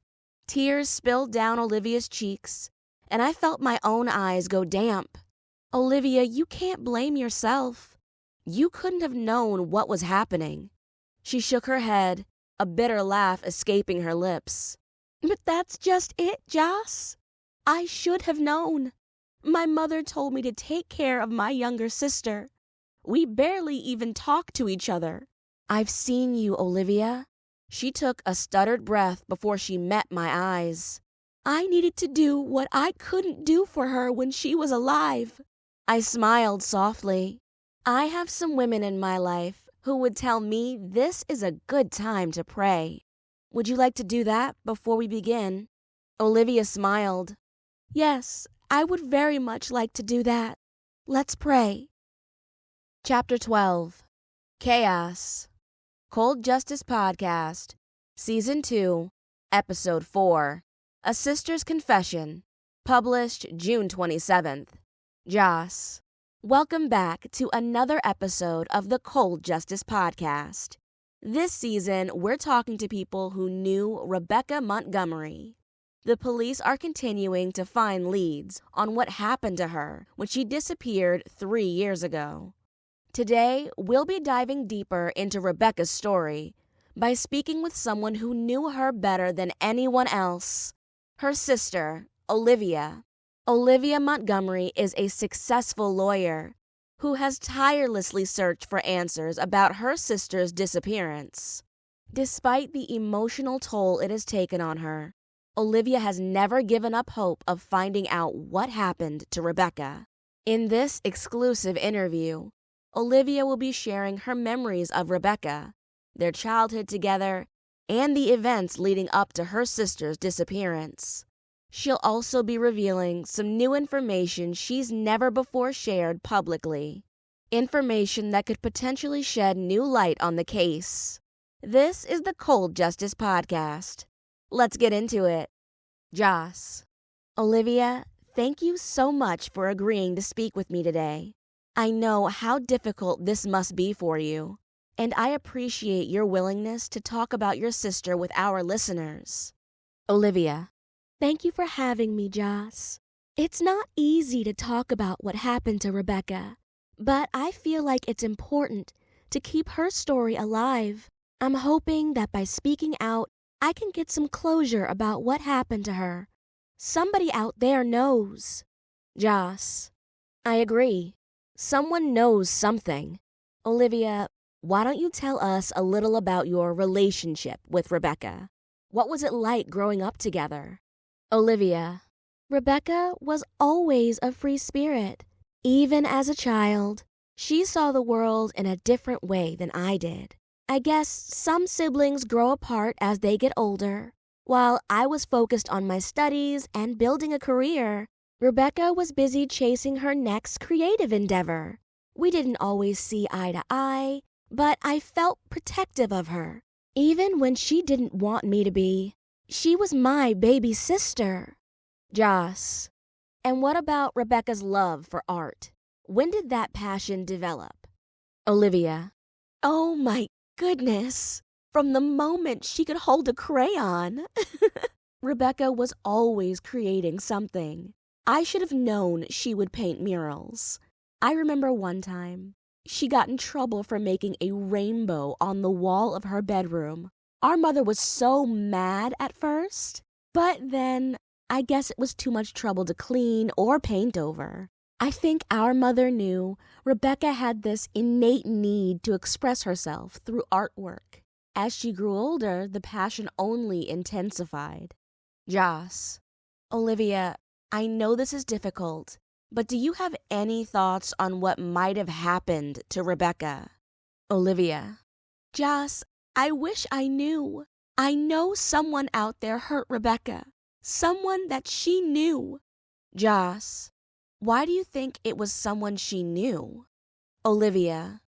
This is something that I haven't admitted to anyone before, Joss. I'm not sure why I'm sharing it with you. Joss. Are you sure you want to do that? You know, I will publish this podcast. Olivia. Yes. Maybe it will help someone else come forward. The police have never been able to find any leads. The night before Rebecca disappeared, she called me. It was late, and I could tell something was wrong. She was rambling, saying things that didn't make sense. She mentioned someone had been bothering her, and that she might need to leave Charleston. Joss. Oh my, she wanted to leave Charleston?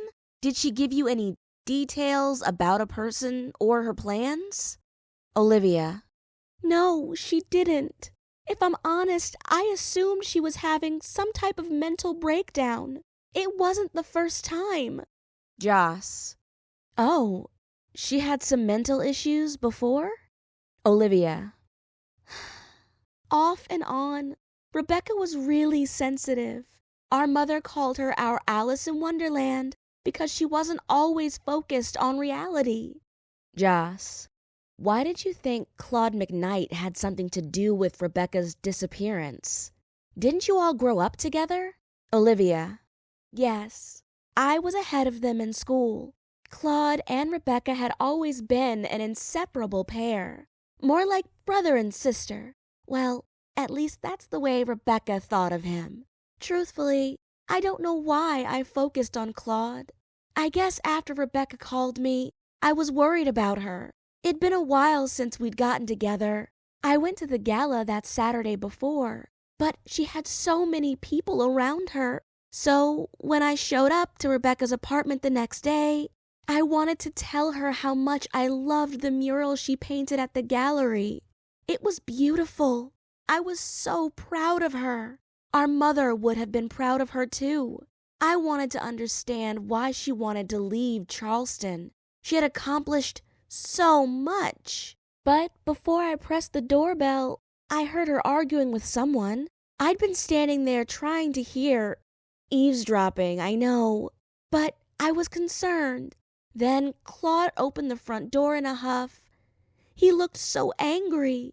I just moved out of his way as he rushed by me. I could see Rebecca was upset. I asked her if he'd hurt her. She told me no, but I could tell she was agitated and scared. I'd never seen her like that before. I tried to get her to talk to me, but she wanted me to go. She would be all right and not to worry. So I left. It wasn't until I heard your interview with Claude that I realized he knew something was wrong too. He wanted to help her and he was frustrated she didn't trust him. Joss, that's right. Let's go back. You said she called you the night before she disappeared. What was she saying? Olivia. I didn't actually talk to her. She left that message on my voicemail. The police know about it, of course. Like I said, they never figured out who would make Rebecca scared or what would drive her away from her home. She just revealed one of her most successful murals, and I'm sure she had many other jobs coming her way. It just didn't make any sense. I tried calling her back the next morning, but she didn't answer. I felt like she needed to see someone, a professional. I called over and over that day. When I couldn't reach her, I knew something terrible had happened. I just knew it. So I went to the police, but there wasn't much they could do. She was an adult.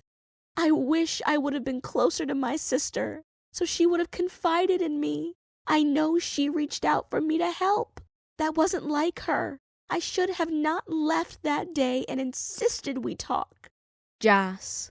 Olivia, I'm so sorry you've had to carry this with you for so long. It sounds like it's possible your sister was scared of someone, and they could have been responsible for her disappearance. On the first episode, Claude felt the same way. Are you sure there wasn't someone in Rebecca's life that would have harmed her? Is it possible one of her past boyfriends was bothering her? Olivia. Rebecca was involved with someone, a prominent businessman. He was supportive after Rebecca's disappearance, checking in with me to see how I was doing.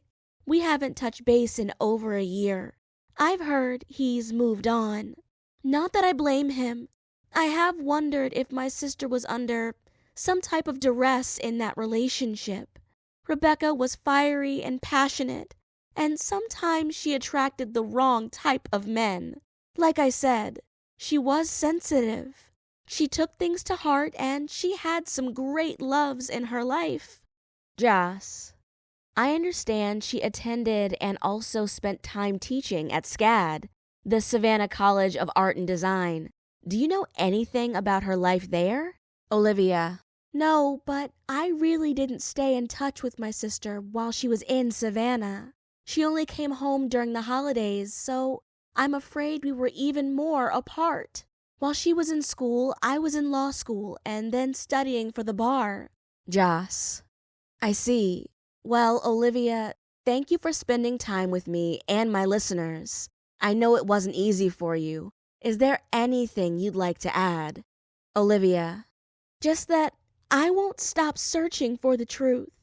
Rebecca deserves justice, and I won't rest until I find out what happened to her that night. I owe it to her and my mother. At least they are together now. I know that both of them are in heaven. Joss. Olivia, thank you again for your bravery and for trusting me with your story. If anyone out there knows something, please come forward. This is Joss with the Cold Justice Podcast. Friday, June 28th, 8:14 a.m. I barely slept and decided to get up for work after maybe 3 hours of sleep. Though I felt like a whiz with this new editing software, for the first time I wondered how much I should cut from the interview. Olivia's startling confession haunted me. No wonder the woman felt guilty. And Rebecca was obviously under some mental stress, but it had to be because of someone. I really had doubts about publishing the episode, but I launched episode 4 live after midnight. Out of all the interviews, even Claude's, I didn't expect that kind of vulnerability. In the end, I kept most of the interview.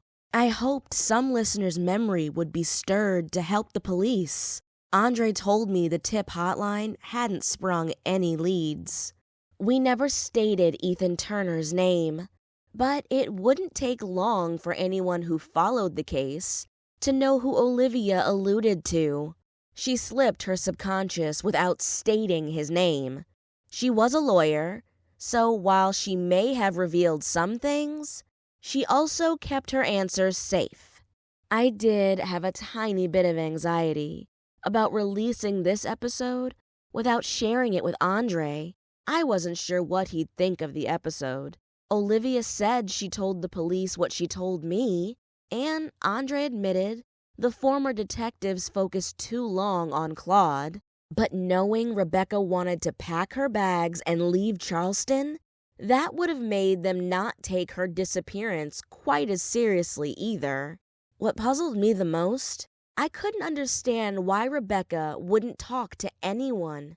Everyone I'd interviewed or had a conversation with had noticed something was off about her, but most admitted that Rebecca pushed them away.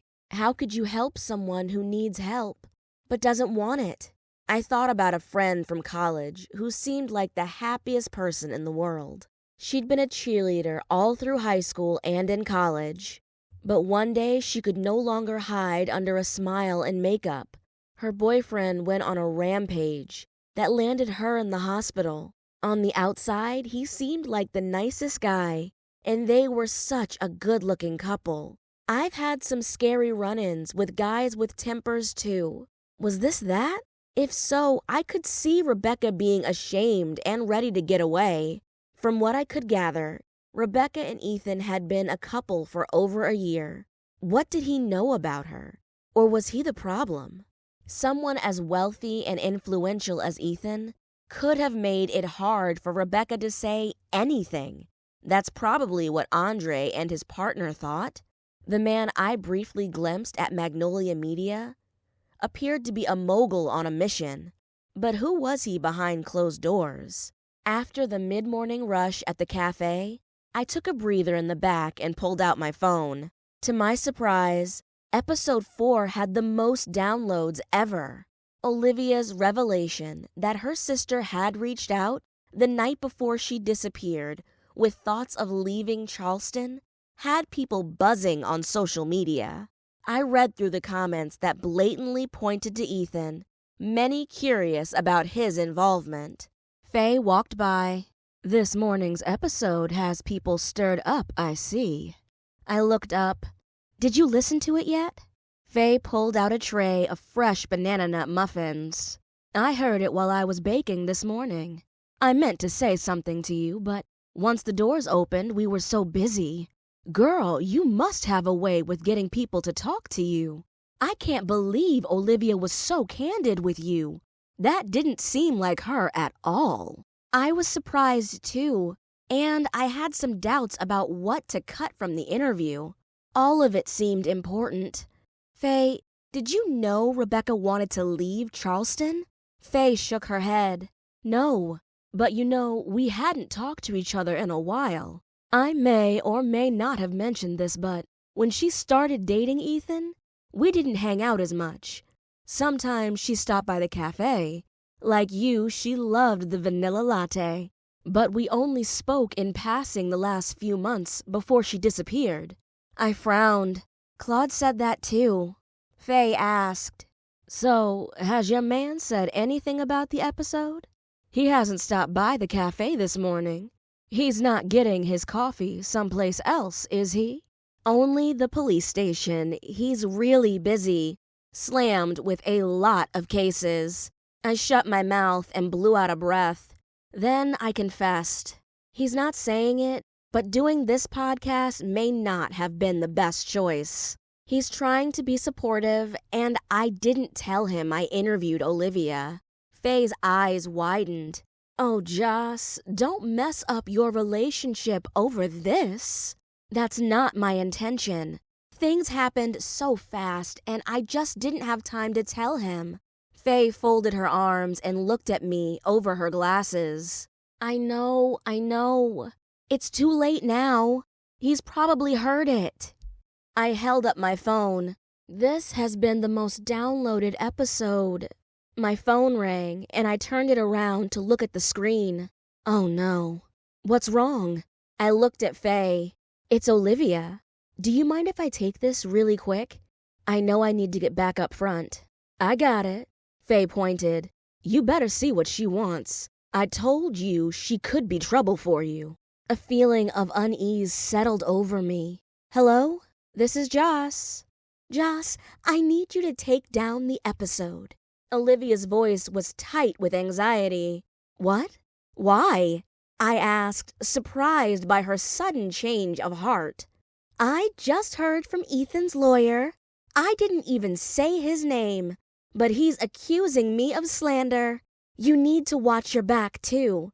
If he hasn't already contacted you, he will.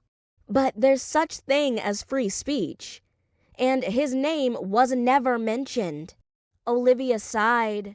He's a narcissist, and according to him, everyone in the world knows he and Rebecca were a couple before she disappeared. Just know, if you don't take the episode down, you will hear from him. I'm starting to wonder about him even more. He's too busy worrying about his reputation than the fact that somebody murdered my sister. I've got to go.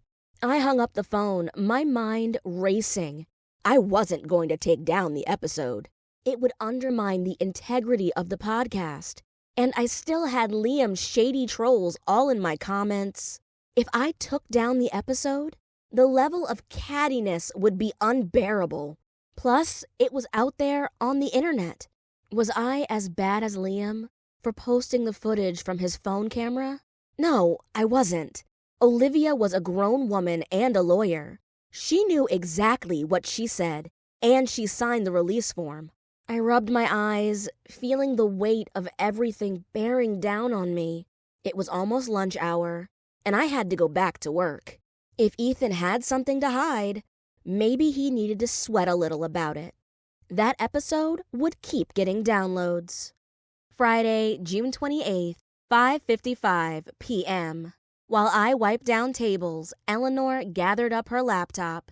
I told her what happened, and she, like many others, had already listened to Olivia's interview. Joss, you can't take down the episode, Eleanor said, her brow furrowed with concern. Olivia knew what she was saying would cause controversy, just like when she showed up at Vivian's tea party and started a commotion.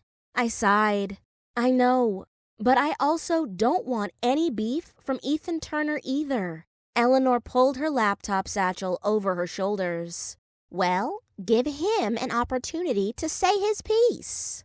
I started to say Andre didn't want me to approach the man, but then I paused. Do you think it would help? Giving him a chance to tell his side of the story on the podcast, kind of the way Claude was able to for the first episode. Eleanor bobbed her head up and down. Exactly. He has to be the next one you interview. It makes perfect sense. You have a good night, dear. Don't let anyone intimidate you. Thanks, Eleanor. I walked her to the door and closed it behind her. With the sign turned to close, I switched off the lights and headed into the back. Faye looked up from her office chair as I entered. Did Eleanor leave? Yes. She thinks I should reach out and offer to interview Ethan. Faye raised an eyebrow. Is that wise? Well, it might keep me from destroying this season of the podcast. I'm no journalist, but it seems fair to interview all parties involved and let them have their say. Faye spun her chair around to face me. But suppose Ethan really did have something to do with Rebecca's disappearance. I shrugged. I wouldn't be the first person to make that suggestion. It's all over social media. Faye started to say something, but suddenly a loud shattering sound echoed through the cafe. Faye and I looked at each other, eyes wide with alarm. Faye jumped up. What in the world? She rushed toward the front of the cafe, with me right behind her. She stopped to flip the lights back on in the dining area. We both sucked in a breath. The window next to the door's entrance had been smashed. Shards of glass littered the floor. Outside the window, two figures with hoods were running away. Faye let loose a stream of expletives and started toward the door. I shouted, Faye, be careful. There's glass everywhere. Faye skidded in her tracks, her face a mass of anger. This has to be Rick Nelson and those developers trying to intimidate me into selling the cafe. I can't believe they would sink this low. I knew other owners on this block were complaining, but I'd never heard about vandalism claims. I'll call the police. I had my phone already in hand, so I dialed 911. While I relayed the address and told the dispatcher about the damage, Faye paced. Her anger turned to tears, which ran down her face. The police will be here soon. Let's sit down and wait for them. I guided Faye away from the window to the table near the counter. With sounds of cars passing by through the broken window, it felt like our cozy cafe was open to the world and not safe anymore. I wasn't sure if Faye saw it, but underneath the table, I caught sight of a brick. They must have launched it through the window. The police would need to deal with that. I hope it had fingerprints. We could only hope for someone to be so brazen that their stupidity would lead them to getting caught. Faye wiped her face. I'm so mad. Oh my goodness, I need to call Joe. He's cooking dinner tonight and I'm going to be late. I nodded. Maybe you should tell him to come here. We can't leave that window like that tonight. I will stay as long as you need me. Faye dialed Joe. My phone buzzed with a notification. With a quick glance at my lock screen, I noticed it was from Instagram. I'd turned off all notifications from the posts and comments. But in case someone wanted to reach me through my DMs, I kept those notifications on. It was from a user I didn't recognize. They followed me, but I didn't follow them. Out of curiosity, I clicked on the message. A chill crawled up my spine. Watcher_89. Back off the Montgomery case, or you'll be sorry. Watcher? That's creepy. I noted the timing. It was sent a few minutes ago. I wondered if the broken window was indeed a tactic employed by Rick Nelson, or if someone was trying to send me a message. I didn't want to show it to Faye since she was already upset. I needed to think. My podcast audience knew I was a barista by day, but I couldn't imagine why someone would take their concerns with me out on the cafe. There were two figures running away from the cafe. Teenagers or young people by the appearance of the hoodies and the way they ran. Faye had a camera in the corner of the shop that showed anyone who entered the cafe and a camera on the back door. Those were put in when I first started working here. Faye, are there any nearby cameras that face the cafe? Faye rubbed her arms. There are cameras across the street, at the furniture store. I'm not sure who else has a camera on this block. Didn't it look like kids running down the street? And what did they hit the window with? She stood up to look at the floor. Then she screeched. Is that a brick? Don't touch it. Maybe the police can get fingerprints. We already knew the person who threw the brick lacked sense. It's possible they hadn't worn gloves. Sirens drew close, and soon a police cruiser pulled up in front of the cafe.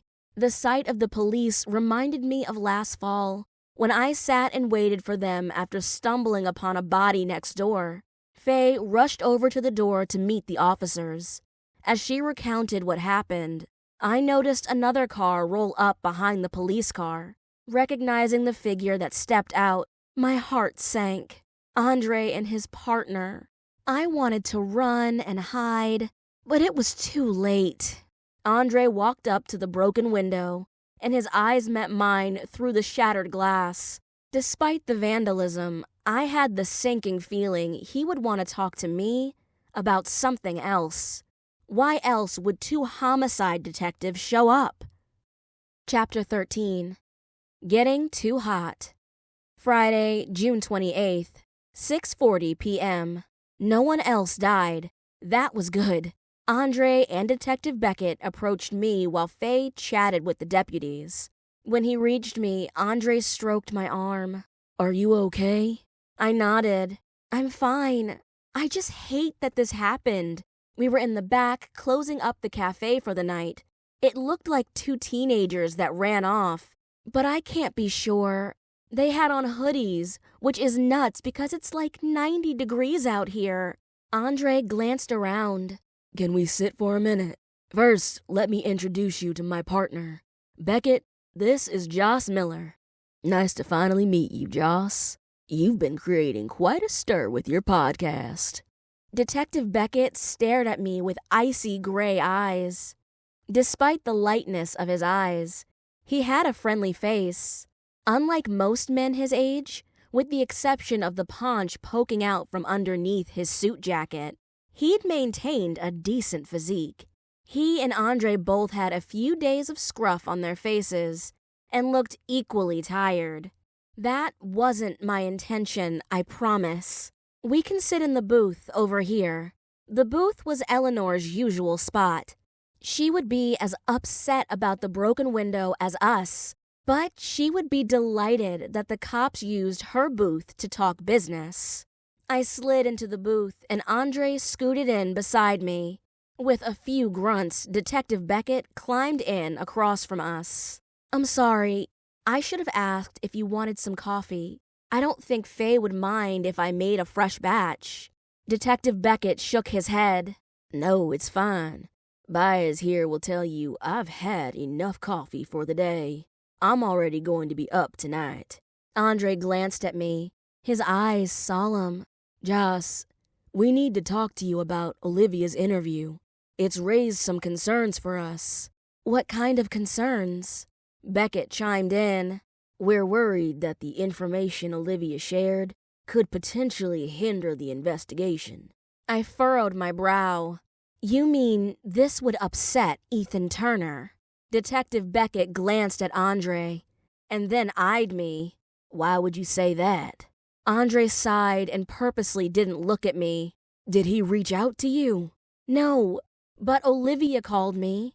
She wanted me to pull the episode, even though she consented to it. It wasn't like she outright accused him, but he'd apparently reached out to her and threatened to sue her. Andre looked at me. Really? So what are you going to do? I shrugged. I can't pull it down now.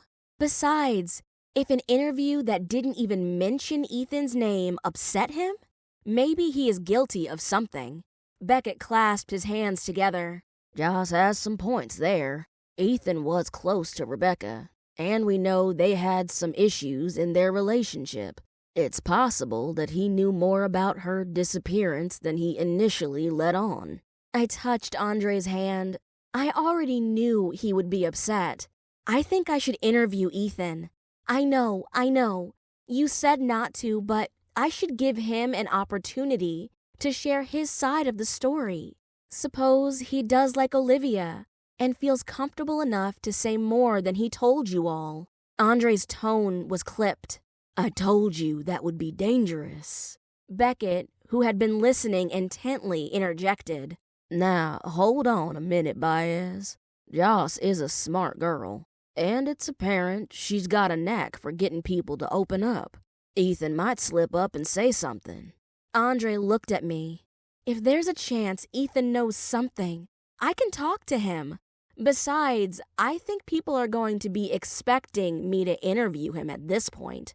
Andre ran a hand over his head, clearly frustrated. I don't like it, Joss. Beckett suggested. We can be nearby in case anything goes wrong. I smiled, grateful for the older detective's support. With you and Beckett watching my back, I feel more confident about meeting with Ethan. Beckett grinned. Sounds like a plan.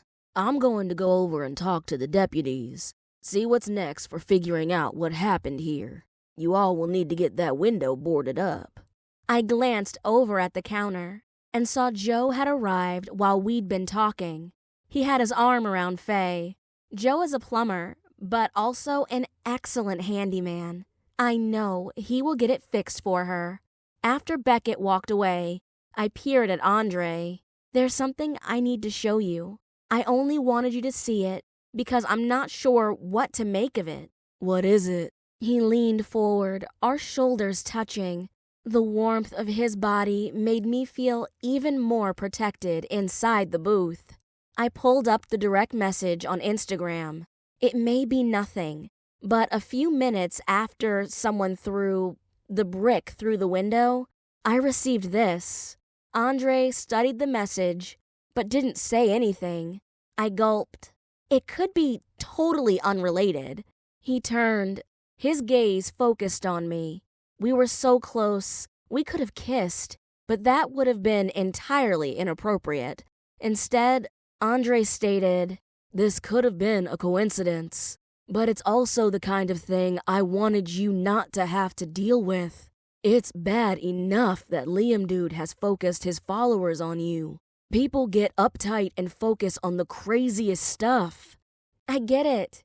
I don't have to interview Ethan. I just want to make sure he doesn't want to sue me too. Not that there's much he's going to get from my poor bank account. Andre shook his head. "Do it, and let me know when you set things up." Suppose he doesn't want to talk to me.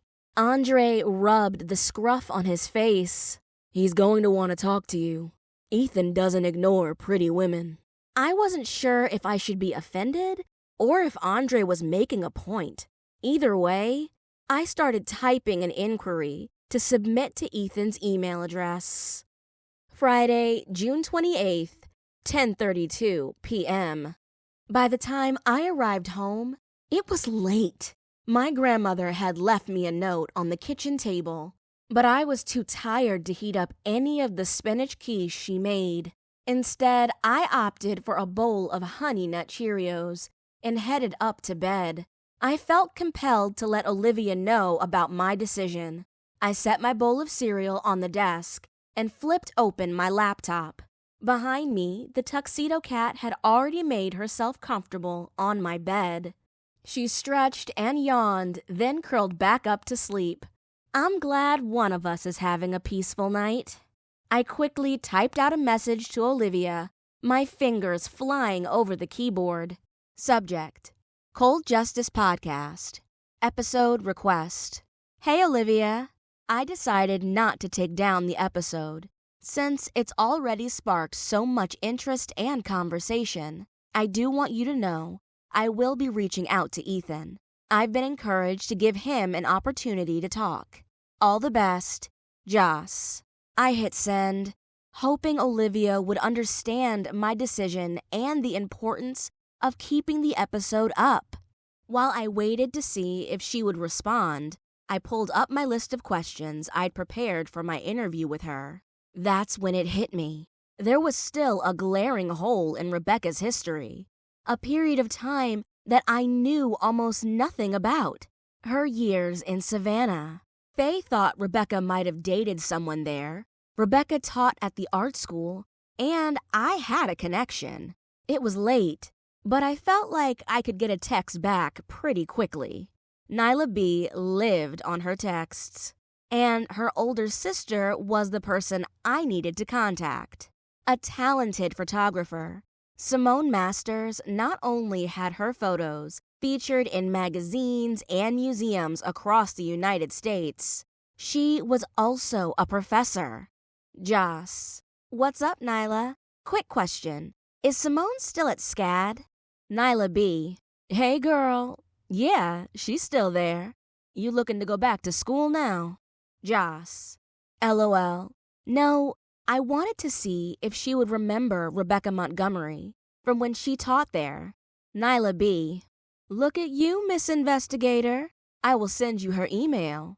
She's not a night owl like us. Joss. Thanks, Nyla. You're the best. As promised, the email address came right away. I quickly opened up my email and drafted a message to Simone. Subject: Rebecca Montgomery, Cold Justice Podcast. Hey, Simone. I hope this email finds you well. It's been a while. I'm reaching out because I'm doing some research. Your sister, Nyla B., may have told you about my podcast. She's been a huge help to me. This season, I've been investigating the disappearance of Rebecca Montgomery.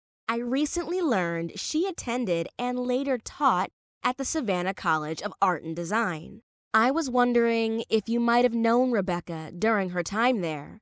You know, sometimes it's a small world.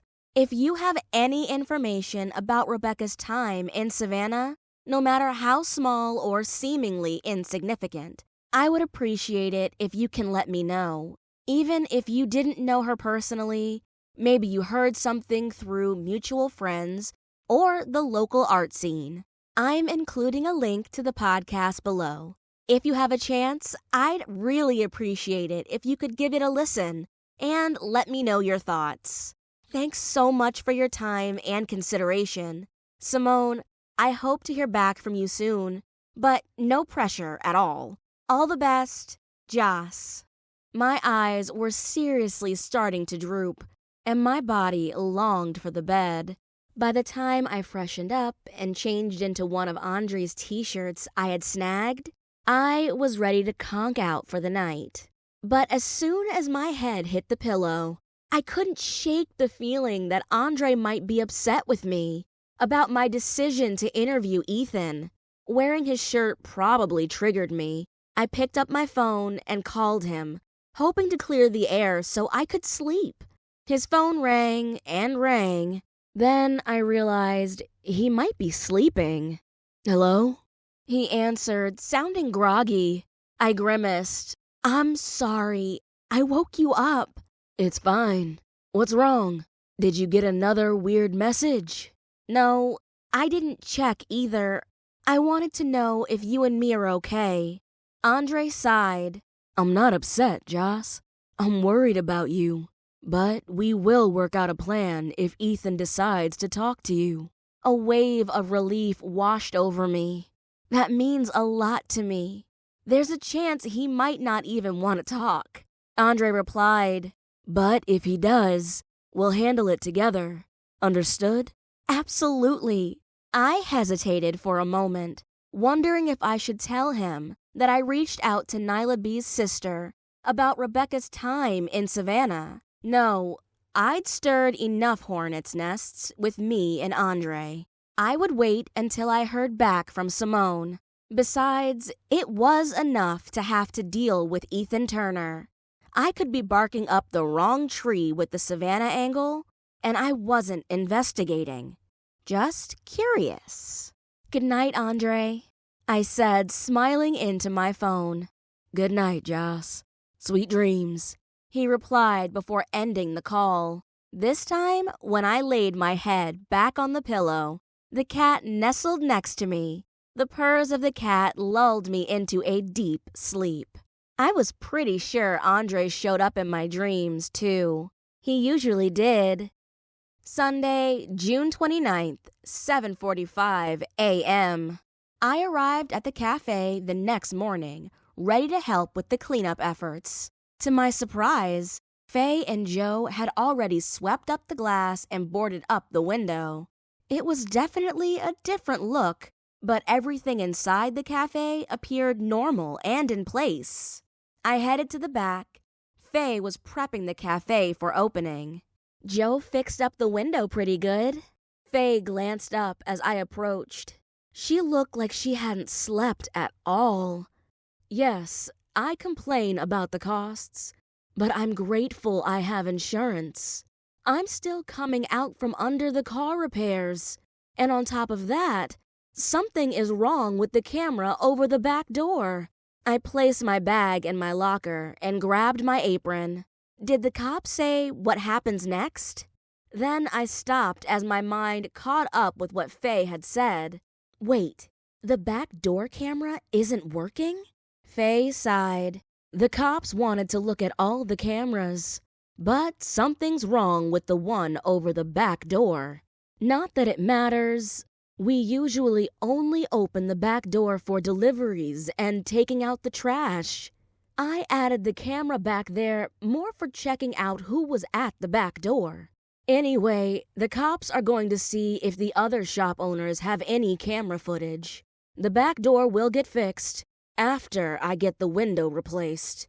I told them about Rick Nelson intimidating some of the other shop owners. Of course, they told me that I had no proof.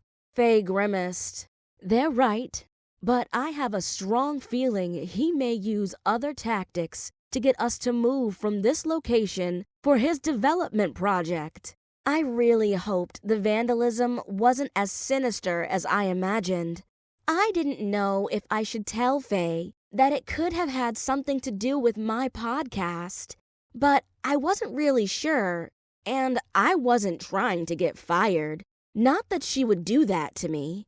As the morning progressed, word about the vandalism spread to the other shop owners and people who normally visited the cafe. It felt like a larger than normal crowd. Many of our regular customers showed their support, offering kind words and encouragement. Even Liam made an appearance. It's a shame someone would do that. How are you doing, Joss? You are blowing it out of the water with those interviews. Any thoughts on who's next? I smiled at him sweetly. Thank you for listening. I didn't think you were impressed with a barista producing a true crime podcast. Liam attempted to blush. I'm sorry about that. You know, I have to please my followers and sponsors by bringing in the traffic. Seems like a really hard way to make a living. What can I get you? He grinned. Just a black coffee. I gladly poured his coffee and looked forward to him leaving.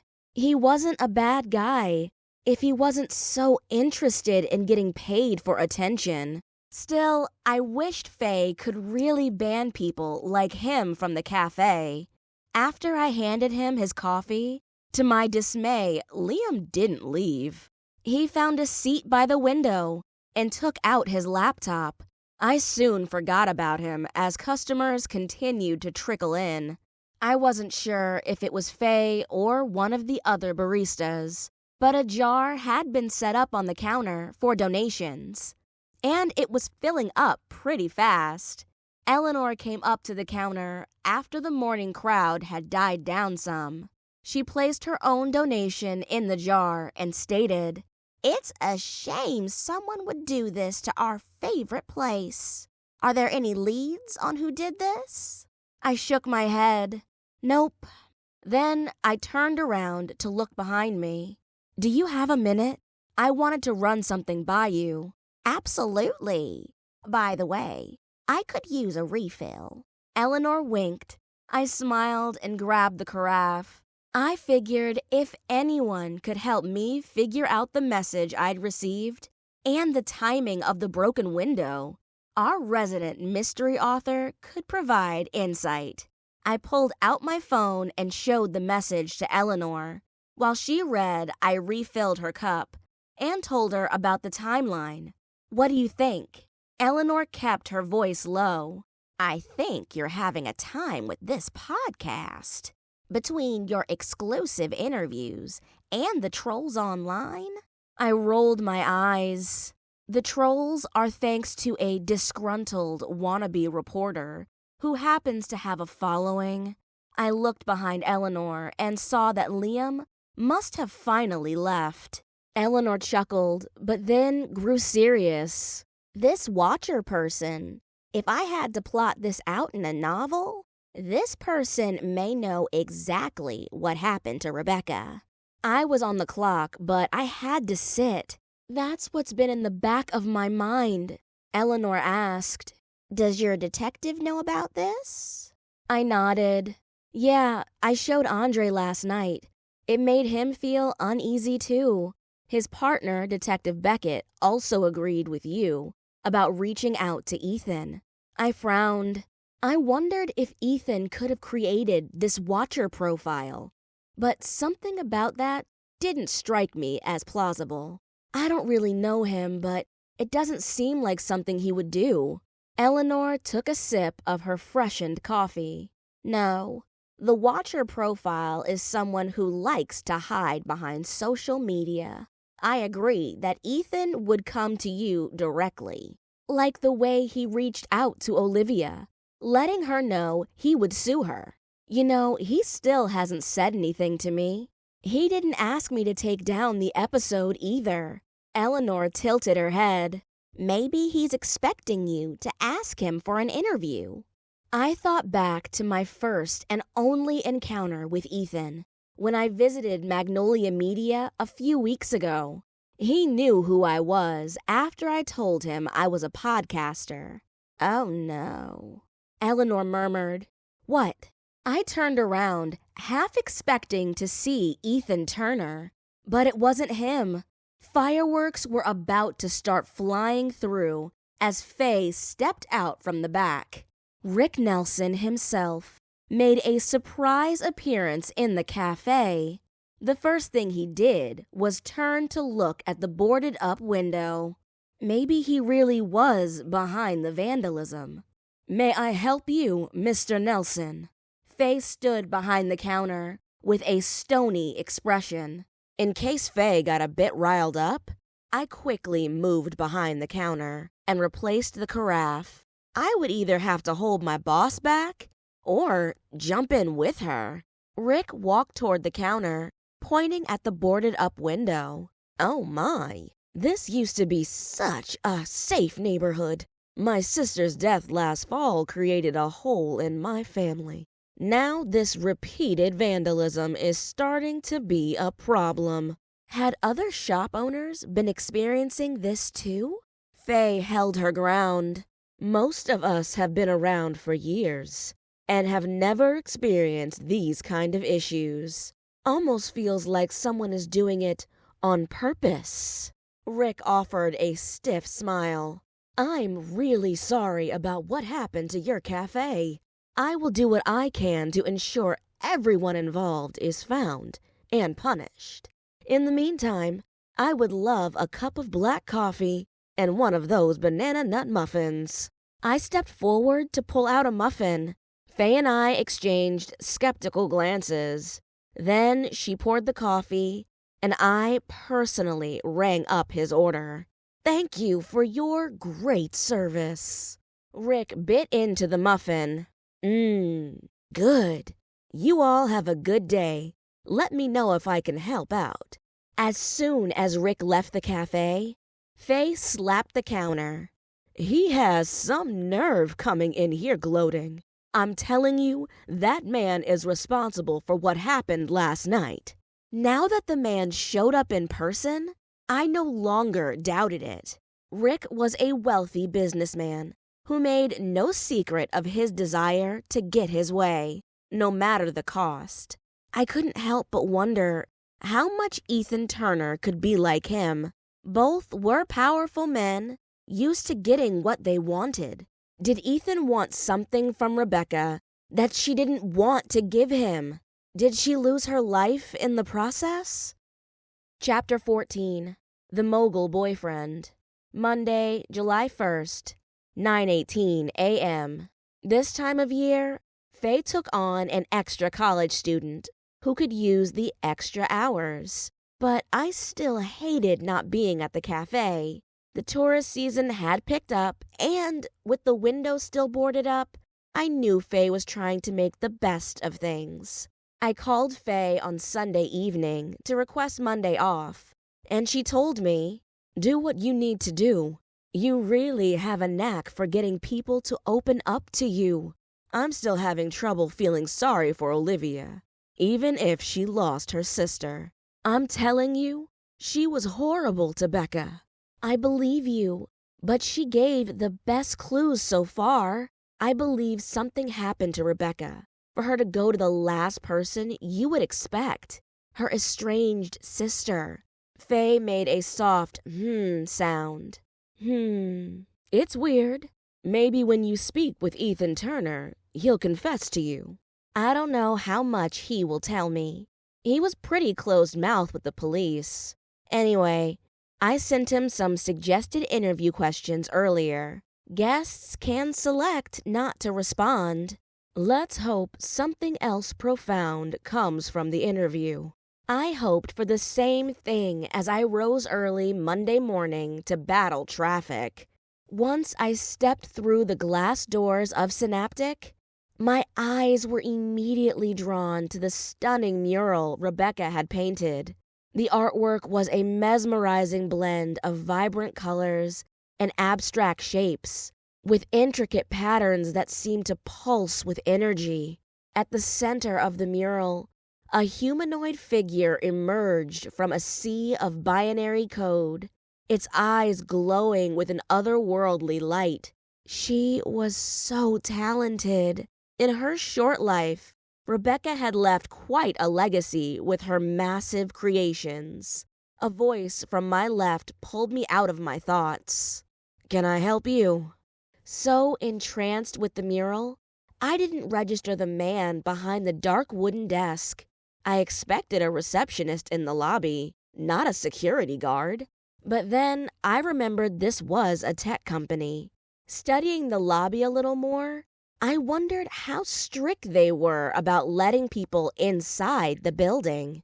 I was pretty sure I would be led to an office area and not the part of the building where the magic happened. As I approached the desk, the man eyed me. My nervousness returned and I clutched my bag in front of me. True to his word, Andre insisted I place an AirTag in my bag. Beckett wanted me to wear a wire, but I told him whatever I recorded had to have permission from Ethan, and they could listen to the raw files. I had a tendency to use most of my recordings, so the public could hear the same thing, albeit more edited and polished. "I'm Joss Miller. I have an appointment with Ethan Turner."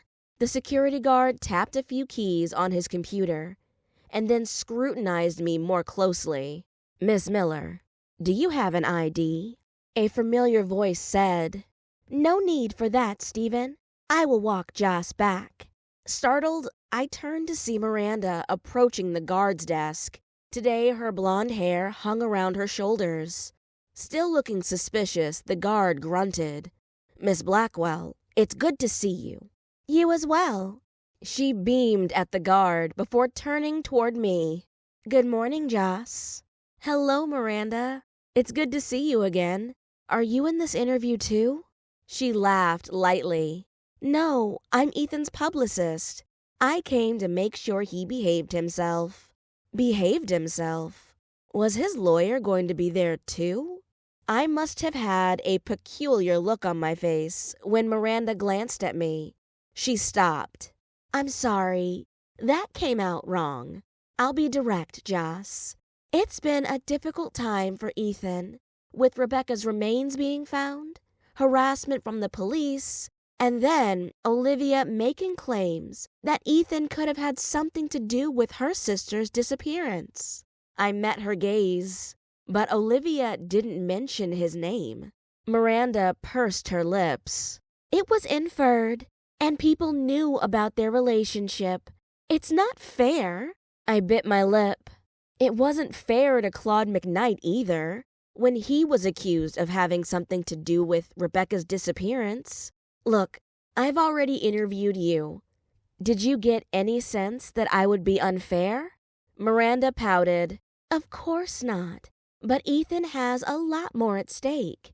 His company is revealing their next product in a few weeks. The gala coming up next weekend is also very high profile." I held up my hand. "Let me be clear. Ethan can trust me. If he doesn't want to do this interview, I can turn around and leave. Besides, I could have mentioned on my podcast that you and Ethan are in a relationship, but that's not my style, and I respect you both." Miranda stiffened almost imperceptibly before regaining her composure. "I see. I will take you to Ethan's office." She turned briskly, and I kept up until we stopped in front of a walled glass room with a view of the city skyline. Ethan sat behind a long desk on the phone. His eyes locked on mine as I entered his office. A small smile played on his lips. He finished his conversation and stood. "We meet again, Joss Miller. You've been quite busy." He walked around the desk and held out his hand. I shook hands with him. His grip was firm and cool. I felt like he held my hand a little too long and pulled away with a quick tug and a smile. I appreciate you taking the time to speak with me. Of course. I've been waiting to see if you would include me in your lineup for the Cold Justice podcast. That's what we all want for Rebecca. Justice. Isn't that right, Miranda? I felt like he held my hand a little too long and pulled away with a quick tug. Miranda stood by, looking from Ethan back to me. She turned her body toward him and brushed a speck off his shoulder. Of course, we miss her so much.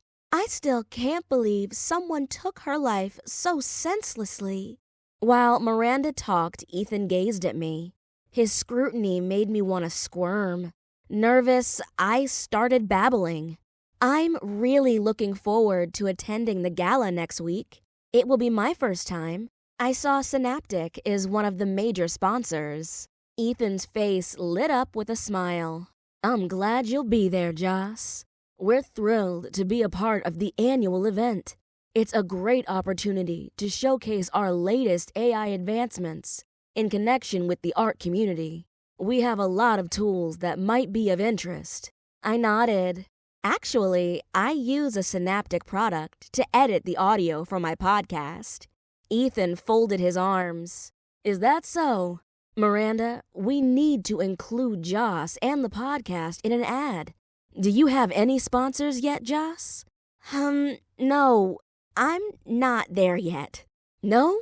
You have to make some money off your hard work. He studied my face. I wasn't sure if that was disappointment on his face for my lack of business savvy or something else. I cleared my throat. Is this still a good time? Ethan gave me a crooked, almost sheepish-looking smile. Yes, of course. I'm sorry, I keep staring at you. I know it's rude. From the first time I saw you at Magnolia Media, I thought there was something familiar about you. You remind me of Rebecca. Doesn't she, Miranda? Miranda turned to me, crossing her arms. I kind of noticed that when I first saw her, too. Not an exact match, but definitely the same complexion. She looked me up and down. You're almost the same height, but she was smaller. Rebecca was a tiny thing. Was that an insult? I did my best to keep my face neutral. I had hips, but I didn't need someone else pointing that out. Ethan asked, So, are you coming to the gala alone? Miranda looked at him, horror in her eyes. Ethan, that's not an appropriate question. I didn't think so either. If Ethan had this flirtatious tone with most women, it would be hard to be in a relationship with him. I was no psychologist, but I detected a hint of narcissism. I wondered if this is how he acted with Rebecca. I'll be there with my boyfriend, I replied, trying to keep my tone light but firm. If he followed social media, he already knew my man was a homicide detective. But Ethan chuckled, seemingly unfazed by my response. Of course. A pretty woman like you would have a man. Miranda, you can leave us. I promise. I will behave. Miranda gave him a sharp look, like she didn't quite believe him. Ethan's expression hardened for a moment before he composed himself. I didn't quite know what to think of this quiet exchange between them, but it made me even more uncomfortable. Miranda turned toward me as if she wanted to say something. Instead, she walked out. I kind of hoped she'd stay. The silence felt deafening once the door closed behind Miranda. Please, have a seat. Ethan beckoned me to the chair in front of his desk. He crossed back to the other side. With the long desk in between us, some of my discomfort lessened. He sat down, his eyes still way too intense. I apologize. It's been hard losing her. I haven't been myself since they found... I nodded. I understand. Losing someone you love is never easy. That's why I'm doing this podcast. to honor Rebecca's memory, and maybe someone will come forward with information. We can only hope. Ethan pressed a key on his keyboard. The screensaver disappeared. I appreciate you sending me the questions ahead of time. That was thoughtful. I try not to pull surprises on my guests. Ethan leaned forward. Good. So I can decline answering some of these questions. I hesitated. Of course. Which questions? He lifted his chin. I won't talk about our relationship. I agree to tell how we met, but I've had too many people want to drag our relationship into tabloids and online gossip. Okay. Before I start recording, can I ask you a question? He stared at me with that intense gaze of his. Sure. I feel like I can trust you. I took a breath, not sure if he would answer my question or kick me out of his office. Some have speculated that you and Rebecca might have had a tumultuous relationship. What would you say to those who believe you had something to do with her death?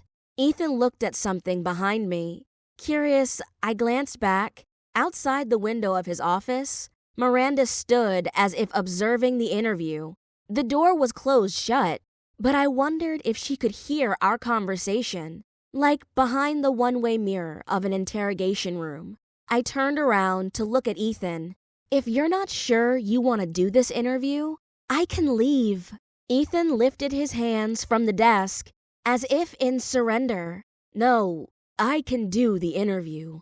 I just have a lot of nervous people around me. I'm the face of Synaptic.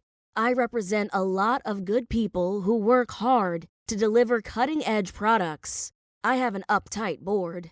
I can't afford to mess up. I see. I wondered if Ethan had something to hide. You don't see. He smiled at me as if he had to explain to me like a child. I loved Rebecca. Like any couple, we had our ups and downs. We were both passionate people with strong opinions. We argued privately, sometimes publicly, but we always found a way to work through our issues. I would never have done anything to harm her. He spread his hands on the desk as if to steady himself. If she hadn't disappeared, I intended to propose to her. I already had the ring. But she was so deep into that canvas for the Ashford Art Gallery, it consumed her. It kind of felt like that was her only focus, because she was running from something. And before you ask, he jabbed a finger toward me. She wasn't running from me. Before I could catch myself, I asked, "Are you sure?" She told Olivia she intended to leave Charleston. Ethan opened his mouth, confusion on his face. What? He didn't know that? Was he playing a game? He held up a finger. Excuse me a minute. I started to say something, but shut my mouth. Red splotches had formed along his jawline. With a bit of horror, I rose from my seat as Ethan snatched open the door. He strode toward a bewildered Miranda. Before the glass door shut, I heard him say, "Did you know?" The glass was pretty solid. All I could see was Ethan waving his arms around, while Miranda stared at him. He must have said something untoward to her. Her pleasant face turned almost ugly, as if she snarled and hurled something back at him. Whatever she said, Ethan stepped back, like the steam had been let out of him. Miranda stabbed an accusatory finger in his direction before stomping off, her hair flying in the wind of her exit. I turned around quickly. I didn't want Ethan to know I saw what transpired. I mean, how could I not miss the show? My only regret was that I couldn't hear a thing they said to each other. Eleanor told me there were rumors that Rebecca was leaving Magnolia Media. Why would Rebecca leave a PR company that had represented her all those years, and a woman that was supposedly a friend? And how did a man who wanted to propose to a woman not know what she was going through? I waited, almost holding my breath until Ethan returned. He straightened his tie and sat back in his desk chair. Other than the redness still prevalent around his face and a stray hair, he appeared composed. I watched him with bated breath. His gaze landed on me almost as if he'd just remembered I was still in his office. Shall we begin? I nodded and pressed record on my iPhone before he changed his mind. Cold Justice Podcast, Season 2, Episode 5, The Boyfriend, published July 1st. Joss. Welcome to another episode of the Cold Justice Podcast. Today, we will be diving into the Rebecca Montgomery case from a new and intimate perspective, that of her then-boyfriend, Ethan Turner. Ethan is a well-known figure in the tech world. He's the founder and CEO of Synaptic, a cutting-edge artificial intelligence company. In this candid conversation, Ethan will be sharing his memories of Rebecca and their life together. He'll also be addressing the speculation and rumors that swirled around their relationship in the wake of Rebecca's disappearance. This is the Cold Justice Podcast. Let's get into it. Joss. Ethan, thank you for joining me today. Ethan, thank you for having me, Joss. I'm glad to be here, and thank you for your platform. You have a refreshingly unique podcast. Joss. I appreciate it. It's so many true crime podcasts. I hoped I could stand out from the crowd. Ethan. You're doing a great job. Joss. Let's start with your relationship with Rebecca Montgomery. How did you two meet and what drew you to her? Ethan. Rebecca and I met briefly as students at SCAD. Joss. SCAD? That's Savannah College of Art and Design? Ethan. That's correct. A lot of people assume because I'm a tech guy that I must have gone to MIT or Georgia Tech. I graduated with a BFA in User Experience Design. I picked up some coding along the way as a teenager, but I leave that to others to do here at Synaptic. I'm invested in interfaces making our products ready for the future. Joss, you mainly focus on artificial intelligence, but you also support the arts. Being a SCAD alumni, I can see why. Ethan. Art has always been important to me. My mother was a painter, still is. I learned early on to appreciate colors and styles. Joss, you have fascinating artwork here at Synaptic. And that stunning mural in your lobby. Rebecca painted that, didn't she? Can you tell us about how that project came together? Ethan. Absolutely. When we were designing the new Synaptic building, I knew I wanted to incorporate art that inspired our employees and visitors. Rebecca immediately came to mind. I knew she was here in Charleston and that she'd painted a few murals around the city. Rebecca's unique style and vision were the perfect fit. I commissioned her to create a mural that would capture the essence of our company. The fusion of creativity and technology. She spent weeks working on it, pouring her heart and soul into every detail. The result is breathtaking, and it's a daily reminder of her incredible talent. Joss, I also understand that Synaptic is a major sponsor of the upcoming gala. Can you tell us more about your involvement and why it's so important to support the arts? Ethan. I believe that creativity and innovation are the driving forces behind progress, whether technology or any other field. When I heard about the gala, I knew I wanted Synaptic to be a part of it. It also helps that Vivian Ashford, the owner of the Ashford Art Gallery, is my aunt. Her late husband was my mom's brother. Joss, I met and interviewed Vivian on an earlier episode. She told me she met Rebecca through you, Rebecca's last mural at the art gallery. I feel like she poured herself into it. What do you think? Ethan. Absolutely.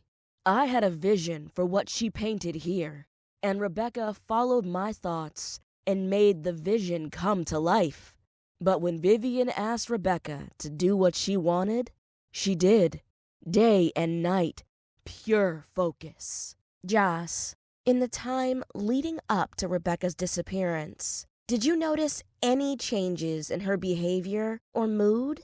Ethan.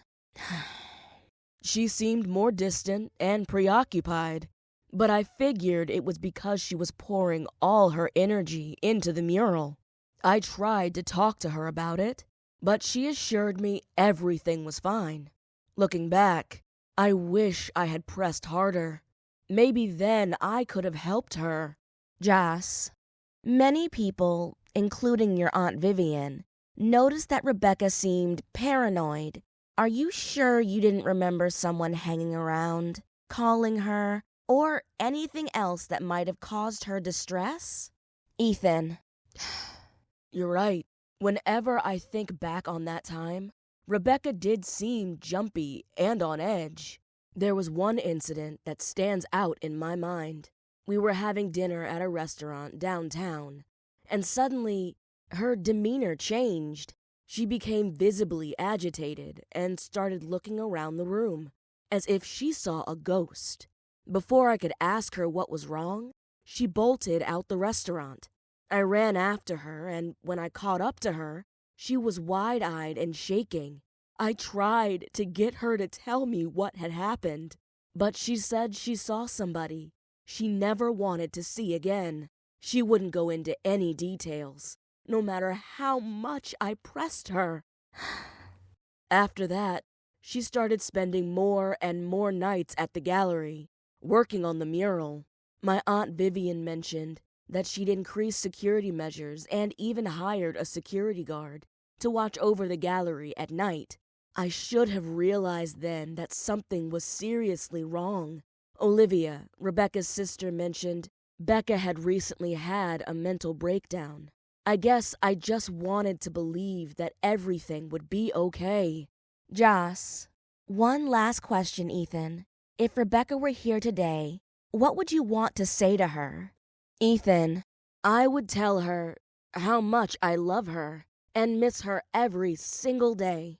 I'd tell her that I'm sorry I couldn't protect her and that I won't rest until I find out what happened to her. Rebecca was the love of my life, and a part of her will always be with me. Joss. Thank you, Ethan, for your honesty and for sharing your story with us. Ethan. Thank you, Joss. Joss. That's all for today's episode. If you have any information that could help with the investigation, please reach out to the hotline the police have set up. Monday, July 1st, 8:45 p.m. In record-breaking time, I published the 5th episode hours after I finished editing. Same-day delivery. Ethan Turner's interview racked up more downloads than Olivia's did within the first hour. Did I do the right thing? I asked Andre in between taking bites of pizza. Andre wasn't a fan of pineapples, but I'd been craving a Hawaiian pizza. Like a caring boyfriend, he ordered a large pizza, half Hawaiian and half meat. He grimaced. People are curious about Rebecca's boyfriend, and up to this point, he's been quiet. Rarely has he given any interviews about her. From the outside, his focus appears to be all about his company. He opened up to you. I don't know what's going on, but I'm grateful. This season, most of my guests wanted to set the record straight, or they felt I was trustworthy enough to spill their guts. Andre pulled one of my curls. You are a good person, and it radiates from you. When I mentioned Rebecca's plan to leave Charleston, it looked like he genuinely had no idea. In fact, he blew out of the room and said something to Miranda. But shouldn't he have known if they were as close as he claimed? Andre nodded, reaching for another slice. Maybe Rebecca kept her plans from him for a reason. That could be true. When you and Beckett talk to people, did anyone mention if Ethan had a temper or anything? Andre shook his head. No, he mainly gets glowing reviews about the products he makes. He's seen as a golden boy here in Charleston because he brings a taste of Silicon Valley to the city. I don't know. Ethan could be a decent guy, but I'm skeptical. A few people have mentioned he was intense behind the scenes, especially about meeting product deadlines. I shrugged. That could be any boss or CEO. They want the product to succeed so they can rake in the profits. I sure wish I could have heard what he and Miranda argued about. I wonder if he thought Miranda knew but didn't tell him. The only person who admitted Rebecca's desire to leave Charleston was Olivia. Doesn't that seem strange, too? Andre threw the crust on the plate. He tended not to eat the crust, whereas I loved bread. I devoured my entire pizza. Probably explained why Andre ate a lot more pizzas than me. He reminded me of how my brother used to eat. Must be a guy thing. Most people who were close to Rebecca didn't seem to know her as well as they thought. I got the impression she was an incredibly private person, which makes it harder to investigate someone who was such a closed book. My phone pinged next to me. When I glanced at my phone, I saw that Simone had finally responded. Oh, I've been waiting on this email. I clicked on the email and read it. Subject: Rebecca Montgomery, Cold Justice Podcast. Hey, Joss. So good to hear from you. I apologize for the delayed response to your email.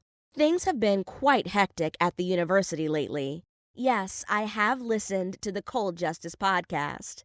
Loved your first season and have been keeping up with the current season, too. I was tickled to see my sister's name in the credits for audio mixing. Good to hear you and Nyla are still keeping in touch after all these years. I'm saddened by the loss of Rebecca to the art world and, well, the general world. I do remember Rebecca from her time in Savannah. We weren't friends, but we spoke to each other during faculty and campus events. She was an incredibly talented artist with a unique perspective, and her students loved her. While I don't have any specific information about her disappearance, I do recall some rumors. Let me first say I'm not comfortable with spreading gossip. I do know there were quite a few theories about why she left Savannah. Rebecca said her mother was ill and she wanted to return home. But I also heard it may have been something else. I'm happy to discuss with you in person. As it happens, I will be in Charleston for the gala at Ashford Art Gallery. I'm so honored. This year, they will be featuring some of my photographs on display. Please let me know if you'd like to schedule a time to meet while I'm in town. Looking forward to seeing you soon. Best regards, Simone. Excitement rose up in me. I didn't know why, but I felt like Simone might have the answers I'd been looking for. She touched on something that had been nagging me about Rebecca's past. What's going on? Andre asked. I jumped a little at the sound of Andre's voice. I'd zoned out, deep in thought about what Simone may know. I hesitated. I hadn't mentioned to Andre about digging into Rebecca's background at SCAD. There is something I haven't told you. I'm not sure if it's relevant, but there could be an angle. He eyed me. So, that email you were intensely reading has to do with Rebecca Montgomery. I thought you weren't investigating. I'm not. I protested a bit too loudly. I shut my eyes and blew out a breath. Look, I reached out to a person I know who teaches at SCAD, Simone Masters. She's Nyla B's older sister. I was curious if she knew Rebecca. She's coming to town for the gala and offered to meet. Andre rubbed his hands across his face. So, you're looking into, but technically not investigating, Rebecca's time in Savannah. Why didn't you tell me about this? I shrugged, feeling a twinge of guilt. I wasn't sure if it would lead anywhere, but now that Simone's coming, I think it could be a good opportunity to learn more about Rebecca's time there. Andre's gaze sharpened, his eyes scanning my face. What do you hope to find out? If Rebecca was running away from something or someone. I know logically she came back to help out with her mother, but you guys focused on Claude and Ethan, and frankly, I stopped as something occurred to me. Andre reached for me. What? Joss, what's up? I looked over at him. You heard the recording. Ethan met Rebecca in Savannah. Wait, I need to get this timeline straight. Timeline? Andre threw up his hands. Okay, for someone not investigating a murder, you're throwing around a lot of terms that say otherwise. Okay. I want to know what happened to her, just like everyone else. The Savannah angle may be something to consider. Simone will be at the gala. There will be an exhibit of her photography. So, that may not be the best time to talk. Oh, woman. Andre leaned his head back on the couch, as if he had a headache. I reached over and took Andre's hand in mine. Hey, I want to help in any way I can. If there's something in Rebecca's past that could shed light on what happened to her, don't you think it's worth looking into? Andre met my gaze and sighed. You're right. I'm sorry for getting so frustrated. This case has been weighing on me. I want to find answers for Rebecca's family and friends. I know you do.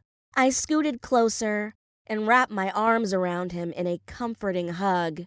I know you want me to stay out of this. I'm not trying to hinder your investigation. I've got your back.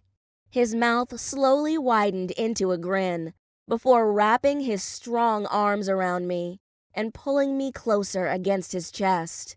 I've never had a woman quite like you in my life, Joss Miller. He murmured into my hair. I smiled and nuzzled into his embrace. The last thing I wanted was for Andre to be mad at me. Chapter 15. Gala Fireworks. Saturday, July 6th, 7:06 p.m. The week flew by in anticipation for the upcoming gala. Lisa went with me to pick out a dress. After 3 formal dress boutiques and trying on countless dresses, despite being bone-tired, I finally hit the gold late Wednesday afternoon. Literally, I'd never bought anything that shimmered like 14-karat gold. When I stepped out of the dressing room, Lisa exclaimed, "Ooh, it's perfect. Andre is going to love you in this. Look how it shimmers in the light." I decided not to show Andre the dress until Saturday. Since Faye was also attending the gala, she closed the cafe earlier than usual. The week had gone better, even though the broken window still needed to be replaced. Thankfully, the insurance funds had been deposited, leaving Faye with the task of finding a new window installer. She still fretted about having to pull money together for the back camera. Joe thought she should add more cameras around the cafe. Faye protested about appearing like big brother or sister inside. With less than 2 hours before the gala began, I applied my makeup and removed the bonnet from my hair, fluffing out my curls. Then I twirled in front of the full-length mirror to study my final look. The dress's V neckline plunged enough to be elegant, without being too revealing, and the dress clinched at my waist. I loved the dress's gold leaf embroidery that shimmered subtly under the light. I turned to the side. A similar V-neck design showed my backside. The leaves cascaded down the back of the skirt. I felt like a piece of art as I lifted my leg. The strappy, gold-colored heels I'd found on a mad dash to the mall were the perfect complement to the dress. I couldn't remember the last time I'd been to a mall. Over the past few years, I'd ordered my clothing online. The doorbell chimed throughout the house, making Minnie and Mickey scatter from my bedroom. In their exit, white fur flew in the air. "Andre's here," my grandmother called up. "I'm coming." I had a moment of deja vu, remembering my high school prom. Over a decade ago, I'd gotten a dress like this, but it was my dad who called upstairs. The dress I'd worn was quite different from this one, but I remembered feeling like a princess. I took my time down the stairs. Andre was waiting for me at the bottom. The smile that stretched across his handsome face made me feel even more beautiful. My grandmother stood off to the side, her hands clasped together. "Oh my goodness, Joss, you look like a princess. And Andre is your Prince Charming. What a gorgeous couple." I blushed over my grandmother's words, but she was right. The tux Andre wore tonight was a different cut from the one he'd worn at the wedding a few weeks before. This one fit him even sharper. I hadn't seen him this clean-shaven in weeks. It was nice to see his jawline as he grinned at me. My foot hit the last step, and he held his hand out for mine. As I placed my hand in his, I felt that electrifying energy that often passed between us. Andre gazed into my eyes, and I felt like he could see me, inside out. "I'm very blessed to have you on my arms tonight." I blushed like a schoolgirl. "Thank you." The ride downtown to the art gallery was filled with soft jazz. Thankful for the cool air on my skin, I relaxed as Andre glided through traffic. Andre said, "I know tonight will have us running into people who knew or are curious about Rebecca Montgomery, but I do want us to enjoy the evening." I plan to. This outfit took a lot to pull together. He chuckled. "You look beautiful, Joss." Tonight, the gallery appeared a bit different than when I visited a few Sundays ago for the tea. I stepped into a grand ballroom. The gala's interior decorations took my breath away. The room was adorned with stunning artwork, and the soft glow of chandeliers cast a warm light over the well-dressed attendees. To my surprise, several people approached me throughout the evening, expressing their admiration for my podcast and my dedication to uncovering the truth about Rebecca's disappearance. It was both flattering and unnerving to realize the episodes had garnered so much attention and that people knew who I was. As I mingled with other guests, I caught sight of Ethan, and then Miranda. Apparently, they had not made up yet after the argument I witnessed earlier this week. Or maybe they were keeping their relationship low-key. Either way, while Ethan greeted the guests with a smile, Miranda seemed to be watching him. And her sister, the receptionist I'd met when I went to interview Miranda, stood next to her, keeping an eye on her older sister. My guess was Miranda knew more about what was going on with Rebecca than she claimed. She had to have known Rebecca wanted to leave Magnolia Media, probably because Miranda had eyes on Ethan. I looked around for Ethan's Aunt Vivian, but didn't see her. I did see Eleanor approaching me in a hurry. The author looked worried. She walked up to us. "Hello, Detective Baez. Don't you look dapper tonight? Joss, you look gorgeous in gold. It's so flattering against your skin tone." "Thank you, Eleanor. You look beautiful as well." I frowned at her. I saw this woman almost every weekday at the cafe, so I could tell when something was wrong. "Are you okay?" Eleanor glanced at me and then Andre. "Have either of you heard?" "Heard what?" Her voice shook slightly. "They're trying to keep this low-key. I don't know why. I guess because she's alive. The alarm that I felt appeared on Andre's face. He touched Eleanor's arm. Wait, what? Eleanor, start at the beginning. I rubbed her other arm. Eleanor gulped and took a deep breath. Vivian was leaving the gallery last night. She was walking to her car when a car came speeding out of nowhere. It jumped the curb.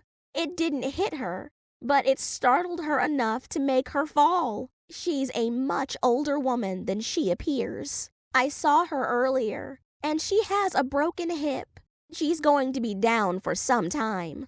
Oh, she was so upset about missing tonight.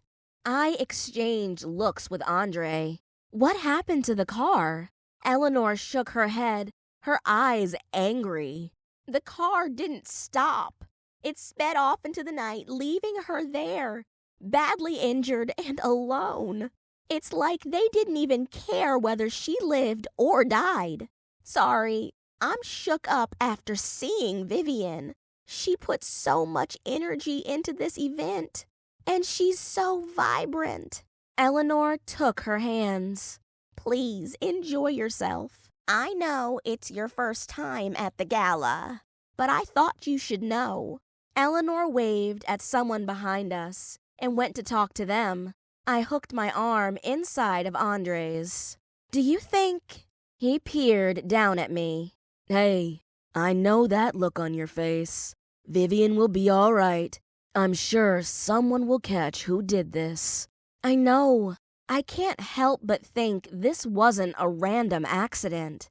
What if someone deliberately targeted Vivian? You know, she was on my podcast. Andre frowned. She didn't say who was the killer, Joss. No, but what if she said something that spooked someone? Andre's face grew thoughtful, as if he was considering what I said. We didn't have time to talk about it. I looked up and Ethan was coming toward us. Joss, it's good to see you. Lovely dress, he commented, looking me up and down. Andre tensed beside me. Thank you. Ethan held out his hand. And you are Detective Baez. We haven't had a chance to meet, but I've become acquainted with your partner, Beckett. For a moment, I wasn't sure if Andre was going to reciprocate, but he took the man's hand and shook it. Good to meet you in person. Ethan looked from me to Andre. The detective and the podcaster. You are a good-looking couple. Thanks for coming out to the gala tonight. How's your aunt? I'm sorry to hear about her injury. She was really great to talk to. Ethan's smile faltered. He licked his lips. She's doing as well as can be expected. She currently has a lot of healing time ahead of her. Hopefully, the cops will find out who's responsible for last night's hit and run. We wouldn't want another mystery to go too long without solving. Miranda and her sister approached us. Hi, Miranda, Angie, I said. Miranda smiled at me, but her smile didn't reach her eyes. She glanced at Ethan, but Ethan refused to acknowledge her. With a nod to me and Andre, he moved on to other guests.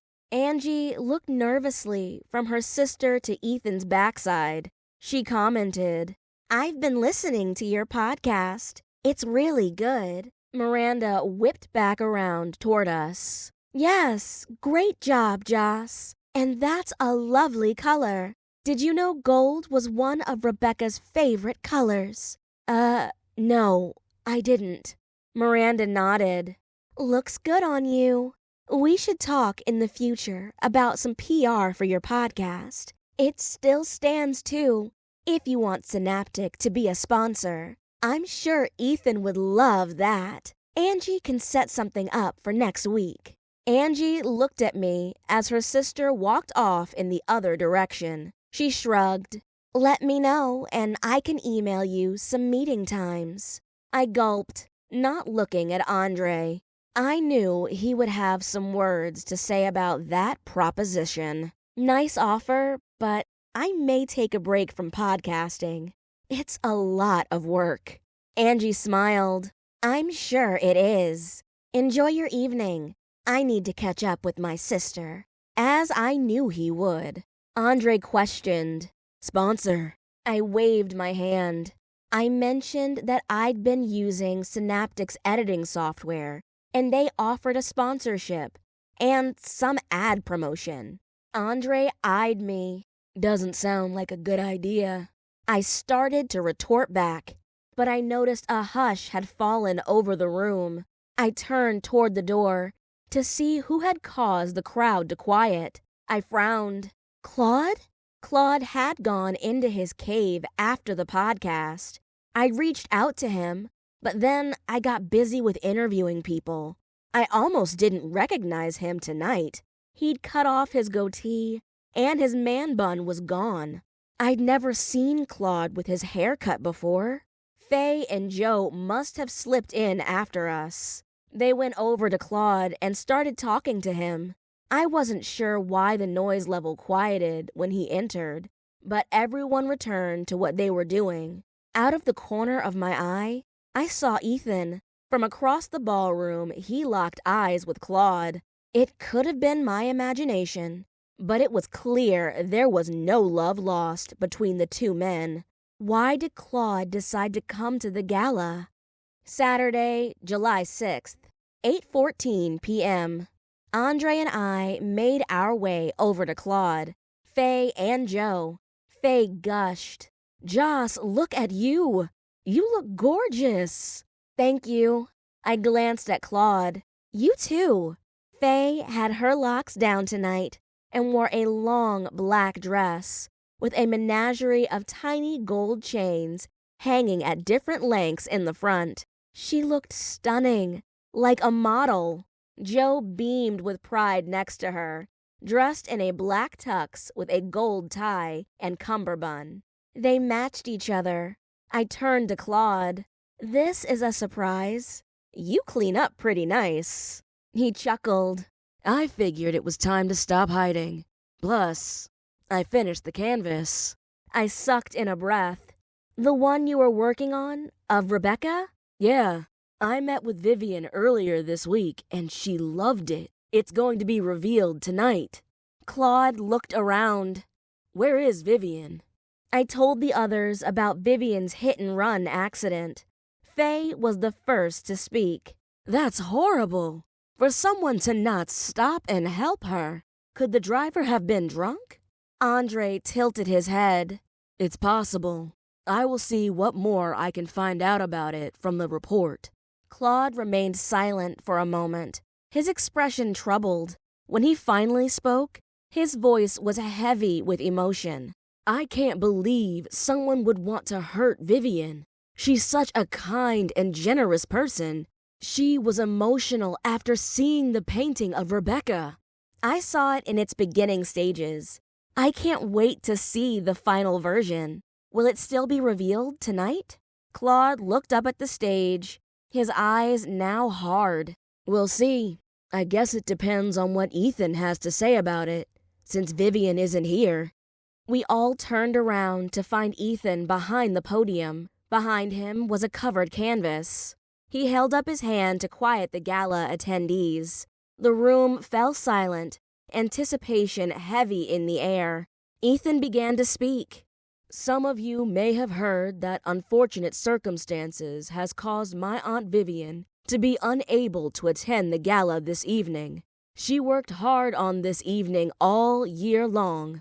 She has a long recovery ahead of her, but I promised I would unveil this special painting, a new piece from an artist who's never before been featured at the gallery. Ethan looked off into the crowd. I felt like his eyes passed over me before landing on Claude. Claude McKnight, we welcome you to the Ashford Art Gallery. I haven't seen this yet, but I understand it's simply titled Becca. I felt a wave of curiosity wash over me as Ethan gripped the sheet covering the canvas and with a swift motion pulled it down. I gasped along with the others around me. There, on the canvas, was a stunning depiction of Rebecca Montgomery. Her caramel skin seemed to glow, and her fiery copper dreadlocks were captured in vivid, lifelike detail. Claude had painted her with a paintbrush in her hand, as if she were in the midst of creating her own masterpiece. Ethan, clearly choked up with emotion, stood and stared at the painting. He pulled a handkerchief out of his jacket and wiped his face. When he faced the crowd, his face was red. Aunt Viv gave me some notes. She wanted the painting hung near the Black Girl Magic mural. His eyes looked up, shining. Thank you, Claude, for capturing Rebecca's beauty and essence so perfectly. I smiled as the two men exchanged looks. The animosity that existed between them earlier seemed to have been replaced by a mutual respect. Saturday, July 6th, 9:34 p.m. We'd finally made it to one of the most extravagant parts of the gala, the food. I added an assortment to my plate that included mini quiches with spinach and feta, bite-sized crab cakes, and skewers featuring ripe cherry tomatoes, creamy mozzarella, and fragrant basil leaves. Andre and Joe dived into the roast beef, swimming in a succulent gravy. Faye and I both splurged, with no shame, over the chocolate fountain surrounded by fresh strawberries, pineapple chunks, and marshmallows for dipping. While I ate, I looked around at the other guests attending the gala. Miranda stood talking with the mayor and a few other local politicians. She certainly made it her business to network. I even saw Rick Nelson, who got an eye roll from Faye. Unfortunately, whoever threw the brick must have had sense enough to wear gloves. There were no fingerprints found. I caught a glimpse of Liam Holbrook sneaking around the edges of the gala with a plate in his hands. I wondered how he managed to gain entry to such an exclusive event. He somehow got into Vivian's tea party the other weekend, too. Thankfully, tonight had been pretty bland. No drama or outbursts for him to include on his social media tonight. After we made our way through the other artists on display, Andre and I rounded the corner. He'd glimpsed the Black Girl Magic mural when we came in, but there were too many people standing in front of it. Now we could really look at it up close.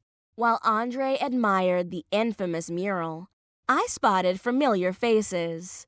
Nyla, Simone, I called out, waving to get their attention. Both Nyla B. and Simone turned and made their way over to us. Nyla hugged me. Hey, girl. I was just telling Simone I knew you were here someplace. Joss, it's so good to see you, Simone said, also giving me a warm hug. And who is this handsome gentleman? I grinned, turning to introduce Andre. This is Detective Andre Baez. Andre, you know Nyla. And this is Simone Masters, her sister. I told you she knew Rebecca in Savannah. Andre extended his hand, shaking Simone's firmly. Pleasure to meet you, Simone. Joss has told me a lot about you. Simone nodded, her expression turning serious.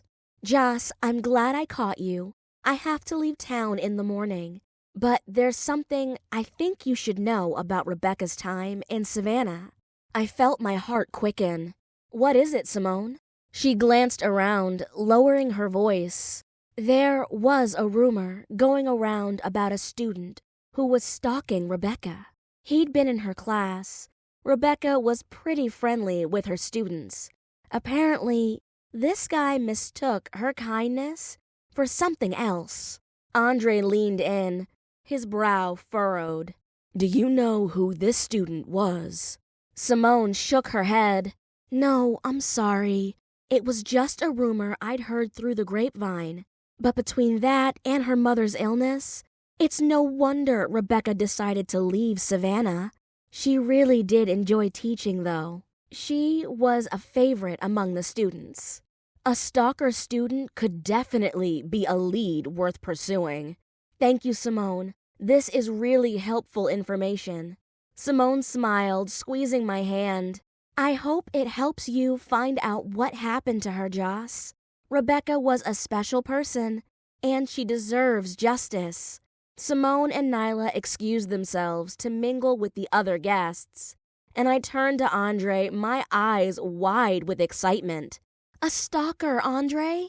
That could be the missing piece you and Beckett are looking for. Andre nodded. It's definitely worth looking into. I need to run it by Beckett and find out if we have any contacts at Savannah PD. It could have been nothing. Once Rebecca left Savannah, she could have left it all behind her.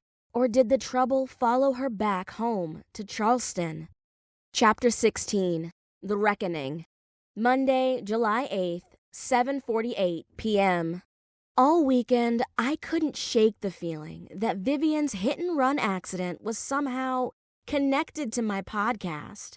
The thought that my interview with her might have put her in danger made my stomach churn. I listened to her interview again several times and couldn't figure out if I was being paranoid. Andre tried to convince me that it could have been a drunk driver or a tourist acting erratic. As I swept the cafe floor, I thought back to the brief conversation with Simone. The student who had developed an unhealthy obsession with Rebecca had also been intriguing. What happened to that student after Rebecca left SCAD?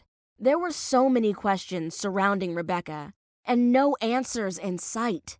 Faye, who had been counting the money from the register, paused and looked up at me with concern, while I put away the broom and dustpan. Honey, you have that thinking too hard on your face. We've already had a busy day. We need to wrap up this closing so we can both get out of here. I sighed, reaching for the trash bag. I know it was non-stop busy today, with all the buses of people. Thank goodness for tourist season. Yeah. Faye threw her hands in the air.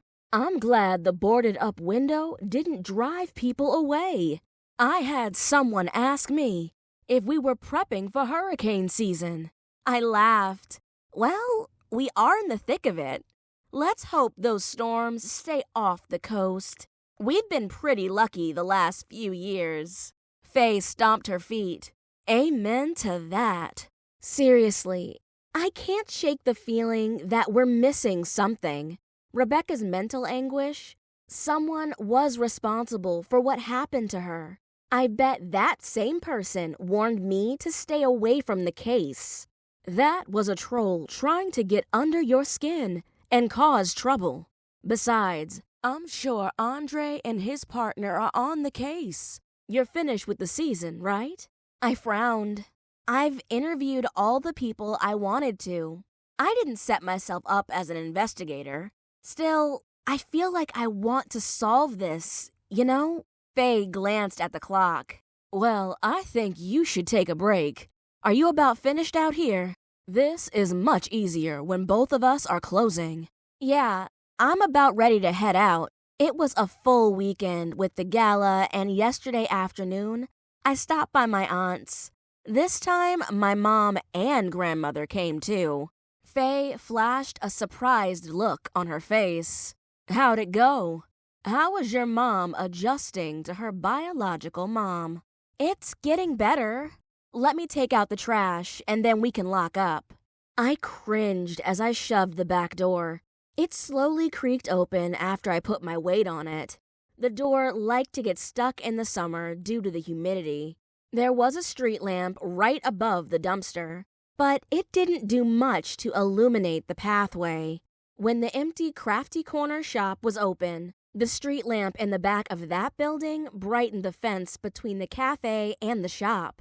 Let's make this quick, Joss, I muttered to myself. Not only was it dark, it smelled awful. The dumpster pickup wasn't until Tuesday, so it was pretty full. I heaved open the door and slammed the 2 trash bags inside as quickly as I could, and then moved just as fast back to the door. It always felt creepy back here, but tonight I felt especially on edge. The sticky weather added to my misery. Back inside, I secured the door, welcoming the cool air again. Faye stepped out of her office with her bag on her shoulder. All set. Yes, just need to wash my hands. The soapy water felt good after my jaunt out back to the dumpster. I removed my apron, stuffed it in the locker, and grabbed my bag. Faye switched off the lights as we headed closer to the entrance. While Faye locked up, I asked, "When do you think the window will be replaced?" Faye sighed. "I have a few estimates that Joe helped me to get. Hopefully in another week or so. Joe's trying to get me to get this shatterproof glass with the insurance money, but then I would have to replace all the windows. And I don't have that kind of money." We walked across the street to the parking lot together. Maybe we can do Friday night jams more than one Friday. Those bring in a good bit of money. Faye looked at me. "Sounds like a good idea, but it would be a lot of work." I shrugged. "I can handle it." Faye grinned. "Okay, we'll talk about it tomorrow. Right now, I'm too tired and I'm ready to put my feet up." Once inside my car, I fumbled around with my phone. I noticed Andre had called. Before I checked the message, Faye honked her horn at me. I waved and watched her drive off. I decided I would listen to Andre's message when I got home, and I turned the key in the ignition. But nothing happened. I tried again. Oh no. Did the battery die? I slapped the steering wheel. There was always something wrong with this car. I pulled out my phone and called Andre, hoping he was off for the day. "Joss, finally. I've been trying to get in touch with you." "Oh, sorry. I'm just leaving work, but I have a problem." "What's going on?" Andre's voice sounded tight. "My car won't start. I think my battery died. Can you come pick me up?" Andre blew out a breath. "Yes, I'm about a good 15 minutes away from you. Can you go back inside the cafe? Is Faye still there?" "She left already. I'll text her and let her know I had to go back inside to wait for you." "All right. And Joss, make sure you lock up behind you. I will be there soon." It could have been my imagination, but Andre sounded worried. I sent a quick text to Faye, letting her know I needed to wait for Andre. I crossed the street, which was pretty quiet. After a struggle with my keys, the cafe door opened. I closed and locked the door, the chimes loud in my ears. I thought about sitting in a booth to wait for Andre, but that felt too vulnerable. So I went behind the counter, toward the back. Sitting in Faye's office felt like a more secure plan. I heard a noise before I rounded the corner and stopped. I grabbed the counter and stood still for what felt like a very long minute. When I didn't hear any more noise, I moved forward, peeking around the corner. Faye kept a light on above the sink across from the office. I stepped forward, intending to head toward the office. That's when I noticed the back door was open, just a crack. I felt a chill run down my spine. I was sure I closed and locked it earlier when I took out the trash. Was that the noise I heard? I hesitated, a sense of unease washing over me. I had felt unsettled earlier when I went out back, but I couldn't quite put my finger on why. Against my better judgment, I creeped toward the door, my heart pounding in my chest.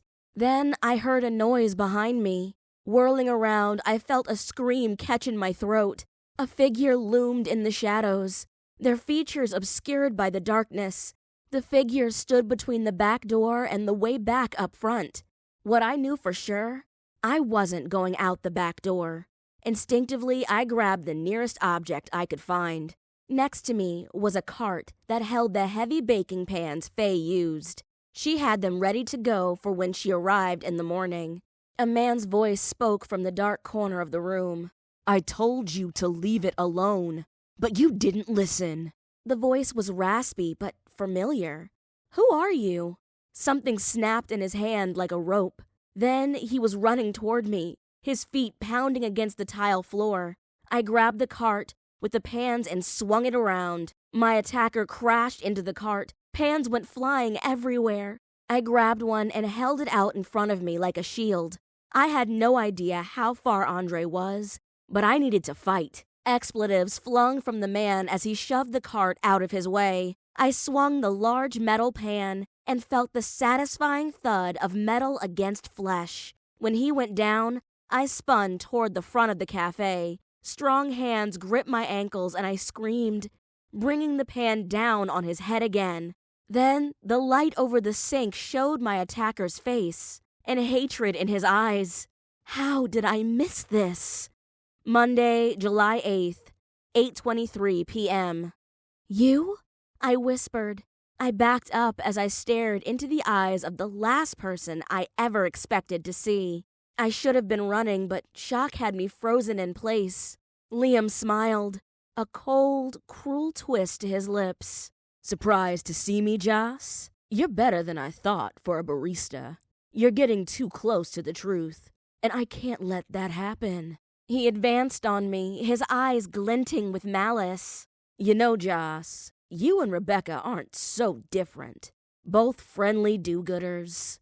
I felt my back hit the wall, and I realized I was trapped. What did you do to Rebecca? I demanded, my body shaking. He chuckled, a low, menacing sound. What I had to do. What I'm going to do to you. He lunged at me again. But this barista knew her way around the cafe. This was my second home. I ducked and spun around the corner. I grabbed the heavy metal carafe, which I wished was still filled with hot, steaming coffee. It packed a punch when I hit Liam square in the face. Blood spurting from his nose, and he howled. You! He grabbed his nose and glared at me. You will die tonight, barista girl. Get down, Joss. I knew the voice, and I didn't hesitate. I slid to the floor as I heard a gunshot. Liam roared before he swung around to flee out the back. Next thing I knew, Andre was behind the counter beside me, his gun in his hand by his side. My knight in shining armor. Joss, are you all right? His voice was tight with concern.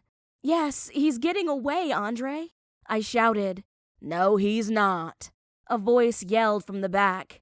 Andre helped me up from the cold tiled floor, pushing me behind him as he advanced forward. I followed. Andre's partner must have come through the back door. Beckett had Liam face down on the tile floor, handcuffing him. Beckett grinned at me. Looks like you had quite the fight in here, young lady. I took a deep breath. I know my way around this cafe. He got a pan to the head and a carafe to the nose. Andre grabbed me in a one-arm hug. Let's get you away from him. Back in the front of the cafe, blue lights lit up the street. I sighed. I'm going to have to let Faye know what happened. At this rate, she might not want me around. The kitchen is a hot mess back there. Andre guided me to the seat at the back of the cafe. Sit. You're going to have to answer some questions. I will be right back. I texted Faye, who promptly responded. Faye.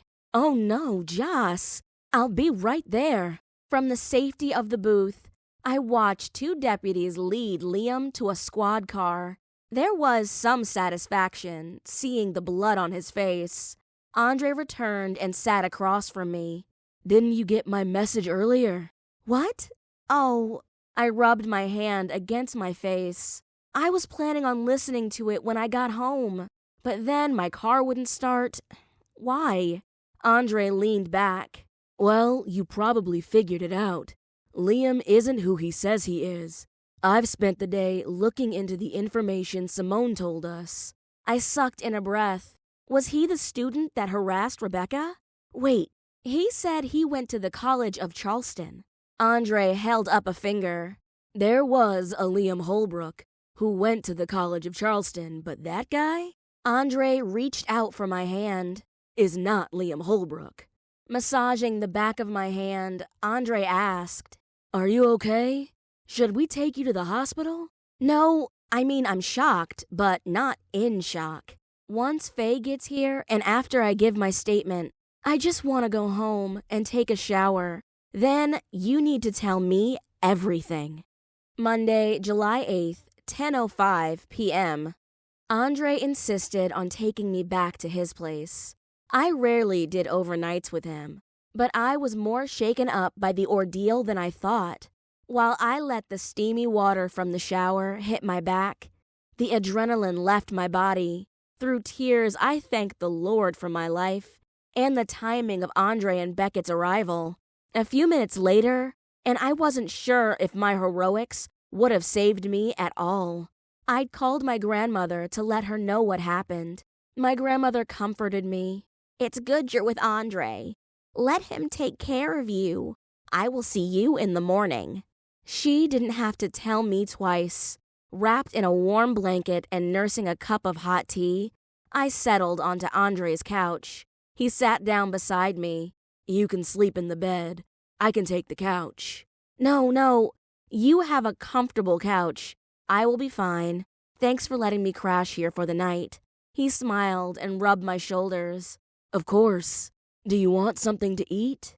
I know it's late, but you haven't eaten." I shook my head. My stomach feels queasy. The hot tea is fine. Andre reached for my chin and turned my face toward him. "Look, I know you have a lot of questions, but you've been through an ordeal. You should get some sleep." I will sleep better once I know who Liam really is and why he came after me. My voice broke and I could feel a tremble travel down my arm to my hand. Andre grabbed the cup of tea and set it on the coffee table. He pulled me closer to him. The warmth of his body plus the blanket soothed my nerves. Andre took a deep breath. "The man you've been calling Liam Holbrook is actually Caleb Davenport." I felt a chill run down my spine. What happened to the real Liam? What's his connection to Rebecca? Andre's grip tightened around me. "First, Caleb was the student who stalked Rebecca in Savannah. At some point, she did get a restraining order against him. She decided to come back to Charleston to care for her mother and put the whole ordeal behind her. As far as Liam Holbrook, he was a real student from the College of Charleston. The actual Liam doesn't have much of a social media presence. From what we can ascertain, Caleb stole Liam's identity, or at least borrowed his name. He started his Shady Affairs social media account 3 years ago. We have a feeling he has other accounts too, like the Watcher account that sent me that weird message." Andre nodded. "Probably so. We'll do a search of his place and get all of his electronics once we have a warrant. I think we're going to be able to find a lot of information, even discover what might have happened to Rebecca." The pieces of the puzzle were finally falling into place. So, when Rebecca started gaining fame for her murals around Charleston, especially that one at Synaptic, Caleb must have discovered her location. He was probably the one bothering her while she worked on the Black Girl Magic mural. Andre blew out a breath. "I think you're right, Joss. And with your podcast gaining traction, he must have seen an opportunity to insert himself into the narrative, try to control the story." I shuddered, remembering all the times I had interacted with Liam. Caleb. He was hiding in plain sight. I mean, the guy was earning money by doing what people love the most, checking out gossip. Andre pulled me closer, his arms wrapped around me in a comforting embrace. "He fooled everyone, including the police. But now that we know the truth, we can make sure he pays for what he's done." I leaned against Andre. Mr. Shady Affairs is going to get a taste of his own medicine. I hope I broke his nose. Andre chuckled, and then I started giggling. It was no laughing matter, but I was grateful I'd survived the ordeal. I couldn't imagine what Rebecca had gone through with that psycho. Epilogue. 3 months later. Friday Night Jam. September 13th. 9:30 p.m. Faye wanted me to take some time away from the cafe after my ordeal. But for the rest of the summer, I continued like normal, or as normal as I could. Faye and I closed together and she made sure I left the parking lot first. The window and back camera were both replaced. Faye even had floodlights installed over the door that illuminated the dreaded path to the dumpster. What really brought me joy? Faye compromised and let me coordinate the Friday night jam twice a month. We got enthusiastic responses from the music community for the extra night. DJ Nyla B scheduled the Fridays on her calendar. I was grateful for all the support and well-wishers. Without any prodding from anyone, I started back seeing a therapist. I hadn't reached out to one since Daddy died. I decided to try the online route, and it took a couple of tries before I found the right person to talk to. It was good to talk to someone, so I wouldn't worry my loved ones with my concerns, my nightmares. Some of the Shady Affairs trolls lingered, but it didn't take long to block most of them. The account magically disappeared. I doubt Liam/Caleb did it himself. Probably the higher-ups wanted to scrub their social media platform of an influencer who spent time committing or attempting to commit murder. As I approached the stage, I smiled, happy seeing Andre and Joe setting up the equipment. Crime didn't stop in Charleston, but Andre found a way to be there for me. I spent a lot of time at his place. While it was nice, the arrangement was testing our celibacy vows. Andre looked up and smiled when he saw me, his eyes sparkling with warmth and concern. He always worried about me. "Hey, beautiful," he called out, hopping down from the stage to give me a quick kiss. "Ready for tonight?" I nodded, feeling my cheeks grow warm at Andre's public affection. "It's a great lineup." Andre's expression turned serious for a moment, and he took me aside. "I wanted to let you know that the trial date for Caleb has been set. With all the evidence we've gathered, I'm confident he'll be convicted." I shuddered at the mention of Caleb's name. It had been 3 months since his arrest, and he had been behind bars without bail ever since. The thought of facing him in court was daunting, but I knew it was a necessary step in getting justice for Rebecca, and for me. The man had traumatized me. Faye rushed toward us. "Guys, did you hear the news? Rick Nelson's development plan was shot down again at the city council meeting, and this time it's for good." My eyes widened in surprise. "What? How?" Faye grinned. "Vivian Ashford and Ethan Turner proposed the building next door be turned into the Rebecca Montgomery Arts Center for Children. Those two have a lot of clout, and it was a unanimous vote. They must have made Rick a good deal. He didn't even balk about it." Tears pricked the corner of my eyes. "That's incredible. So the cafe and other shops are safe?" Faye nodded, her own eyes glistening. "There's more. Vivian wants to meet and discuss how to include the cafe in the project. She wondered if we wouldn't mind opening the wall and connecting the two spaces." I gasped, clasping my hands together. "Faye, that's awesome!" "Yes," she nodded. "That space would give us more room for these Friday night jams. We're stretched at the capacity for the space back here." I couldn't help but shout, "God is good!" Faye threw up her hands. "All the time." We finished setting up and opened the doors for the waiting crowd. It was all hands on deck for every barista tonight as we filled orders. After about an hour, Faye came up to me. "Girl, take a break. You're working too hard, making the rest of us look bad." She winked at me. "Go hang out with your man. You don't want to leave him alone for too long. Some other lady might get some ideas." I grinned. "Thanks, Faye." Andre saw me coming and pulled out a chair. I sat, grateful to be off my feet. I glanced over at him. "Hey, I noticed the date earlier when I was looking at my phone. Can you believe it's been a year since we first met? Really? Time flies when you're solving mysteries and chasing down bad guys. I laughed. Do you think the podcast has been more trouble than it's worth? Andre shook his head. You're good at it. Just promise me you'll keep me in the loop in case I need to save you again. He grabbed my hand. I have plans for you and me. I tilted my head.